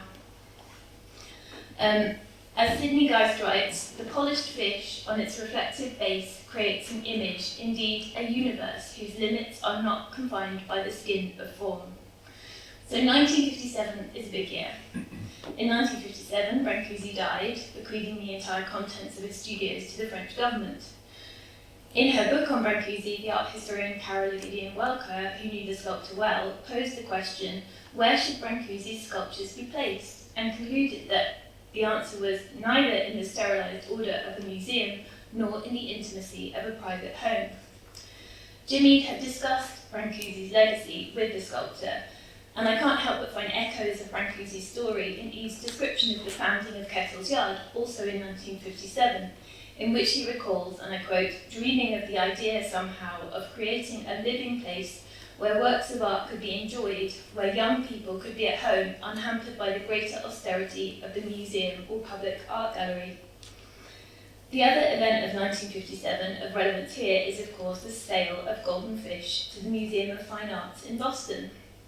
So despite writing to Brâncuși on the day before his death to tell him, and I quote, each day I look at the golden fish with admiration and fond remembrance, Eade likely did not include the sculpture as part of the initial setting out of objects in the house at Kettle's Yard. So today, sorry, Brâncuși and Carol are there. So today it's a copy of Golden Fish that sits on the ground floor of the 1970 extension to Kettle's Yard. This posthumous cast, made from the original that Eade sold to Boston in 1973, arrived just a few months before the Eades moved out of Kettle's Yard for Edinburgh. So what can we understand from this absence and substitution of a beloved artwork by an artist Jim Eade clearly held in the highest regard within the spaces of Kettle's Yard for almost the entirety of the Eade's residence in the house, a place that was deemed to be the culmination of Jim Eade's practice of collecting and displaying artworks? If we deal with the sequence of events chronologically, the first thing to note is the substitution of title. So Golden Fish is, I believe, Jim Eade's name, not Brâncuși's. Some of Brâncuși's birds are golden, but as far as I can tell from the literature, and I'm sure I'll be corrected if I'm not true, his fish are always just fish. It's only in the records of Kettle's Yard, and later in Boston, where the name Golden Fish appears. This renaming is quite in keeping with Jim Eade's practice, as Laura Freeman discusses. She cites letters from Ben Nicholson complaining about Eade's largely invented names for paintings in his collection, for instance. Unfortunately, it was also perhaps the use of the adjective golden which led to the ultimate theft of the work from Boston, where it was sought for its metal rather than its aesthetic value. The effect of such renaming, which may, of course, not have been intentional, is nevertheless to subtly assert the mind of the collector over that of the artist, slightly undermining the nature of the artwork as an independent object beneath the context of the surrounding collection. And that's no doubt what upset Nicholson. So this process, whereby individual objects are subsumed within a larger complex whole, is further compounded by several subsequent actions taken by Jim Eaves. Sorry, I'm one slide behind. There's the Boston image. That is actually the golden fish before it was stolen. So, reselling. Jim had always sold or exchanged works from his collection in order to acquire new things, or since the founding of Kettle's Yard to raise money for building work. But the main reasoning behind the sale of his golden fish was for it to fund travel scholarships for students at Cambridge. As the Telegram announces, in 1957, golden fish was sold to Boston for $30,000, equating to approximately £10,715 at 1957 rates. So he donated £8,000 to the School of Architecture in Cambridge for the scholarships. Eads' big idea for the scholarships was classically written over an advertisement for a new dry cleaning service in Cambridge, which claimed to be the service for which you have waited, the service you've demanded, collected and delivered back in 48 hours, so rather shorter than the fish. So the idea of the scholarship, Jim actually tried to seek more support. He wanted more money for the people involved. He didn't quite achieve this, but the first awards were made in 1959. And all the students who were initially awarded were studying architecture, but this was later expanded to include students studying art or for diplomas. So the notes, which I did figure out here, are revealing. So at one point he writes, "Perhaps I have in mind something a little unconventional, and not necessarily for research in its limited sense, more perhaps for the joy of living." He first envisages journeys around France and beyond, much like those he'd taken himself, describing a conventional journey to Paris and surroundings, to Chartres, Amiens, Vézelay, 3 weeks, 4 chaps, and all paid on the simplest basis. Suppose 5 chaps get this and each one writes up his adventure. From there, 1 or 2 are chosen for a bigger outing in 2nd year, perhaps Italy. 3rd year, one might go to Greece or Persia or wherever, or to America or India. He states a preference for scholarship students who have need for financial support, and even wonders at one point, why should the fund be confined to undergraduates? Isn't it perhaps more the young leaders who need to get away, chaps of 30 who are earning small salaries and who are perhaps married with children and can't afford an expensive trip? So the parallels between this ideal scholarship recipient and Eads' own experience are clear. Indeed, in answer to some questions put to him much later about the scholarship, he remembers, and I quote, how he went to Paris as a young man of 29. At that point, he was married to Helen with 2 children. He continues to describe how he was then working at the Tate Gallery, so we can read that as being low paid. And at this time, he also notes he was a ready pupil who soon became friends with most of the great artists living there, but chiefly with Brâncuşi. In the end, America was the location settled for the scholarships, reflecting Jimmy's time living there between 1940 and 1945, as well as the numerous lecture tours he embarked upon at other times. In a letter to the American ambassador, he describes selling the only thing I had of value to fund these scholarships because of his unbounded affection for the USA and as some small acknowledgement for the kindness I've received there, concluding that he wanted young people today to have the chance of a similar advantage. So in effect, so that's some letters of support. There we go. So in effect, Jimmy was willing to sell his most precious souvenir of his personal experience so that a younger generation might meet a Brâncuşi or a Pousset d'Art of their own day. This is in keeping with the thinking that Eade expressed elsewhere, in which the material aspects of life can only ever be useful insofar as they direct us to the metaphysical. In a letter to T.E. Lawrence in 1928, Ede wrote, "I feel that the technical side shouldn't matter two beans to the ordinary man. It's the idea which matters, the life which is in it, the life which flows from one thing to another." So with Ede's own experience clearly visible in the outline of the scholarship, this once more asserts the whole over the part, as with the retitling. And even more clearly, it underlines the personality and experience of Jim Ede as ultimately shaping and determining what is to be considered significant at Kettle's Yard. So what then of Ede's decision to acquire a copy of the work he sold? In Passages in Modern Sculpture, Rosalind Krauss identifies in Brancusi's methods an arduous and patient labour, which is nevertheless purposefully undercut by what she finds to be a deflection of ideal geometry in his work. This deformation, she describes, is great enough to wrench the volume out of the absolute realm of pure geometry and install it within the variable and happenstance world of the contingent.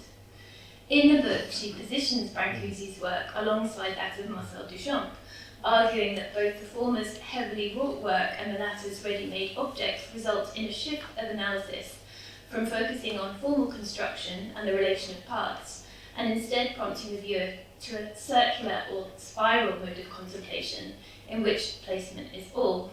She summarises, "The contemplation to which Brancusi's work invites us then is a call for knowledge, is a call to acknowledge the specific way in which matter inserts itself into the world, the way in which placement betrays attitudes of being.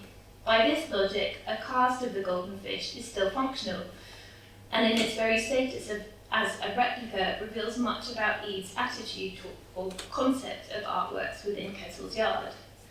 So, as many of you I'm sure know, Ede had been casting works by Godia Breshka in his collection since the early 1960s in conversation with Moore. And this wasn't directly challenged at the time, so far as I can tell. He was effectively in charge of the estate, and apparently doing so for the benefit of the artist, or the artist's reputation. But the production of casts of Brancusi's work is more contentious. And one anomaly I haven't been quite able to get to the bottom of is a letter from the 10th of March 1961 from the director of the MFA, Perry Rathbone, to the French lawyer Maurice Garçon, into which Ede was copied. So in the letter, Rathbone articulates his outrage at the idea that any beneficiaries of the Brancusi estate would consider making copies of the works, arguing that there was nothing more contrary to Brancusi's method or to his principles. So it's strange that the MFA agreed to the production of a cast from the very Brancusi work in their collection just over a decade later. Either Rathbone considered Kettle's Yard exceptional, or the discussions might even have passed him by entirely as he left in 1972, and the earliest letter containing discussion of the replica is dated 13th of April 1973. Whatever the reason, in June 1973, the manager of development at the MFA delivered the replica fish to Kettle's Yard. The final invoice reveals golden fish at Kettle's Yard to be brass-plated in substitute for Brancusi's painstakingly polished bronze, although fittingly, I learned this is often a choice used for the coating of machinery in a marine environment. So what is it about Kettle's Yard that meant the display of a replica was not a problem? What the sale of golden fish reveals Jimmy to have privileged is the immaterial value of experience over materials alone, but it was nevertheless the material that prompted certain experiences. In A Way of Life, Jim describes his experience washing the stairs at Kettle's Yard in semi-spiritual terms, which we can perhaps compare with Brancusi's obsession with polishing his works, through which process, as Gideon Wellcott observes, his sculptures gain the faculty of capturing and emitting light, a spatial and spiritual force of emanation that is particularly intense. With the opening of the new extension at Kettle's Yard in 1970, Ede effectively had to rehang the whole of Kettle's Yard, with works moving across from the cottages into the new spaces. In this context, perhaps he felt the absence of Brancusi's golden fish, especially in constellation with the newly acquired works by many other of the artists he was friendly in the interwar years in London, so Hepworth, Garbo, Nicholson and Moore. He acquired a lot of these works around this time. So of Brâncuși, Guy Brett has written, his studio was the scene of a continuous investigation of the effects of forms upon one another, their relationship to the ground and the way they make themselves present to human beings. In reality, Kettle's yard was also much less static in Jim Ead's lifetime than it appears now. Ead viewed the artworks in his collection in terms of a constellation, and also found pleasure in the presentation of more utilitarian objects alongside them. He describes Kettle's yard as a place where, and I quote, stray objects, stones, pictures, glass, sculpture, light and space have been used to make manifest the underlying stability. The unique quality of Golden Fish, among most other works in Jim Ead's collection, is its reflectivity. Elsewhere in the house, reflections are provided by the glass over paintings and drawings, mirrors, the surface of the pianos, but not often in the artworks themselves. As Gideon Welker described, Fish is, and I quote, a golden volume in which the play of the outer world is mirrored and reflected, shooting horizontally through space as though through its own particular element. Perhaps it was this capacity of Golden Fish to reflect the constellation of Kettle's yard that Jim regretted losing, as seen in this documentation photograph that appears on the Art UK website, in which the background is digitally cropped out, but the distorted reflection of Kettle's yard is still visible. In 1980, the original 1924 Golden Fish that was Ead's was stolen from Boston. According to Belinda Rathbone, Perry Rathbone's daughter, the sculpture had been in storage, and during an inventory check, a night watchman had discovered the combination code to the unit, taken the work, and attempted to melt it down with a blowtorch.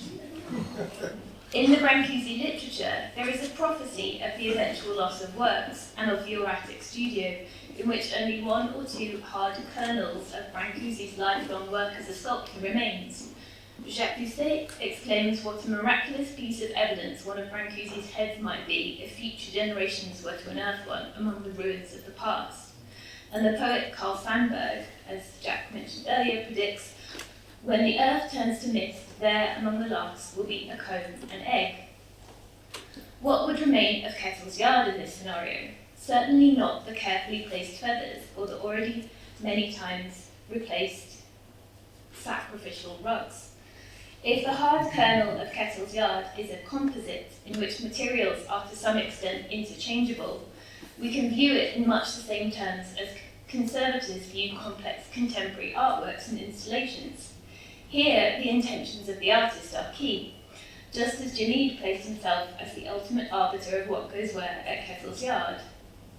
Within the years of Modernism and beyond, as Francesco Poli writes, the assertion of individualized creativity as opposed to more traditional, standardized aesthetic norms can place more emphasis on the concrete physicality of the artifact. Artworks are conceived as products of a creative intellect realized in the form of unique objects, whose originality and artistic authenticity are entirely dependent on the original constituent materials. But at Kettle's yard, the materials of Golden Fish, not to mention the many posthumous casts of other works, are inauthentic by this measure in relation to the artist. Yet it is perhaps here where their authenticity lies for Jim Ead, and Brâncuși showed him the way with his series of fish. Polly describes how, faced with the frequently complex, fragile, and experimental characteristics of contemporary art, conservators must penetrate deep into the artist's intellectual universe and philosophy, or else not only will the work's physical existence be destroyed, but its spiritual existence will be also. With this in mind, and given what I've highlighted about the value Jim Ead saw in Kettle's yard, we could define the formal characteristics of the place as combining organic growth, inert matter, highly crafted and ready-made objects, the static and the transitory. But in addition to these are less tangible qualities of a contemporary milieu in microcosm, of proximity and tactility, collecting as friendship, libation, breaking bread. We can then ask, is this what is currently being conserved at Kettle's yard? Obviously the artworks and other objects are being cared for, but they are overwhelmingly static, and certainly speak to people in a different way than they did during Jim's lifetime. Despite his assertions, they do not appear contemporary, although substantial efforts have been and continue to be made to invite contemporary artists into the house. Visitors are still welcomed, and although the spaces feel more informal than a museum, perhaps they feel this way only to certain audiences who are more familiar with such buildings, artworks and settings, and the intimacy mustered is necessarily delineated for practical reasons. As Alex Potts has observed with respect to installation art, often the viewer is positioned in such a way as to feel both inside and outside, drawn into while also being a little excluded from the interior space the work activates. I would argue this feeling of simultaneous immersion and expulsion is felt at Kettle's Yard and is very much linked to the passing of time and the presentational and interpretive mode that cannot but increase when the house is the property of an institution rather than an individual. So, if we were to think totally impractically, could we imagine creating the conditions that Jim Eade originally sought, using, like conservators like Jim Eade himself and like Brâncuşi, the materials and artworks of our own time? What would that look like? Does this already exist in some form? In this sense, the liberty to explore the culture of one's own time was exactly what Jim Eade had meant to secure resources for the scholarships. As he originally scribbled down, he wanted something a little more unconventional, more for the joy of living. Perhaps the best way to curate Kettle's Yard in the 21st century is to create another one, and another one after that. As Brâncuşi told the American sculptor, Melvina Hoffman, not a fish, but a flash of its spirit. Thanks.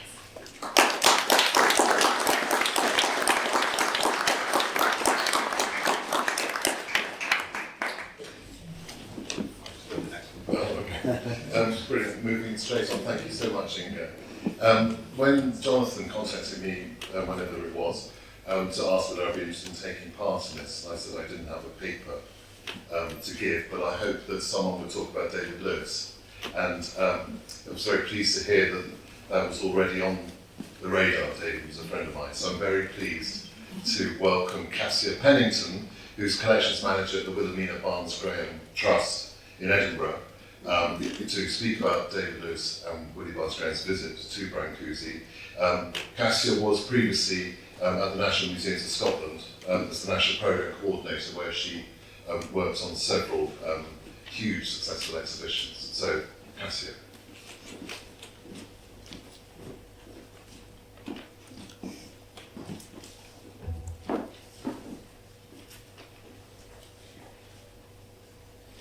In December 1957, David Lewis published one of the first books in English on Contextualizing Brâncuși. This paper will explore how and why this relatively unknown writer, as opposed to other critics with a known interest in Brâncuși, such as J.P. Hodin or Herbert Reed, was the first to fill this gap in the literature on such an internationally renowned artist. The paper will also consider the role of Lewis's wife, the St. Ives modernist painter Wilhelmina Barnes Graham, with whom his career was deeply intertwined in the 1950s. We know the couple met Brâncuşi at the studio, but the facts about the visit and the subsequent publication remain unclear. The couple's narratives about the event diverge, and Lewis himself rarely makes reference to the monograph. By drawing on Lewis's other publications, his correspondence with Barnes Graham, her family, Ben Nicholson and Nam Garbo, as well as first-hand accounts and interviews with Barnes Graham, which describe their visit to Brâncuşi's studio, I hope to illustrate the context in which Lewis was able to write authoritatively about Brâncuşi and his motivations for doing so. Having spent most of his early life in South Africa, David Lewis arrived in the West End With in 1947, a destitute writer and poet. Following a chance meeting with Peter Lanyon and John Wells, Lewis soon found himself, with the generosity of Lanyon, who provided hot meals and baths, alongside introductions, connected to many of the modern artists working in St. Ives. Wilhelmina Barnes Graham had arrived in St. Ives at the beginning of the decade as part of her postgraduate studies at Edinburgh College of Art. Within a few weeks, she had secured a studio in Porthmeor and had met many of the modern artists gathering in St. Ives following the outbreak of war, including Barbara Hepworth, Ben Nicholson and Nam Garbo. In 1947, she achieved her first solo exhibition at Downing's Bookshop in St. Ives and showed her work in the second Crypt Group exhibition. In 1949, she was a founder member of the Petworth Society of Artists. Despite moving in the same circle of artists, The couple only met in the summer of 1948, where in the post office queue, Lewis came to the realisation that the artist known to him as W. Barnes Graham was not a man but a woman. And the couple closed the decade marrying in Barnes Graham's maternal family home, Balmungo in St Andrews. The early 1950s marked a turning point in both their careers, if not their fortunes. Barnes Graham produced a highly successful series of critically acclaimed works, her Glacier paintings. First exhibited as a series at the Redfern Gallery in 1952, the works now reside in many major public collections, including Tate, the Arts Council and British Council. Lewis began to develop his portfolio career. In 1950, he undertook cataloguing of archival sculpture, and in 1951 became the curator of the Penworth Society of Artists. He wrote internationally on the Penworth artists, including in The Listener, Architectural Design, Consrevi in Sweden, and Art Aujourd'hui in France. He lectured across the UK and recorded broadcasts for the BBC. His assistance to Barnes Graham should also not be overlooked. He was heavily involved in organising her exhibitions and selling her work. At some point in the early 1950s, on one of their 4 trips together to Paris, Lewis and Barnes Graham had the opportunity to visit the studio of sculptor Konstantin Brâncuși. Although written 45 years after the event, Barnes Graham's reminiscence offers the most complete account of their visit. The couple made arrangements with Henry Pierre Roche to visit the studio. Arriving at the Impasse Ronson, they found Brâncuși outside and were directed to enter the studio without him. Barnes Graham recalls, "We found ourselves in a huge room and moving to the right and turning left around the corner, an even higher ceiling studio full of very tall sculptures in plaster wood, copper, steel, and his endless column series. As we walked in on my right was a circular metal disc on an electric turntable, a sculpture placed on it but covered with a white grey cloth, on which was placed a notice, 'Do not touch.' On the floor, plaster shavings, wood and dust, dark grey stone walls. I went over the top with excitement as we tentatively looked around, and my adrenaline was so high I was saying things like, 'They are God-inspired. If anyone is in touch with God, this is it,' and so on. Brâncuși silently appeared through the door opposite to the one we'd come in. Brâncuși insisted on me sitting beside him on a bench on his right, and David on his left, and asked, 'Which one of you is the artist and who is the writer?' And standing up said to me, shaking hands, 'I greet you as an artist,' and to David he made him promise not to write about him in his lifetime. Whilst this account is not particularly unique, Jonathan Vernon has made some notes about the similarities between Lewis's monograph and other accounts. It was extraordinary to them.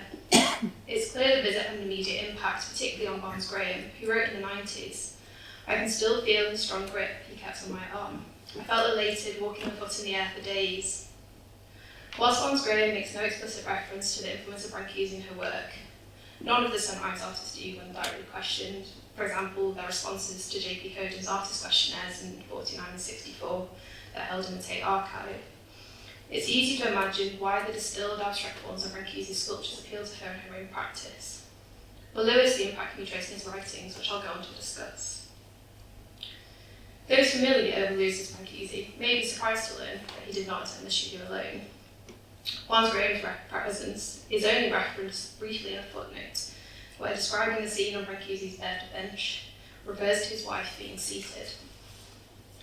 One explanation for this is that during the period which Lewis wrote the monograph, between March and December 1957, coincides with the breakdown of the couple's marriage. The omission also serves to center himself in the narrative, which allows him to overlook the interest Brâncuși showed in Barnes Graham's fellow artist, in contrast to his relative dismissal of Lewis as a writer. The narrative diverges even when it comes to the date of the visit. Barnes Graham states the date, and several later sources, as I have in the paper's abstract, as January 1955, visiting the studio on their way to Italy, where she'd been awarded a 4-month travel scholarship by the Italian government. In his monograph, Lewis places their visit in 1950. We have detailed descriptions or itineraries for their other visits to Paris in 1953 and 55. They describe visits to the studios of Giacometti, Arp, Pezner, but with no mention of Brâncuși. A letter from Lewis to Avant-garde, dated the 27th of July 1953, confirms a visit to Brâncuși's studio was prior to this date. Whilst a visit between 53 and 55 would make more sense in terms of their development as an artist and a writer, following the success of Barnes Graham's Glaciers, for example, evidence does suggest the visit occurred in 1950. At the end of May, early June 1950, Lewis and Barnes-Graham passed through Paris on their way to the Venice Biennale. Lewis had been invited by the British Council to attend the private view of Barbara Evans' exhibition at the British Pavilion, for which he'd written a catalogue forward.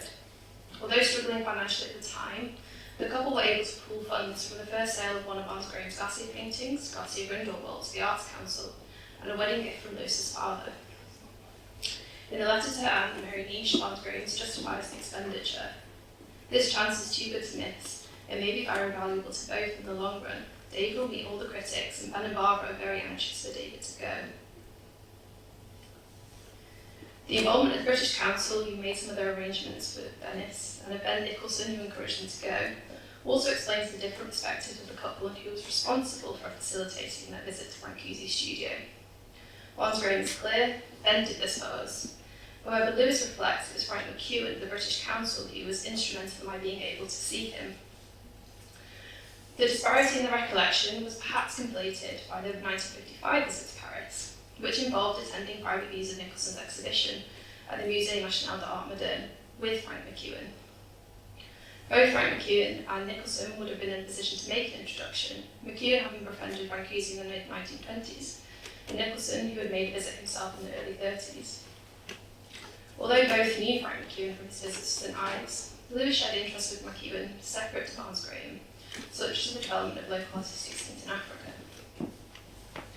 But in their contrasting accounts, Lewis and Barnes-Graham modified details to emphasise their role in the visit. Each stood to gain from contextualising the visit to Brâncuși's studio within their own professional development. Barnes-Graham's account highlights her position as an artist, her Italian scholarship, her relationship with fellow artist Ben Nicholson, Brâncuși's interest in her practice. Whereas Lewis's account reiterates his position as a writer and a critic, separate to Barnes-Graham's career. His exclusion of her presence from his account underlines this. As implied in Barnes-Graham's account, Lewis recalls in his monograph Brâncuși telling him, "Promise not to write about me until I'm dead." Perhaps interpreted by Lewis as a challenge rather than a warning, shortly following the sculptor's death, he publishes a book on Brâncuși. In the monograph, Lewis gives no real sense of his previous study or writing on the sculptor, giving the impression that he both heeded the warning and that it was a spontaneous response to the sculptor's death.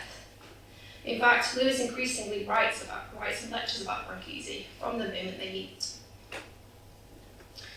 In 1955, frustrated by the relative lack of development in modern abstract ideas in South African art, Lewis wrote The Naked Eye, a bold criticism of the contemporary art scene there. His writing draws heavily on Herbert Reed's anarchist argument against social cohesion, where a person acting as an individual with space and potentiality for separate action may be more subject to accident or chance, but at least can expand and express himself. For Lewis, he wanted contemporary post-war artists that were individuals or a few men grouped together, isolated by divisions of style and presentiment, who choose to remain essentially alone within the bounds of their separate activities. In The Naked Eye, the exemplars of this expression through isolated individualism are Gauguin and Cézanne, who went their own ways to achieve their ends, Gauguin to Tahiti, Cézanne to the country fastness X. In the monograph, it's Brâncuși who takes this role. Lewis writes, "His self-isolation was in one sense a guard against interruption. In another, however, his life was simply and completely dedicated to his sculpture. As an artist, he never betrayed his conscience." As curator of the Permanent Society of Artists, and in the years immediately following this, Lewis made great efforts to publish articles, lectures and broadcasts about the work of the St Ives modern artists. One notable example is an article, Six Englishmen in a Landscape, published in Constrevy in 1953. Although ostensibly about Hepworth, Nicholson, Passmore, Wells, Frost and Barnes-Graham, the first 2 pages are dedicated to a discussion of the role of Cézanne and Brâncuși as two artists firmly anchored in nature that completely mark the Cubism revolution. Here, Brâncuși's sculptures grow, as it seems, completely naturally and freely in space and light.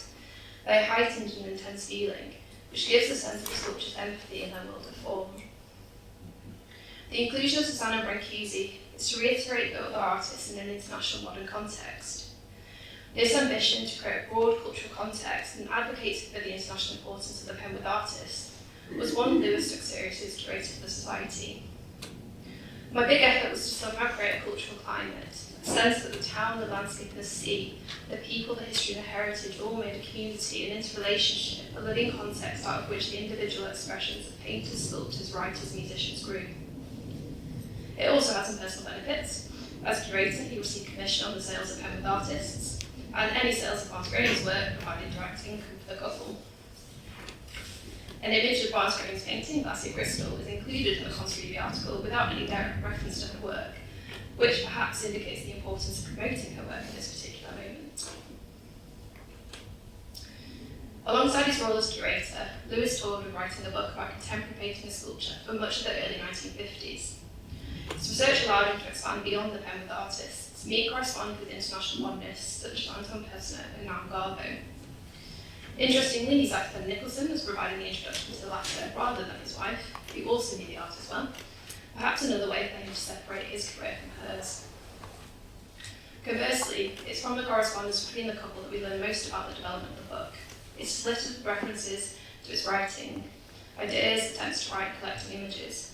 However, it's only when pushed by Garbo that Lewis provides a detailed outline of the book. In response, he sets out his argument. Partly, I oppose the prevailing idea, which Herbert Reed, for example, still seemed particularly fond, that the truly non-objective, that is to say, the non-wholly constructed direction in art and thought, presupposes a duality, even open opposition, between the real, the organic, and the spiritual, conceptual.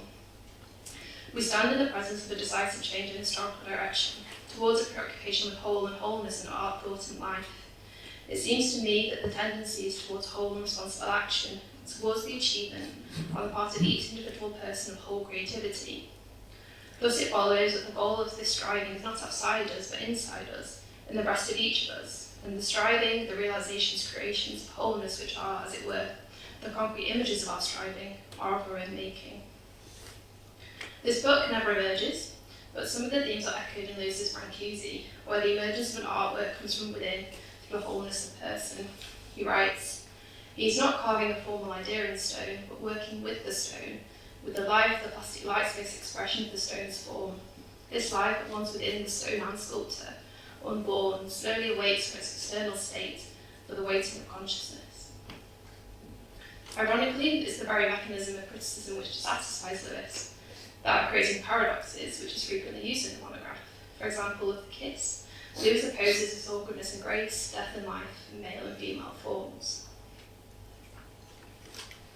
Whilst travelling in Italy in 1955 for Barnes Grave Scholarship, away from St Ives and his struggles with writing the book, Lewis is inspired by a peaceful stay at the Villa Maggiacomo above Palermo, Sicily. In a letter of the 3rd of April 1955 to Crystal Lagergren, a friend who places Lewis's articles with Consrivi, he writes, "Don't pull out your chair when you get this article on old Brâncuși. We've had such peace and sun here and swimming and lizards and aloes and whatnot, I felt inspired to write about the old chap." Although the article was submitted via Lagergren to Consrivi, and in June 1956 Lewis received payment for it, the article does not appear to have been published. We know the material is likely used again in a public lecture on Brâncuși in Persner, delivered at Falmouth Polytechnic in October 1955. Presumably, the article also forms the basis for the later monograph. The monograph appears to have been written shortly after Brâncuși's death, indicated by the description of his funeral. It was published alongside a book on Ben Nicholson by J.P. Hoden, and there seems to have been some coordination of titles. Lewis writes to Nicholson on the 24th of December 1957. "I look forward to receiving my to Nicholson for Christmas. How very nice of you. Final briefs my Brâncuși text have just arrived. They look promisingly nice. I hope I too have a yellow inside cover like you. Yellow is very much Brâncuși's colour. His studio had brilliant yellow cushions."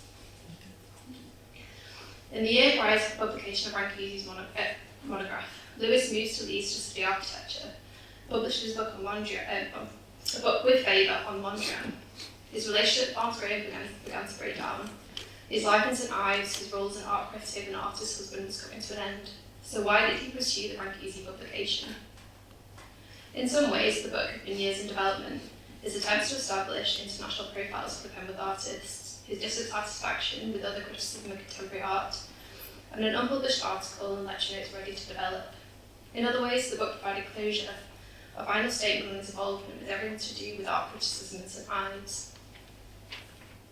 In a letter from Lewis to Barnes Graham, written in 1956 in haste on a train, returning from a planning visit to the now iconic Modernist housing estate park in Sheffield, this sentiment of moving on is echoed. He writes, "We must each take our own steps as we understand them. I must make my steps with consciousness and purpose. You must do this too, remembering that your steps should be taken with your whole self. And because of this, it cannot be the same steps precisely as mine, even if it happens to be the same direction and development. We can never create anything of absolute value, finite and stationary. We can only create concepts and propositions of reality. This is exactly what Persano, Brâncuși, and Mondrian have done. It was only the excitement we can get from them, and the use we can put to them in our lives."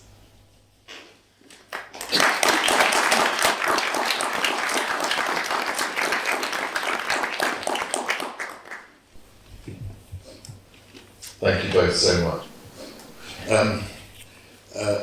I was struck, and I think I sort of mentioned it at the beginning, but just to come back to it, just listening to David Lewis's writing and looking at those photographs and Barnes Graham's paintings, how so important to Stats and Dye's idea that he articulates is the relationship between a kind of modernism and texture in work and the landscape and the community and the kind of history of a place. That somehow, in a way it's sort of obvious and yet hard to kind of define, is also the heart of Kettle's yard.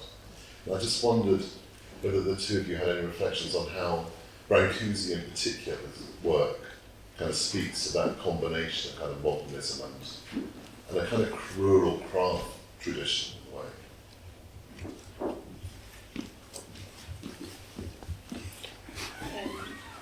I think both Willie and David, sorry, I refer to Willie in the Barnes Graham as Willie because her name's too long. And that's what everyone referred to her as in her lifetime. Obviously, she was a practicing artist and very embedded within other artists. As much as she liked to pretend she was a lone wolf and worked on her own, she didn't. And Lewis also comes from a background, his father was a painter, his mother had also studied art. So they were both very immersed in creativity, creative acts and in placemaking as well. The Cornish landscape was very important to both of them. And I think, David writes, he's particularly fascinated with the materiality of Brâncuși's sculpture, and he writes in a very kind of phenomenological way about the sculpture making the artist. And I think that's what you could see in Willie's work too. That she made herself through her work, especially when she was doing well, or when she felt she was doing well. I've never answered your question. Yeah, just to say, obviously the kind of mise en scène of Brâncuși's studio was absolutely the thing that Jimmy found so compelling. And then again that it kind of folds in this idea of succession and what that place becomes after the artist has left. That's something that absolutely kind of preoccupied Jimmy and was there at the beginning of Kettle's Yard. Kettle's Yard sometimes in some contexts is spoken about as if it was a straightforward domestic house, and it was never that. It always had this kind of presentational mode at its heart, which I think, the sort of images I flashed through at the beginning, that absolutely comes from Brâncuși. Yeah, I was really struck by that, the presence of the studio as in both accounts or memories, and how they echoed the accounts you get from Ben Nicholson's memories of Mondrian's studio in the 1930s. They become almost that kind of sacred spaces, sort of that's there, the benchmarks, perhaps more than the work. So I lost my train of thought where I was going with that.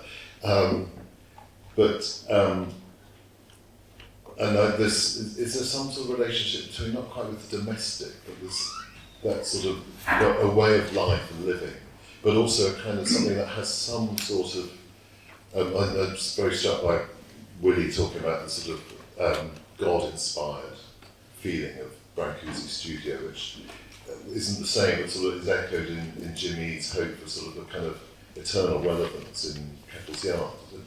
Is there something of that going on? Yeah, I think domestic often conjures up these ideas of something quite cosy, but I think Jimmy and Brâncuşi were just using it as a kind of lever towards proximity. You know, think of Brâncuşi, cooking slabs of meat in his oven in his studio, and as the sort of speakers in the stone, and that's definitely kind of the feeling you have at Kettle's Yard. It wasn't kind of domestic in a sort of now let's relaxed kind of way, but they were certainly sort of squeezing you into small spaces so that you were sort of this far away from a giant sort of William Compton painting or something.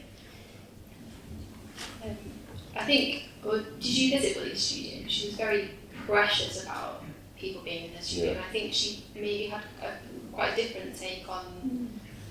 I think all the St. Ives artists were quite precious about who was entering their studios and their kind of them being in their professional spaces. There wasn't that kind of mix. Although Willie and David had quite a special role in St. Ives in that they ran a B&B in their house, and were often, because of that, they had like visiting curators and museum directors would stay with them, and Ben and Barbara would be very particular about like offering them as accommodation, and so it meant that they became the conduits to other people's studios.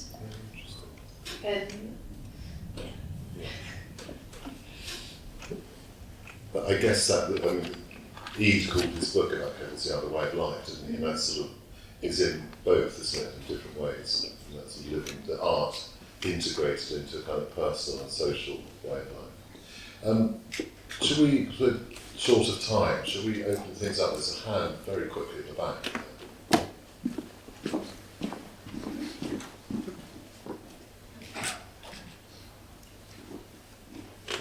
That's it, thank you.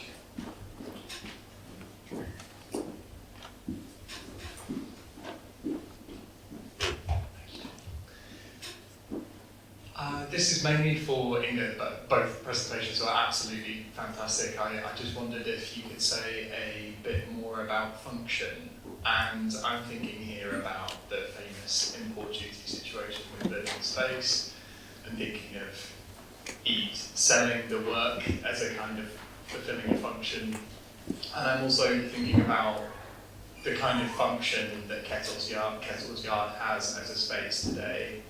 How that might change and how that might ultimately diverge from what we know it as now, and Ede's sort of crystalline vision, whether it becomes more muddied and troublesome. I'm sure there's a lot of people in the room that can speak to that as well. Functional is a good word. I like it. I think at various points when I was writing, I kind of wanted to use the word use or useful, but I didn't, because it kind of implies that it needs to have a use value, whereas Ede would definitely have said that art has a different value, but that's important kind of thing. But function is interesting. I guess it is that kind of relationship that people have alluded to earlier about the kind of relationship between the material and the immaterial. And although Ede definitely kind of privileged the kind of spiritual aspects, and there have been various kind of writings which kind of explore the kind of religious elements at Kettle's Yard in more detail, and obviously there's the church next door and this whole idea of like labour, scrubbing the steps of the church, scrubbing the steps in the house, that brought him closer to this. So it's almost like the function is there, so insofar as it leads you to something non-functional. And I think that's what I was trying to get out in my slightly spiralling talk, to kind of think about what was the kind of non-functional and how can we preserve that, and in that sense it's a more conceptual thing, but I've only worked there since November, so I'm still working it out. It just struck me actually labour's quite an interesting theme, isn't it? Because there's that idea of Ede talking about scrubbing the steps, reminded me of Ben Nicholson's quote about his painting practice being like scrubbing the kitchen table to achieve those textured surfaces that become so characteristic of St. Ives, like the glacier paintings of Willie's. And it just brings to mind Nick's images of Romanian axes embedded in wood and things, that there is something about in Brâncuşi, there's this sort of strange dichotomy of this sort of very evident hand labour, and yet he produces objects which are very sort of sacramental and removed from us. And thinking about David's paper, it struck me how the light's allowed to touch those sculptures, but they don't invite people to touch them at all. The sort of polished surfaces define, as you can see in Kettle's yard. Sorry, that wasn't a question, it's a statement. Alex, just wait for the mic.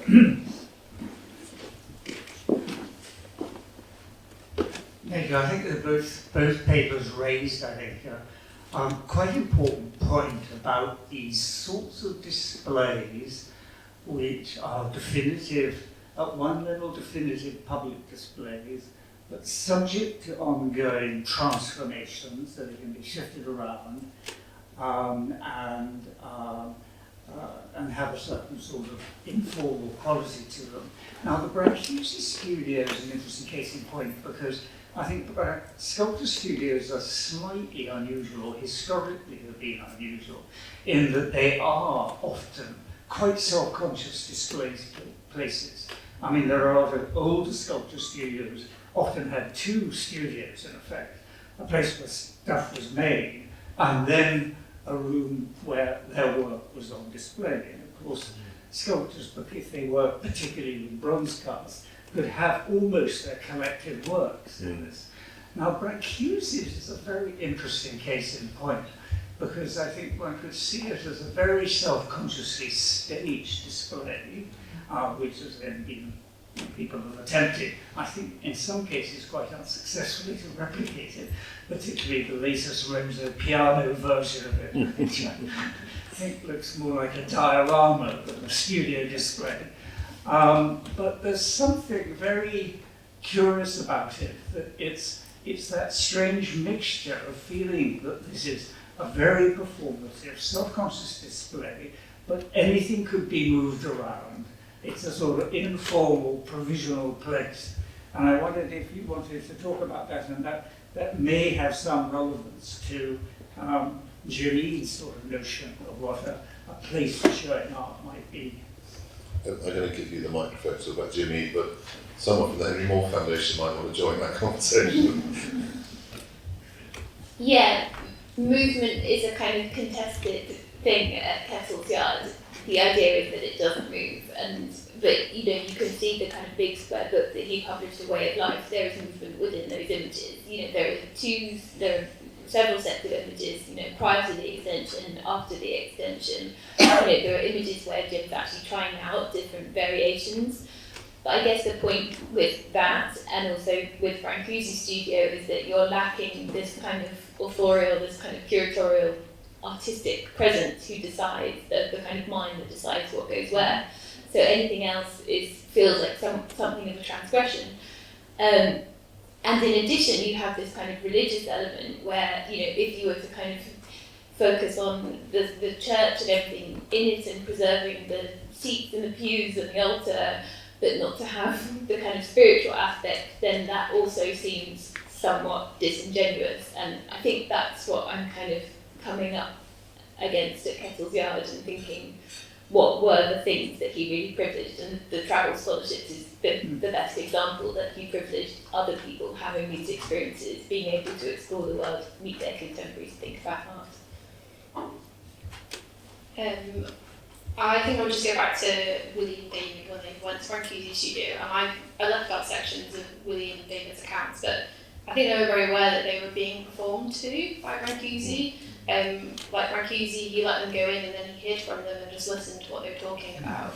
And he pretended that he couldn't understand them, so speaking in English. And he made, when Roche turned up, he made Roche translate, and then it became very apparent that Brâncuşi could speak English. And so, yeah, you know, the kind of the pulling of the cloths and stuff, they were very aware they were being performed to. So yeah, I think that's all I've got to say. Thank you. Did anyone from the foundation join? There's a hand right at the very back.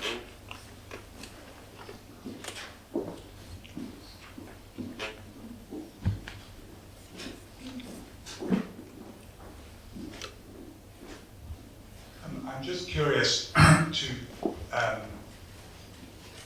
you say you haven't been at Kettle's yard terribly long, but I am curious, having been lucky enough to see the current exhibition in Paris, which really astonished me because I think there are 6 sculptural loans in that exhibition that haven't come from French collections, or obviously largely from the Brâncuşi studio.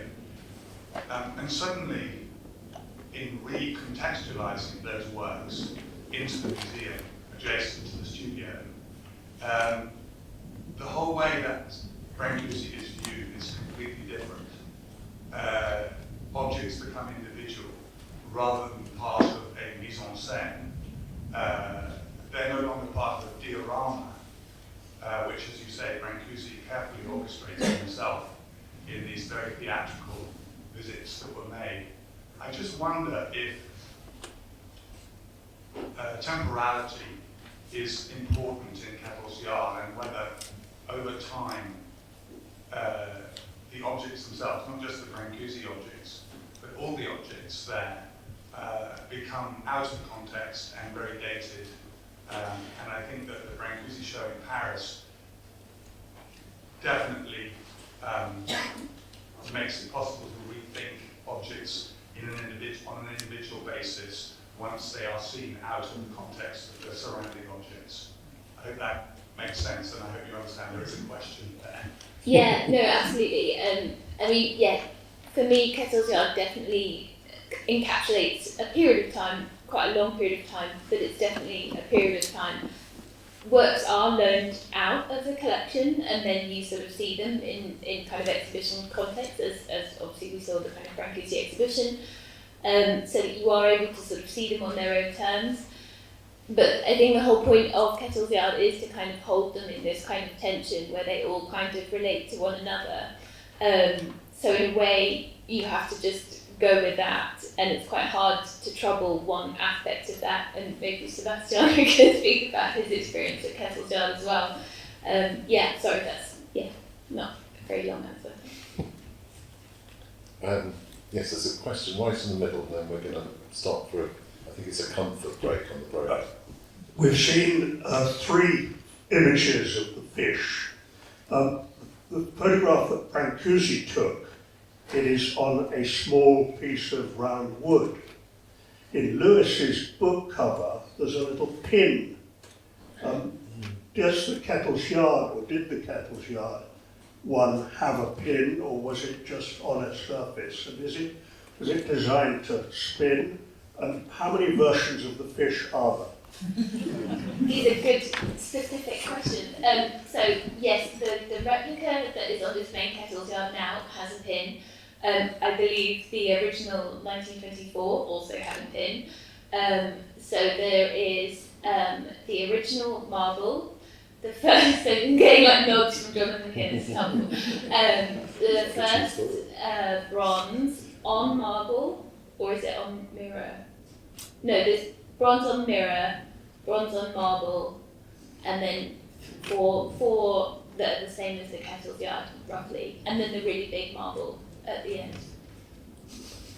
That's 1930. I can send you these details.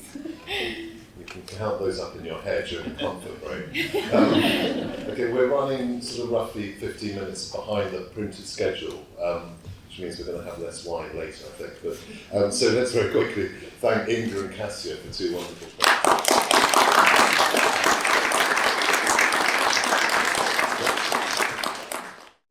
Thank you, everyone. Let's have that reverent hush descend upon the room one more time. In the sacred space of the barn. Is the mic working? Oh, there we are. That's far too much of me. Okay. We don't have too long, so I'm just going to immediately jump into introducing our keynote speaker for the conference today, Professor Alex Potts. Alex Potts is the author of Flesh and the Ideal, Winkelmann and the Origins of Art History, The Sculptural Imagination, Figurative Modernist Minimalist, and most recently, Experiments in Modern Realism, World-Making, Politics, and the Everyday in Post-War European and American Art. He was co-editor of the Modern Sculpture Reader, and currently he is writing a book on labour and the depiction of the social in later 19th century art. He taught at the University of Michigan, Ann Arbor, where he was Max Lohr Collegiate Professor in the History of Art. I'd like to welcome Alex Potts.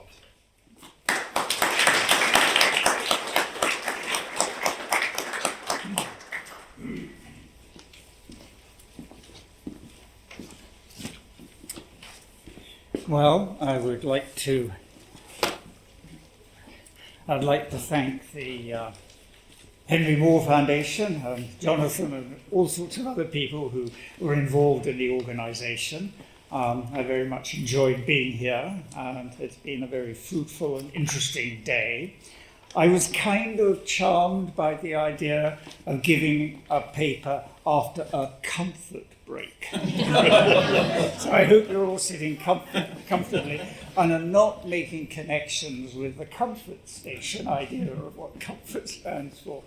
But anyway, and there'll be a bit of a leap at one point in the talk, because I realised we've all had rather a long day, and I thought I'd better keep the talk on the shorter rather than the longer side. So there will be one brief moment when you'll see a set of slides going by, which I will leave to your imagination to fill in. So, human, animal, and sculpture as figure. While I was thinking over what I'd say today, I fitted in a visit to the outstanding Brâncuşi exhibition in the Pompidou, which has received a number of mentions. And this set me pondering the differences and affinities between these two works by Brâncuşi and Moore, staged there, one floor above the other, very effectively against the Paris skyline. Juxtapositions of this kind I see as productive for throwing into relief the distinctive nature of the artist's work, but not for tracing possible influences. And given, of course, the age difference, this would just be a one-way traffic anyway.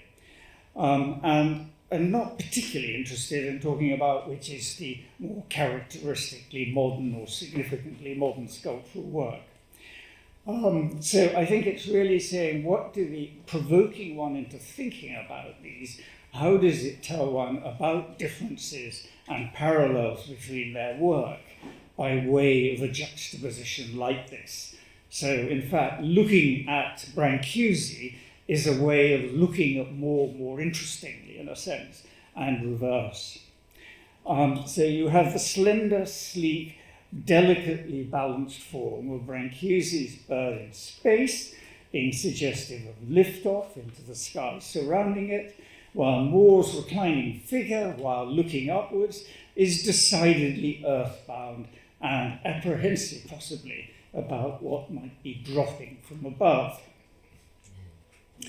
Now, I want at this point to turn to the issue suggested by my title, namely how work by Moore and Brâncuşi, such as these, departs from the standard classicizing paradigm of the finely formed standing human figure and prompts the viewer to speculate on what kind of entity is being presented. I think what's interesting about this kind of sculpture is you're asked, what is it I'm faced with? You don't know, it's just a figure. Is it more human or animal-like, say? In both cases, what confronts one is not clearly a purely abstract shape. Both have representational qualities, the more so. Admittedly, a bronze version of Brâncuşi's bird in space was held up in US Customs in 1927 on the grounds that it resembled a piece of hardware and didn't look immediately to be a work of art that would qualify for exemption for duties imposed on imported goods. But that was a moment when most public taste still required of artistic figuration a direct rendering of natural appearances. For such a mindset, the more too would have been problematic, not because it looked like an inanimate object or a piece of industrial design, but rather because it represented such a flagrant deformation and distortion of the human figure.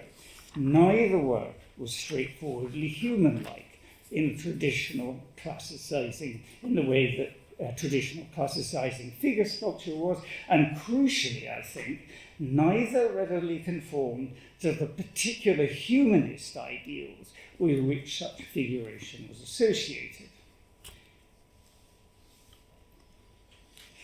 To clarify what's at stake, in my comparison. I shift to a closer view of the Moor, in this case the finely finished plaster model, rather imitate rather than a bronze cast. And the Brâncuşi bird you see here is one of his most painstakingly reworked late versions. The large bird in polished bronze, a little over 6 feet tall, that Brâncuşi featured in his studio, set against a special red-black backdrop, a bit like this. With Brâncuşi, the figuration seems clearly animal rather than human. We, unlike the US Customs official in 27, are schooled to view the work's abstract-looking shape as being in some ways suggestive of the bird and space designated in the title.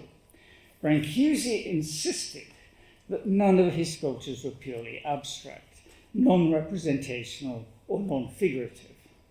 For us, I think the work readily takes on bird-like qualities, suggestive of its being about to soar upwards into space while still just supporting itself on the ground, its body poised on the slenderest of support, which I think is a crucial aspect of it.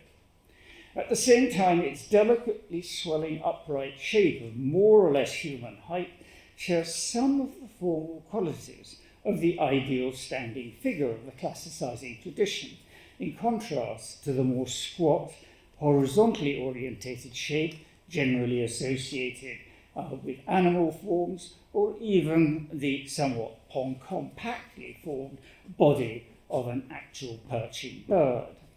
With Moore, there's much more of the recognizably human in the implied shaping of the body. Yet there is too something of the ambiguously biomorphic rather than the unequivocally human that anticipates the non-human animality of many of his later works.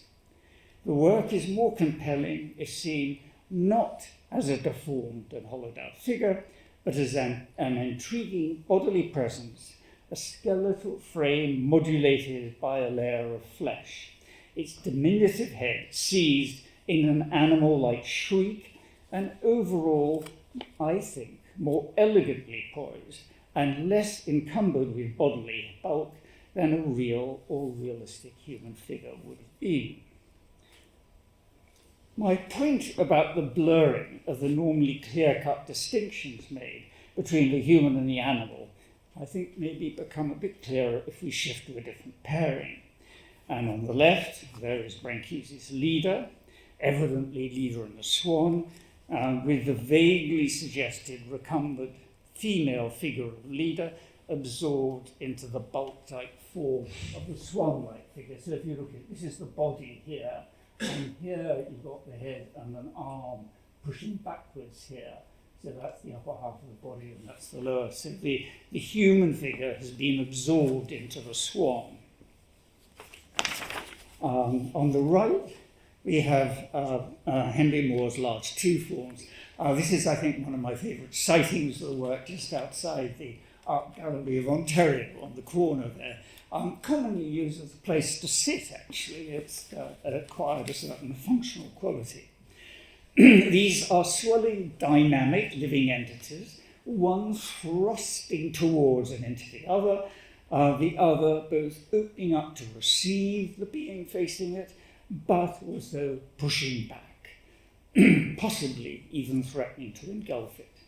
The two bodily forms are not human-shaped entities or even recognizable animals.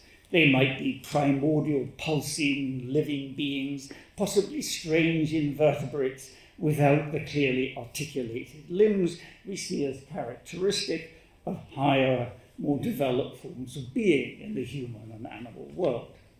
And yet when one tries to describe them and characterize the actions they imply so forcefully, we rely on human notions of expressive interaction.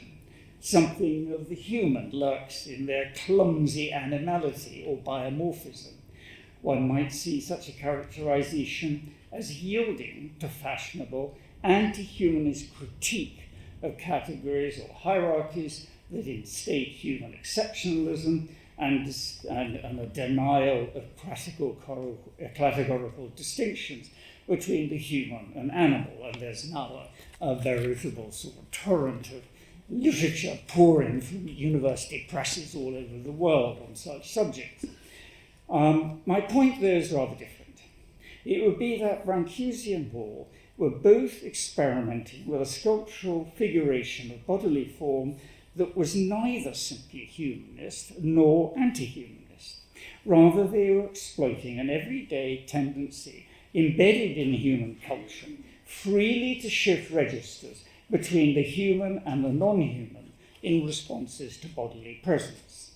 At one level, as philosophical and scientific categories, the animal and the human are quite different. But at another, in many everyday encounters we have with entities recognizable as living bodies, they blur into one another. Sculptural figurations such as Brâncuşi's and Moore that were seeking alternatives to standard plasticizing configurings of the human form are particularly prone to provoking such shifts of register between the animal and the human, momentarily suspending the need to make clear-cut distinctions between the two. It is clearly the case that animal-like as distinct from categorically human forms were dominant in Brâncuşi's later work. This tendency that set in after his early period of experimentation with the human head and the bust really got underway with the Mayasthra, or magic bird, a work dating from 1911 that got a lot of contemporary comment. I think that was another interesting feature of the Brâncuşi exhibition. It was showing you how important that experimentation with the head and the bust was for Brâncuşi. One response to this work brings out rather nicely the intriguing shifts of register invited by a sculpture, and its shifts of register that the conventional focus on formal integrity of Brâncuşi sculptures rather overlook. And I actually got a book from who ticked off this commentator for coming up with this stupid, rather literal interpretation. But it's a lot more interesting than most other interpretations of Brâncuşi. A bird sits erect with smooth expanded breast and a small head of which the beak has a curiously villainous aspect. One cannot but follow with fascination the beautiful, serene line of that pompous eagle breast, yet a subtle disproportion in the arrangements of mass hints mysteriously at evil, and I think the side view shows that up rather nicely. It is not a bird nor an art to forget, and I think those contradictions really bring the thing alive in a way a lot of standard descriptions don't. The series of birds that emerged out of this initial conception, the birds in space, are considerably formally more purified. Still, Brâncuşi did not let go of suggestions of an potentially awkward, rounded bodiliness. However slimmed down the birds became, there's a bulging body there still, and he also dramatized a slightly troubling precariousness in the fashioning of the very thin and potentially friable connection between the slightly more solid foot element resting on the ground and the swelling, tapering body above. And it's clear when you get to the marble one, it's really very awkward, and he had to put a metal pin between the two to hold it up. So there's something perverse about this. It's not a comfortably, and it has to be balanced very carefully. And then you realise that he had to get the balance absolutely right, otherwise the bloody thing would break, you know. We possibly here have this creation both earthbound, very earthbound, but also poised to take flight and soar upwards, a kind of modern victory of Samothrace. Now, the cockerel, a bird motif that Brâncuşi also rendered in multiple materials and slightly different forms, is more earthbound. its body more substantial and weighty. It is perched to issue its morning call. It's sharp. The sharp disruption the call produces of the quiet of the dawn, suggested by the sculpture's insistent, repeated serrations. The lift-off here is not into flight, but into an explosive crowing sound echoing through the bird's surroundings. And it's actually, there's also, I failed to get a copy of it. It's a lovely photograph of a stuffed cockerel in Brâncuși's studio, which was featured in the Pompidou show. Leader and the Swan, which I cited earlier, was a further bird or animal figuration that gained status as a major showpiece and creation of Brâncuși's later career. We all know that a polished bronze version held pride of place in the studio, mounted on a turntable disc activated by an electric motor, and placed in a slightly shaded area of the studio. The sculpture would perform for visitors, turning round and round, casting a changing array of light and shadow on the neighbouring walls, which Brâncuși then captured in his film, which I'll show you a still of here. Now, on my visit to the Brâncuși exhibition, what particularly struck me was the display of one of his last new animal creations, the seal, one in blue marble and the other in finely polished plaster. This is one of the most vividly bodily of Brâncuși's animal works, not because of any direct naturalistic representation to a seal, rather because the bulging, quite substantial, yet momentarily poised shape vividly evokes of the body of a seal balanced at the edge of the shore, looking up and getting ready to slither into the water. The exhibition display further activated the work by positioning the two sea sculptures as if they were interacting with and responding to one another, an intriguing liberty taken with Brâncuși's obsessive focus on the single form. However variedly he would display such forms on pedestals of different sizes and shape and material. And I think that's a crucial aspect of a pedestal, is that it's not, this pedestal not as a sculpture in its own right, but it presents different inflections and views of the work, so the cockerel can become, it makes the cockerel more interesting. It's not as if there's different cockerel works, it's the same cockerel throughout, or whatever, or the same seal, but they become slightly different in effect, and that sort of gets over some of the boringness of the single sculptural object, which sits there and remains the same. Now, Henry Moore both prized Brâncuși's obsession with pared down, singular sculptural form, but was also clear that this purifying focus on the single, self-contained sculptural shape had its limits. Now, in that wonderful photograph, when we were asked what the interaction was between Brâncuși and Moore, I think it's a measure of admiration and suspicion. The two really do come together there nicely. So here is this, I think this much quoted comment on Brâncuși's sculpture. But I think what's interesting there is that it says something about Brâncuși, but it says a lot more about Moore. It's when he says Brâncuși got it slightly wrong and I'm moving in another direction, it's one of the clearer formulations of where he thought himself going in 1937. Brâncuși, he said, had to concentrate on very simple sculptural shapes to keep his sculpture, as it were, one-cylindered, to refine and polish a single shape to a degree almost too precious. Brâncuși's work, apart from its individual value, has been of historical importance in the development of contemporary sculpture. But it may now no longer be necessary to close down and restrict sculpture to the symbol static form. We can now begin to open out, to relate and combine together several forms of various sizes, sections, and directions into one organic whole. I always think that Brâncuși, Moore, is one of the more eloquent artists of his generation.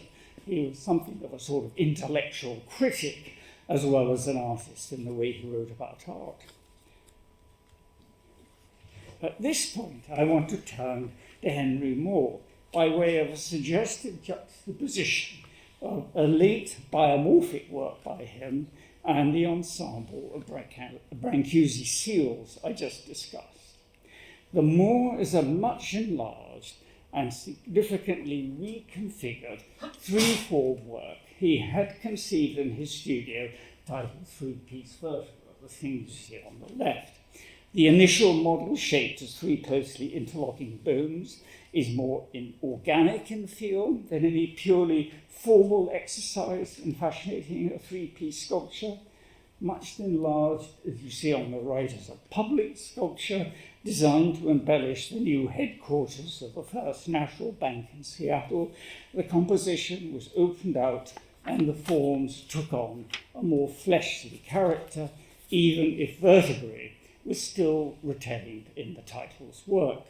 And this is the version that you have in the garden here. Later, actually, just one point. What's interesting is that it's one of the few public corporate commissions that actually had a close reading. When the building was sold off and a new purchaser tried to sell the sculpture, there was actually a public outcry and a huge newspaper initiative, and it was eventually retained in Seattle, even though it was just a sculpture that was commissioned for the headquarters of a bank. Now, this went through a further development when Moore devised a work for the public space outside the new City Hall in Dallas that Prey completed in 1978. He didn't just considerably enlarge the Seattle work, he further separated the now very biomorphic looking shapes and ranged them in such a way that they clearly took on the look of vigorously interacting beings rather than through three interlocking bone-like entities. These inflated biomorphic things seem to push and probe and recoil as if they were mutant seals or strange primeval organisms. The original model's tiny interlocking vertebrae have been transformed into large bulbous beings playing out on one another some very basic libidinal drives. Now, by contrast to the interaction staged retrospectively between Brâncuși's two seals in the current show, this contrast, I think, is very instructive in several respects. Firstly, the seals were conceived by the artist as single autonomous entities, as you can see on the left. Generally speaking, I think, charged interactions between sculptural entities was a peripheral element in his work. In one of the few apparent exceptions, the kiss, the two figures are integrated so tightly into a single sculptural form that they can hardly be separated out as independent entities. They combine into one dual being that only bears inscribed traces rather than sculpturally modelled shaping of a possible separation between them. Brâncuși's singular experiment with interactive animals, the three penguins, I think was significantly pared down and made more pure in the later version. And I think what's very striking is that this arm-like element gives a sense of a kind of clasping and interaction. And Brâncuși lost it in the later work, which is generally, of course, much admired by the Brâncuși experts as being a superior formal experiment to the slightly clumsier earlier work.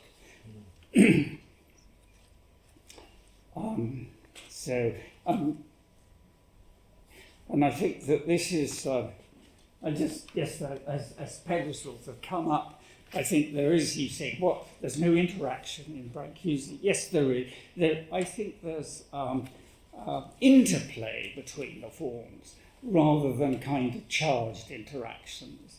And I think the combination that's taking place is more like montage and collage than a composition in the standard pictorial sense of two things facing off against one, or several things facing off against one another. Now, the contrast with the interaction retrospect, yes. So there is a second difference between Moore and Brâncuși that the comparison here brings into focus. Brâncuși's aphorisms on sculpture stress qualities of harmony, of wholeness, and contemplative composure, divesting of any suggestions of psychically charged struggle and conflict, of domineering assertion. And this, I think, is very eloquently encapsulated in the characterization of this work that he gave as follows. And here is his description, I think, really not just of the maestra, but what he wanted to go on to produce out of it. I wanted the maestra to raise its head without expressing with this movement pride, arrogance, or defiance. This is the most difficult problem, and it was only after a lot of effort that I managed to render this movement integral to the essence of flight. Now, Moore had a very different view of the qualities he was trying to achieve in his work.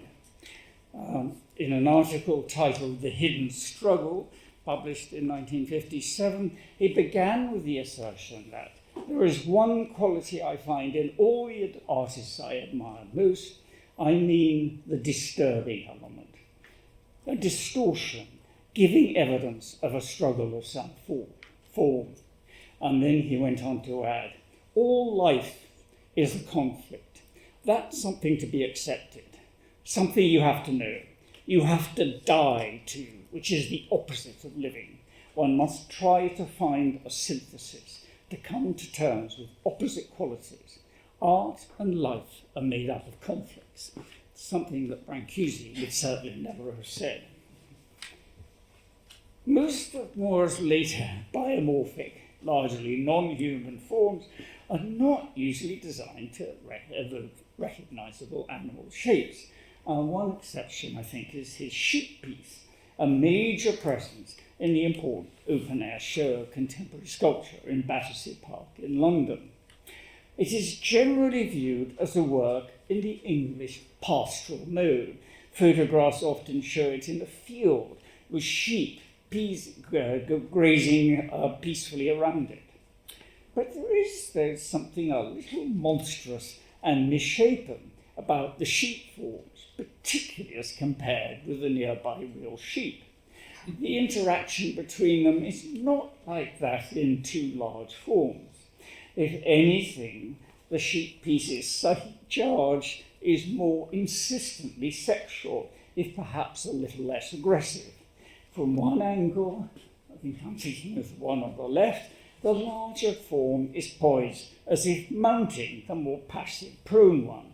And then from another, the interplay between them comes over as almost affectionate, thinking of the one on the right, with the lower form responding invitingly to the larger form's now more welcoming advances. An animal and human-like sexuality blur into one another in the lumbering approaches the two embodied forms make to one another. The precedents for this in Moore's earlier work are not to be found in his curiously modest, but I think oddly charming little sheep statuette.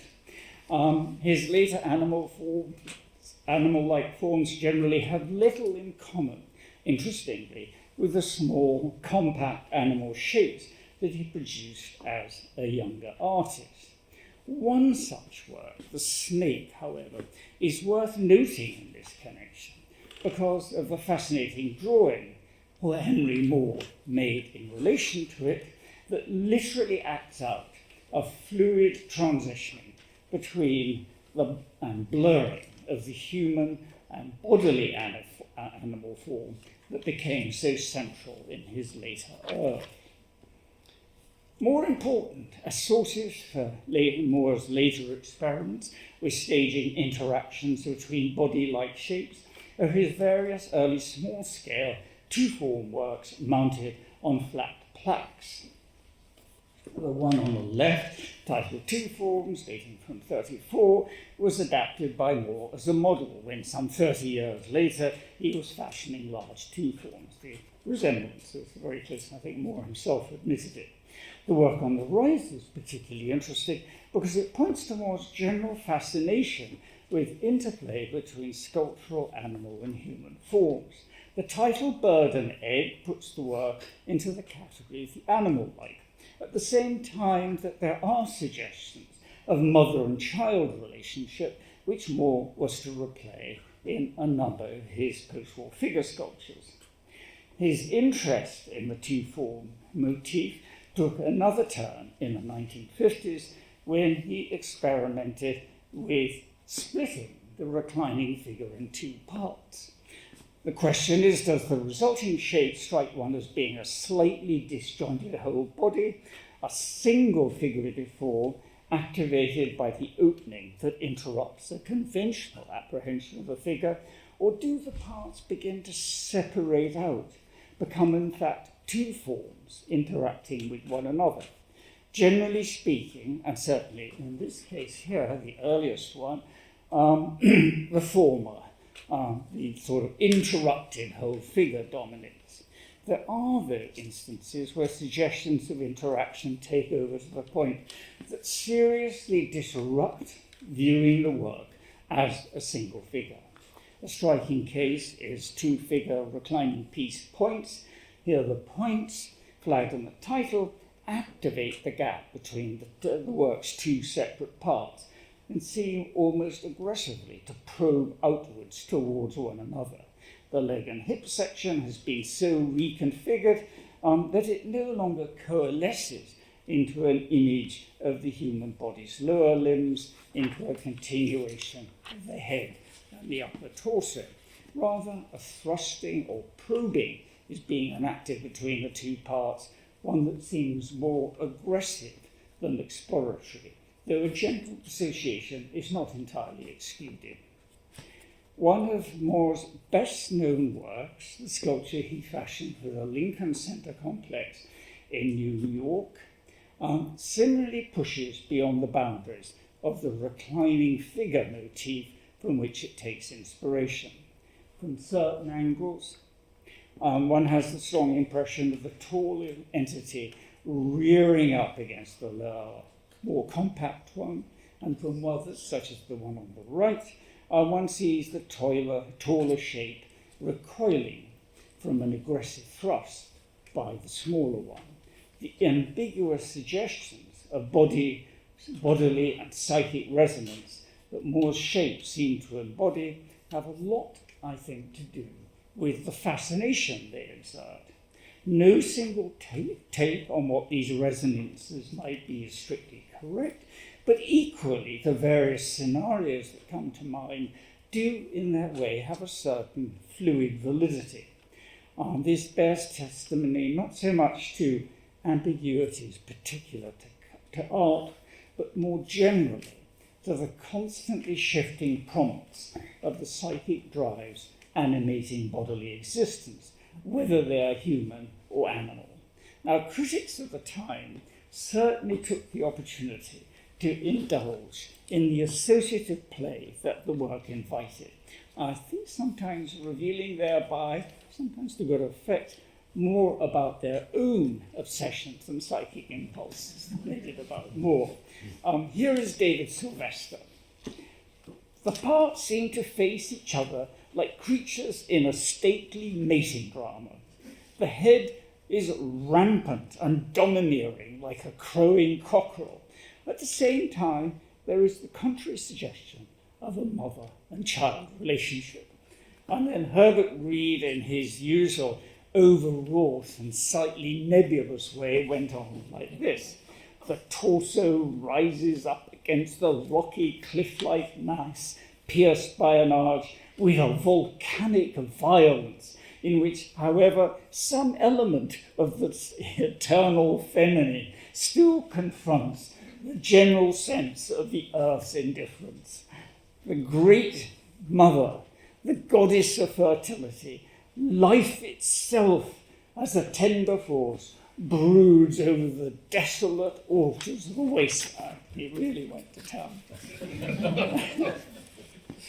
Now, these two interpretations, I think, hit at something that Moore saw as fundamental to the art that he most admired, and to his own approach to sculptural creation: recognition of the pervasiveness and significance of conflict and struggle as being true not only to the inner psychic life, but also to the social and political temper of the times. Brâncuși's was almost an opposite vision, one of harmonious self-sufficiency, undisturbed by antagonism and hierarchically charged contestation. This is not to say that his utopian aspirations are somehow inherently less substantive or convincing than Moore's complex dialectical take on the art that really mattered to him. The world nowadays is perhaps particularly in need of some genuine embodiment of utopian aspiration, and Brâncuși's sculptural project may still offer some indication of what this might be, even in hard times, like those prevailing in Brâncuși's later years in a Europe violently threatened by the onslaught of Nazism. So we often forget that in the talk about the tilted arc. It went up between 1935 and 38, and by God, Romania was going through hell at that point. Also, it's important to recall that underlying the differences highlighted here in Brâncuși's and Moore's thinking, there was a willingness in both to provoke the confluences between the animal and the human, and to broaden the base of what might be thought of as a humanly valid and compelling sculptural figuration. So it's a major achievement on both parts. Now, I'm just going to finish briefly by saying something about Brâncuși's and Moore's reconceptualizing of the other key aspect of traditional conceptions of sculpture. Rather than sculpture as figure, I'm going to conclude by considering their address to the monument, which is, of course, another major association with what sculpture is all about. Both radically threw into question the mainstream publicly accepted envisioning of a sculptural monument or public sculpture filled out with iconographical, legible portrait and allegorical figures. Equally, though, both were drawn to imagining and creating modern equivalents to the traditional monument. This was more the case, of course, for Moore, who widely exploited a huge demand in post-war Germany and America for a distinctively modern public sculpture to enhance the plazas and semi-public spaces fronting prestigious new architectural developments.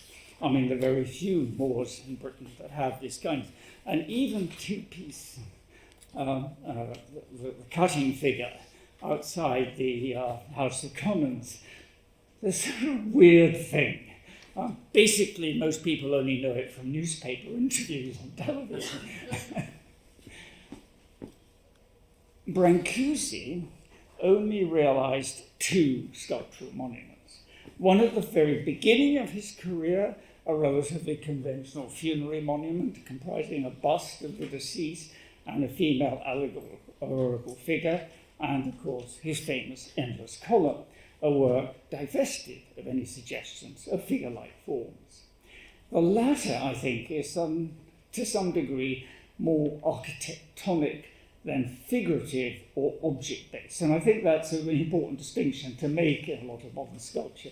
A lot of it is object-based and figurative, but there's quite a bit of interesting work which is almost more architectonic than sculptural generally conceived. And of course, that is true of the sculptural tradition, because a lot of traditional sculpture was produced as architectural, as part of an architectural ensemble. Now, the uncompromisingly abstract formation of this work gained iconic status in the post-war period of radically non-representational and minimalist sculpture. And I actually wonder, in the light of what was said this morning, how big a role William Tucker actually played into giving the work this kind of status.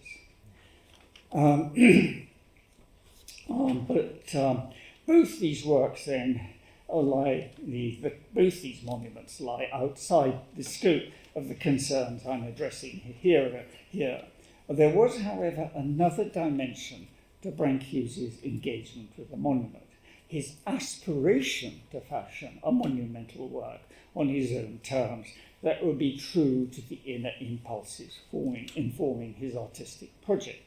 At a major exhibition, which has already been addressed, this is a later one, at a later Brummer Gallery exhibition in 1933, he presented two works as possible models for such monumental creations that, when realized, would soar upwards above their surroundings.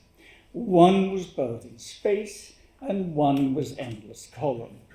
Endless Column, as you see on the right, was represented in the exhibition in three variants. And interestingly, they had to be cut down to fit into the gallery. The catalogue entry on the columns read as follows: project of a column, which when enlarged will support the arch of the firmament. This, of course, was the basis for the work eventually realized in Romania, commissioned in 1936 and completed in 1938.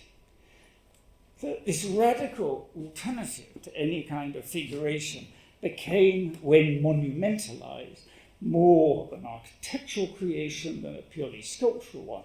I think is driven home rather nicely by these images in the film recording the construction of the Endless Column.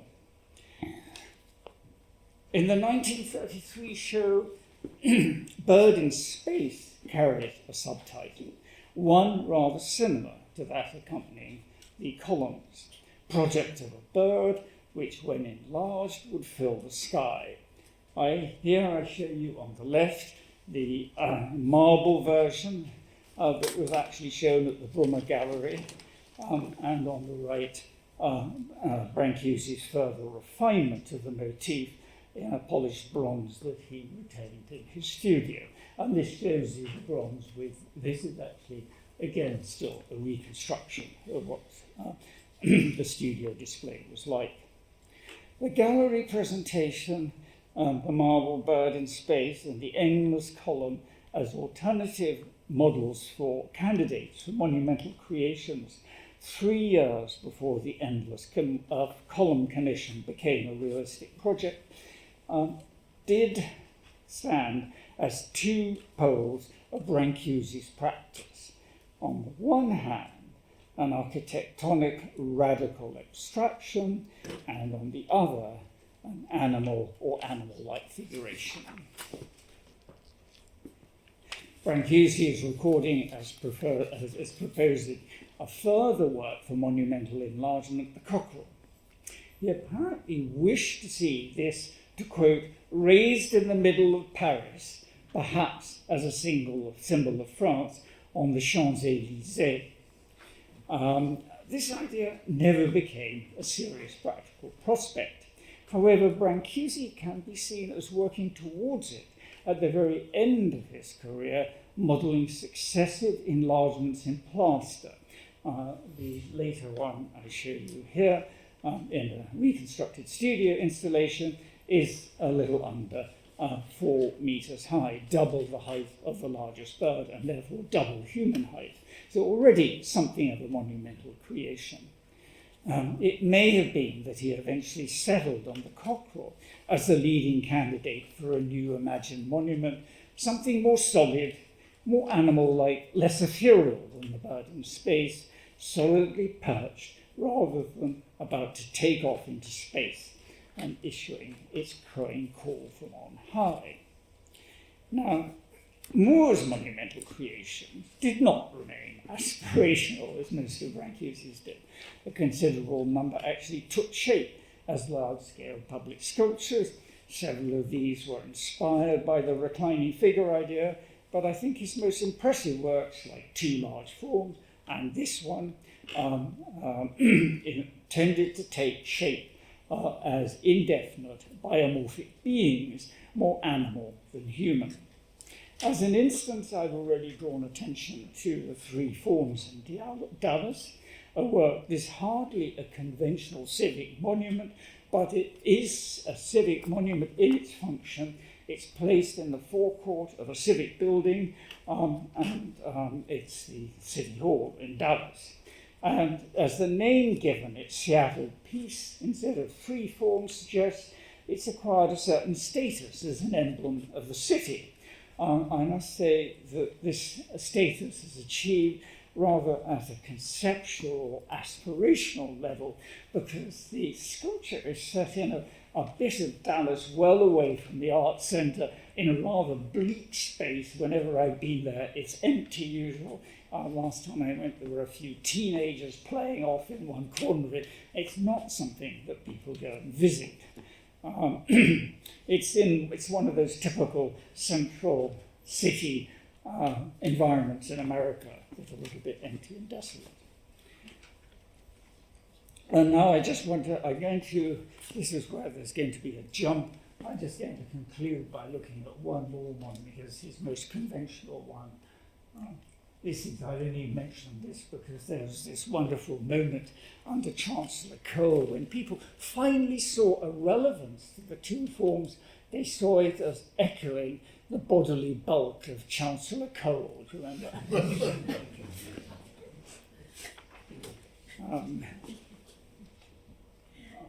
So I'll end with this.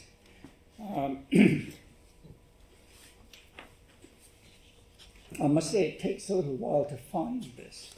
If you want to go and see it, you have to go around the site, a special little glen that's been created for it. And this is, with this work, I'm ending with a work that accidentally ended up having a sort of politically charged, a monumental significance. Now, the occasion for this shift, this status, was the creation of a peace park by the city of Guernica to mark the 50th anniversary of the fascist bombing of Guernica. This project included commissioning a number of large-scale public sculptures.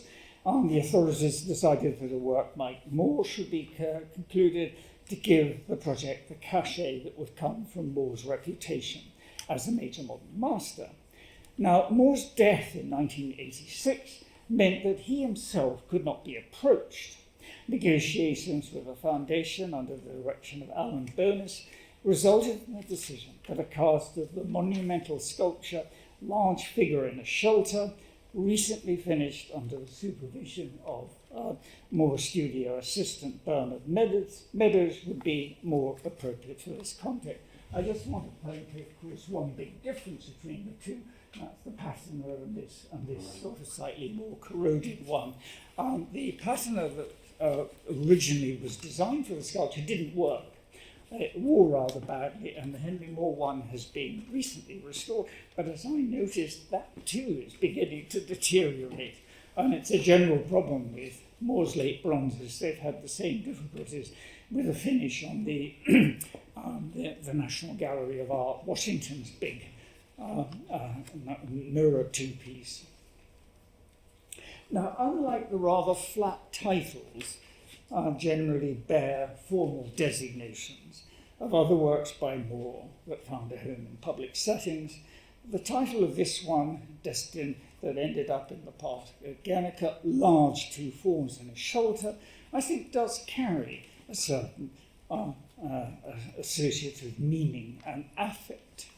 It was by chance, in a way, that the title proved too appropriate to the Guernica commissioning body's desire for a monument that might function as a memorial to the bombing of the city of Guernica, of which Picasso's famous painting had become emblematic. And Guernica tried to get the Guernica housed in Guernica, the authorities, but it ended up in the Reina Sofia instead. So the more sort of compensation almost, perhaps. The version in Perry Green, close by the Henry Moore Foundation's collection of drawings and other small works by Moore, invites, of course, associations with his earlier shelter drawings. There are a few direct formal links. I think it's very important. The figures are quite different. They're all prone rather than standing or seated. And I think the shelter is just very, very different in effect. The tubing is actually a shelter, as I'll be talking about. I don't think the shelter really quite works as a shelter in the sculpture. And then the figure in the later work is also hardly an unambiguously human one, and the crested head is more reminiscent of a bird than a person. The affinities with Moore's helmet heads, though, are more direct, such as the one that you see on the top there, particularly in the case of helmet head number 6. Now, I think the changes in this are quite instructive. The figure in the late large figure in the shelter has been brought forward and enlarged in relation to its shelter, so it's no longer encased within the shelter form. Also, the shelter motif has been split, opening the figure to intrusions from above. Its protection has been both displaced and dispersed, at the same time that this now divided sheltering element takes on more of a life of its own. Its segments, with their protrusions and curving overhang, have almost become independent beings, closing in on the figure, possibly even threatening it. As such suggestions recede, the work still retains an uneasiness. It does not just sit there like so much decorative public sculpture.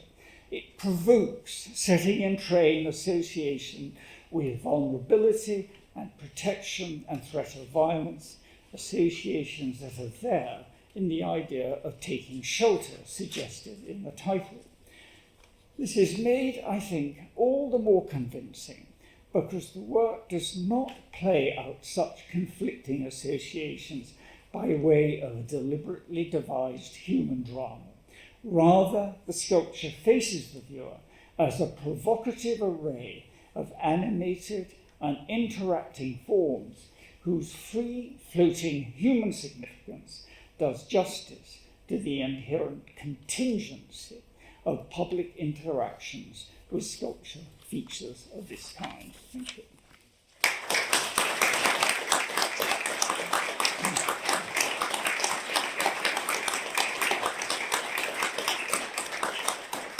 We'll have to take a quick look at the sculpture.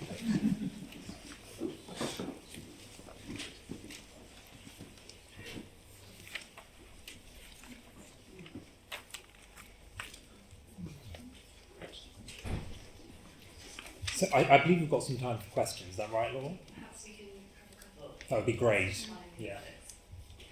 I'm sure you all want to get to your drinks. I'll let you keep the podium while you... So make for concise questions.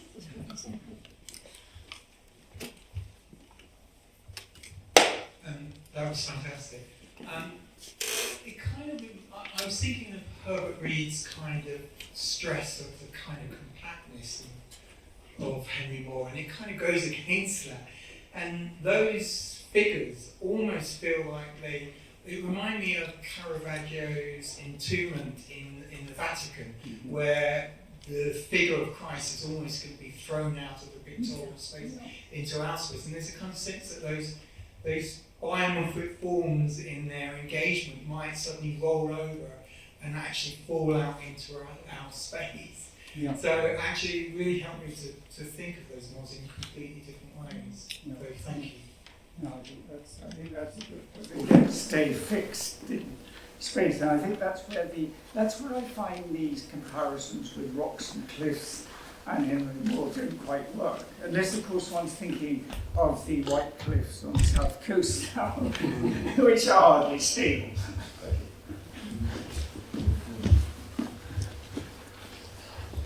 Any other questions?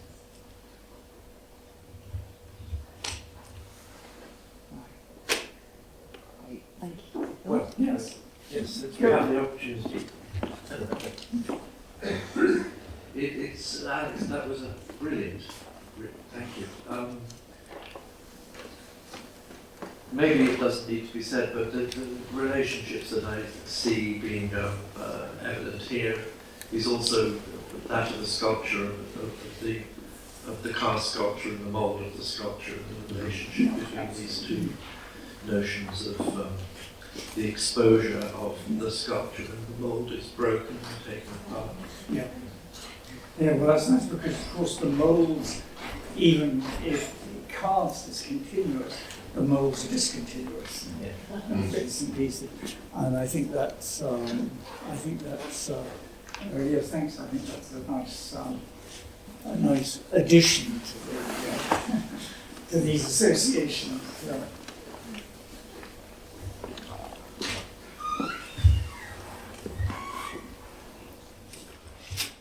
Can I just quickly grab a mic? We're freewheeling. Thank you, Alex. Thank you so much, Alex. That was a wonderful talk. I wish we had more time for questions, but I think we've touched on so many rich areas and people might like a drink in their hand and some large malls in view while they do so. Our actual closing remarks are going to be given by Laura in just a moment. I just want to hijack it briefly because I've been studying Brâncuși for 10 years, and when you have ideas such as Alex Paragoris and I had when we started thinking about this research season conference, it's a beautiful thing. It's beautiful developing it, coming up with ideas, starting to collaborate with people, and people sort of treat it as your thing, but in fact, what you do is an extremely small percentage of all the work that gets done. And between the Henry Moore Foundation and the Henry Moore Institute, there are a number of people that I think it's important to thank very specifically, including from the Institute, Claire O'Dowd, Kirsty Gregory, Adam Burntown, Sean Ketteringham, Lawrence Sillars, and from the Henry Moore Foundation, Godfrey Warsdale, Laura Bruni, Laura Barlow, Tom Laver, and the staff who have supported this event throughout the day. Also, of course, all of our speakers today, including Alex and everyone who's contributed to what's been just an incredibly rich and in many ways sort of a touching event. So I'd like to thank all of you as well. And with that, it'd be great if Laura could see us out. Thank you, Jonathan. I really wanted to conclude by thanking first of all Jonathan, Vernon and Alex Paragoris, and to say thank you so much for being the conveners of today's conference, but also bringing the Brâncuși season to life initially. It's been this conference concludes a 6-month period of thinking of Brâncuși collectively across a series of events that we have constructed across the Henry Moore Foundation with Alex and Jonathan. And this started in the early career symposium at the Courtals earlier this year, and through several events online, we've been able to kind of expand, I think, our thinking around Brâncuși and the networks with which he wove his sculptural practice and the lives, and sort of also I think today we've heard a bit more about the more personal, intimate stories, and certainly the interiors and studio spaces and home life, and the way that these kind of connective areas are obviously prevalent. So I feel like we've had some very inspirational thoughts shared today, and we wanted to thank you very much, Jonathan and Alexandra, for bringing this to us. So I would also like to reiterate thanks to all our speakers. Alex, thank you for that keynote, and also our speakers and chairs today for joining us. Particularly thanking the Institute for the collaboration that we've had here. Godfrey mentioned sort of the importance of the research across the Institute or the Foundation as a whole, and this conference and this season marks quite an important collaboration between us to develop what our sort of research output publicly becomes, and I think it's a really positive way forward from here. So thank you very much. Reiterating thanks to Claire and the team.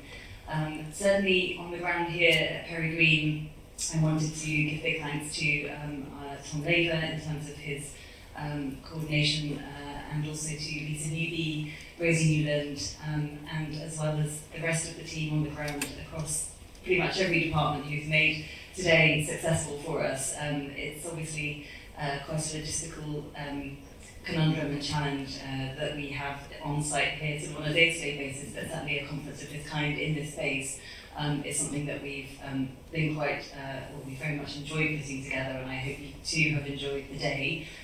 We've now got the moment to reflect together and discuss and continue the conversation outside over a glass of wine, which we will hold just outside here at the Old Barn.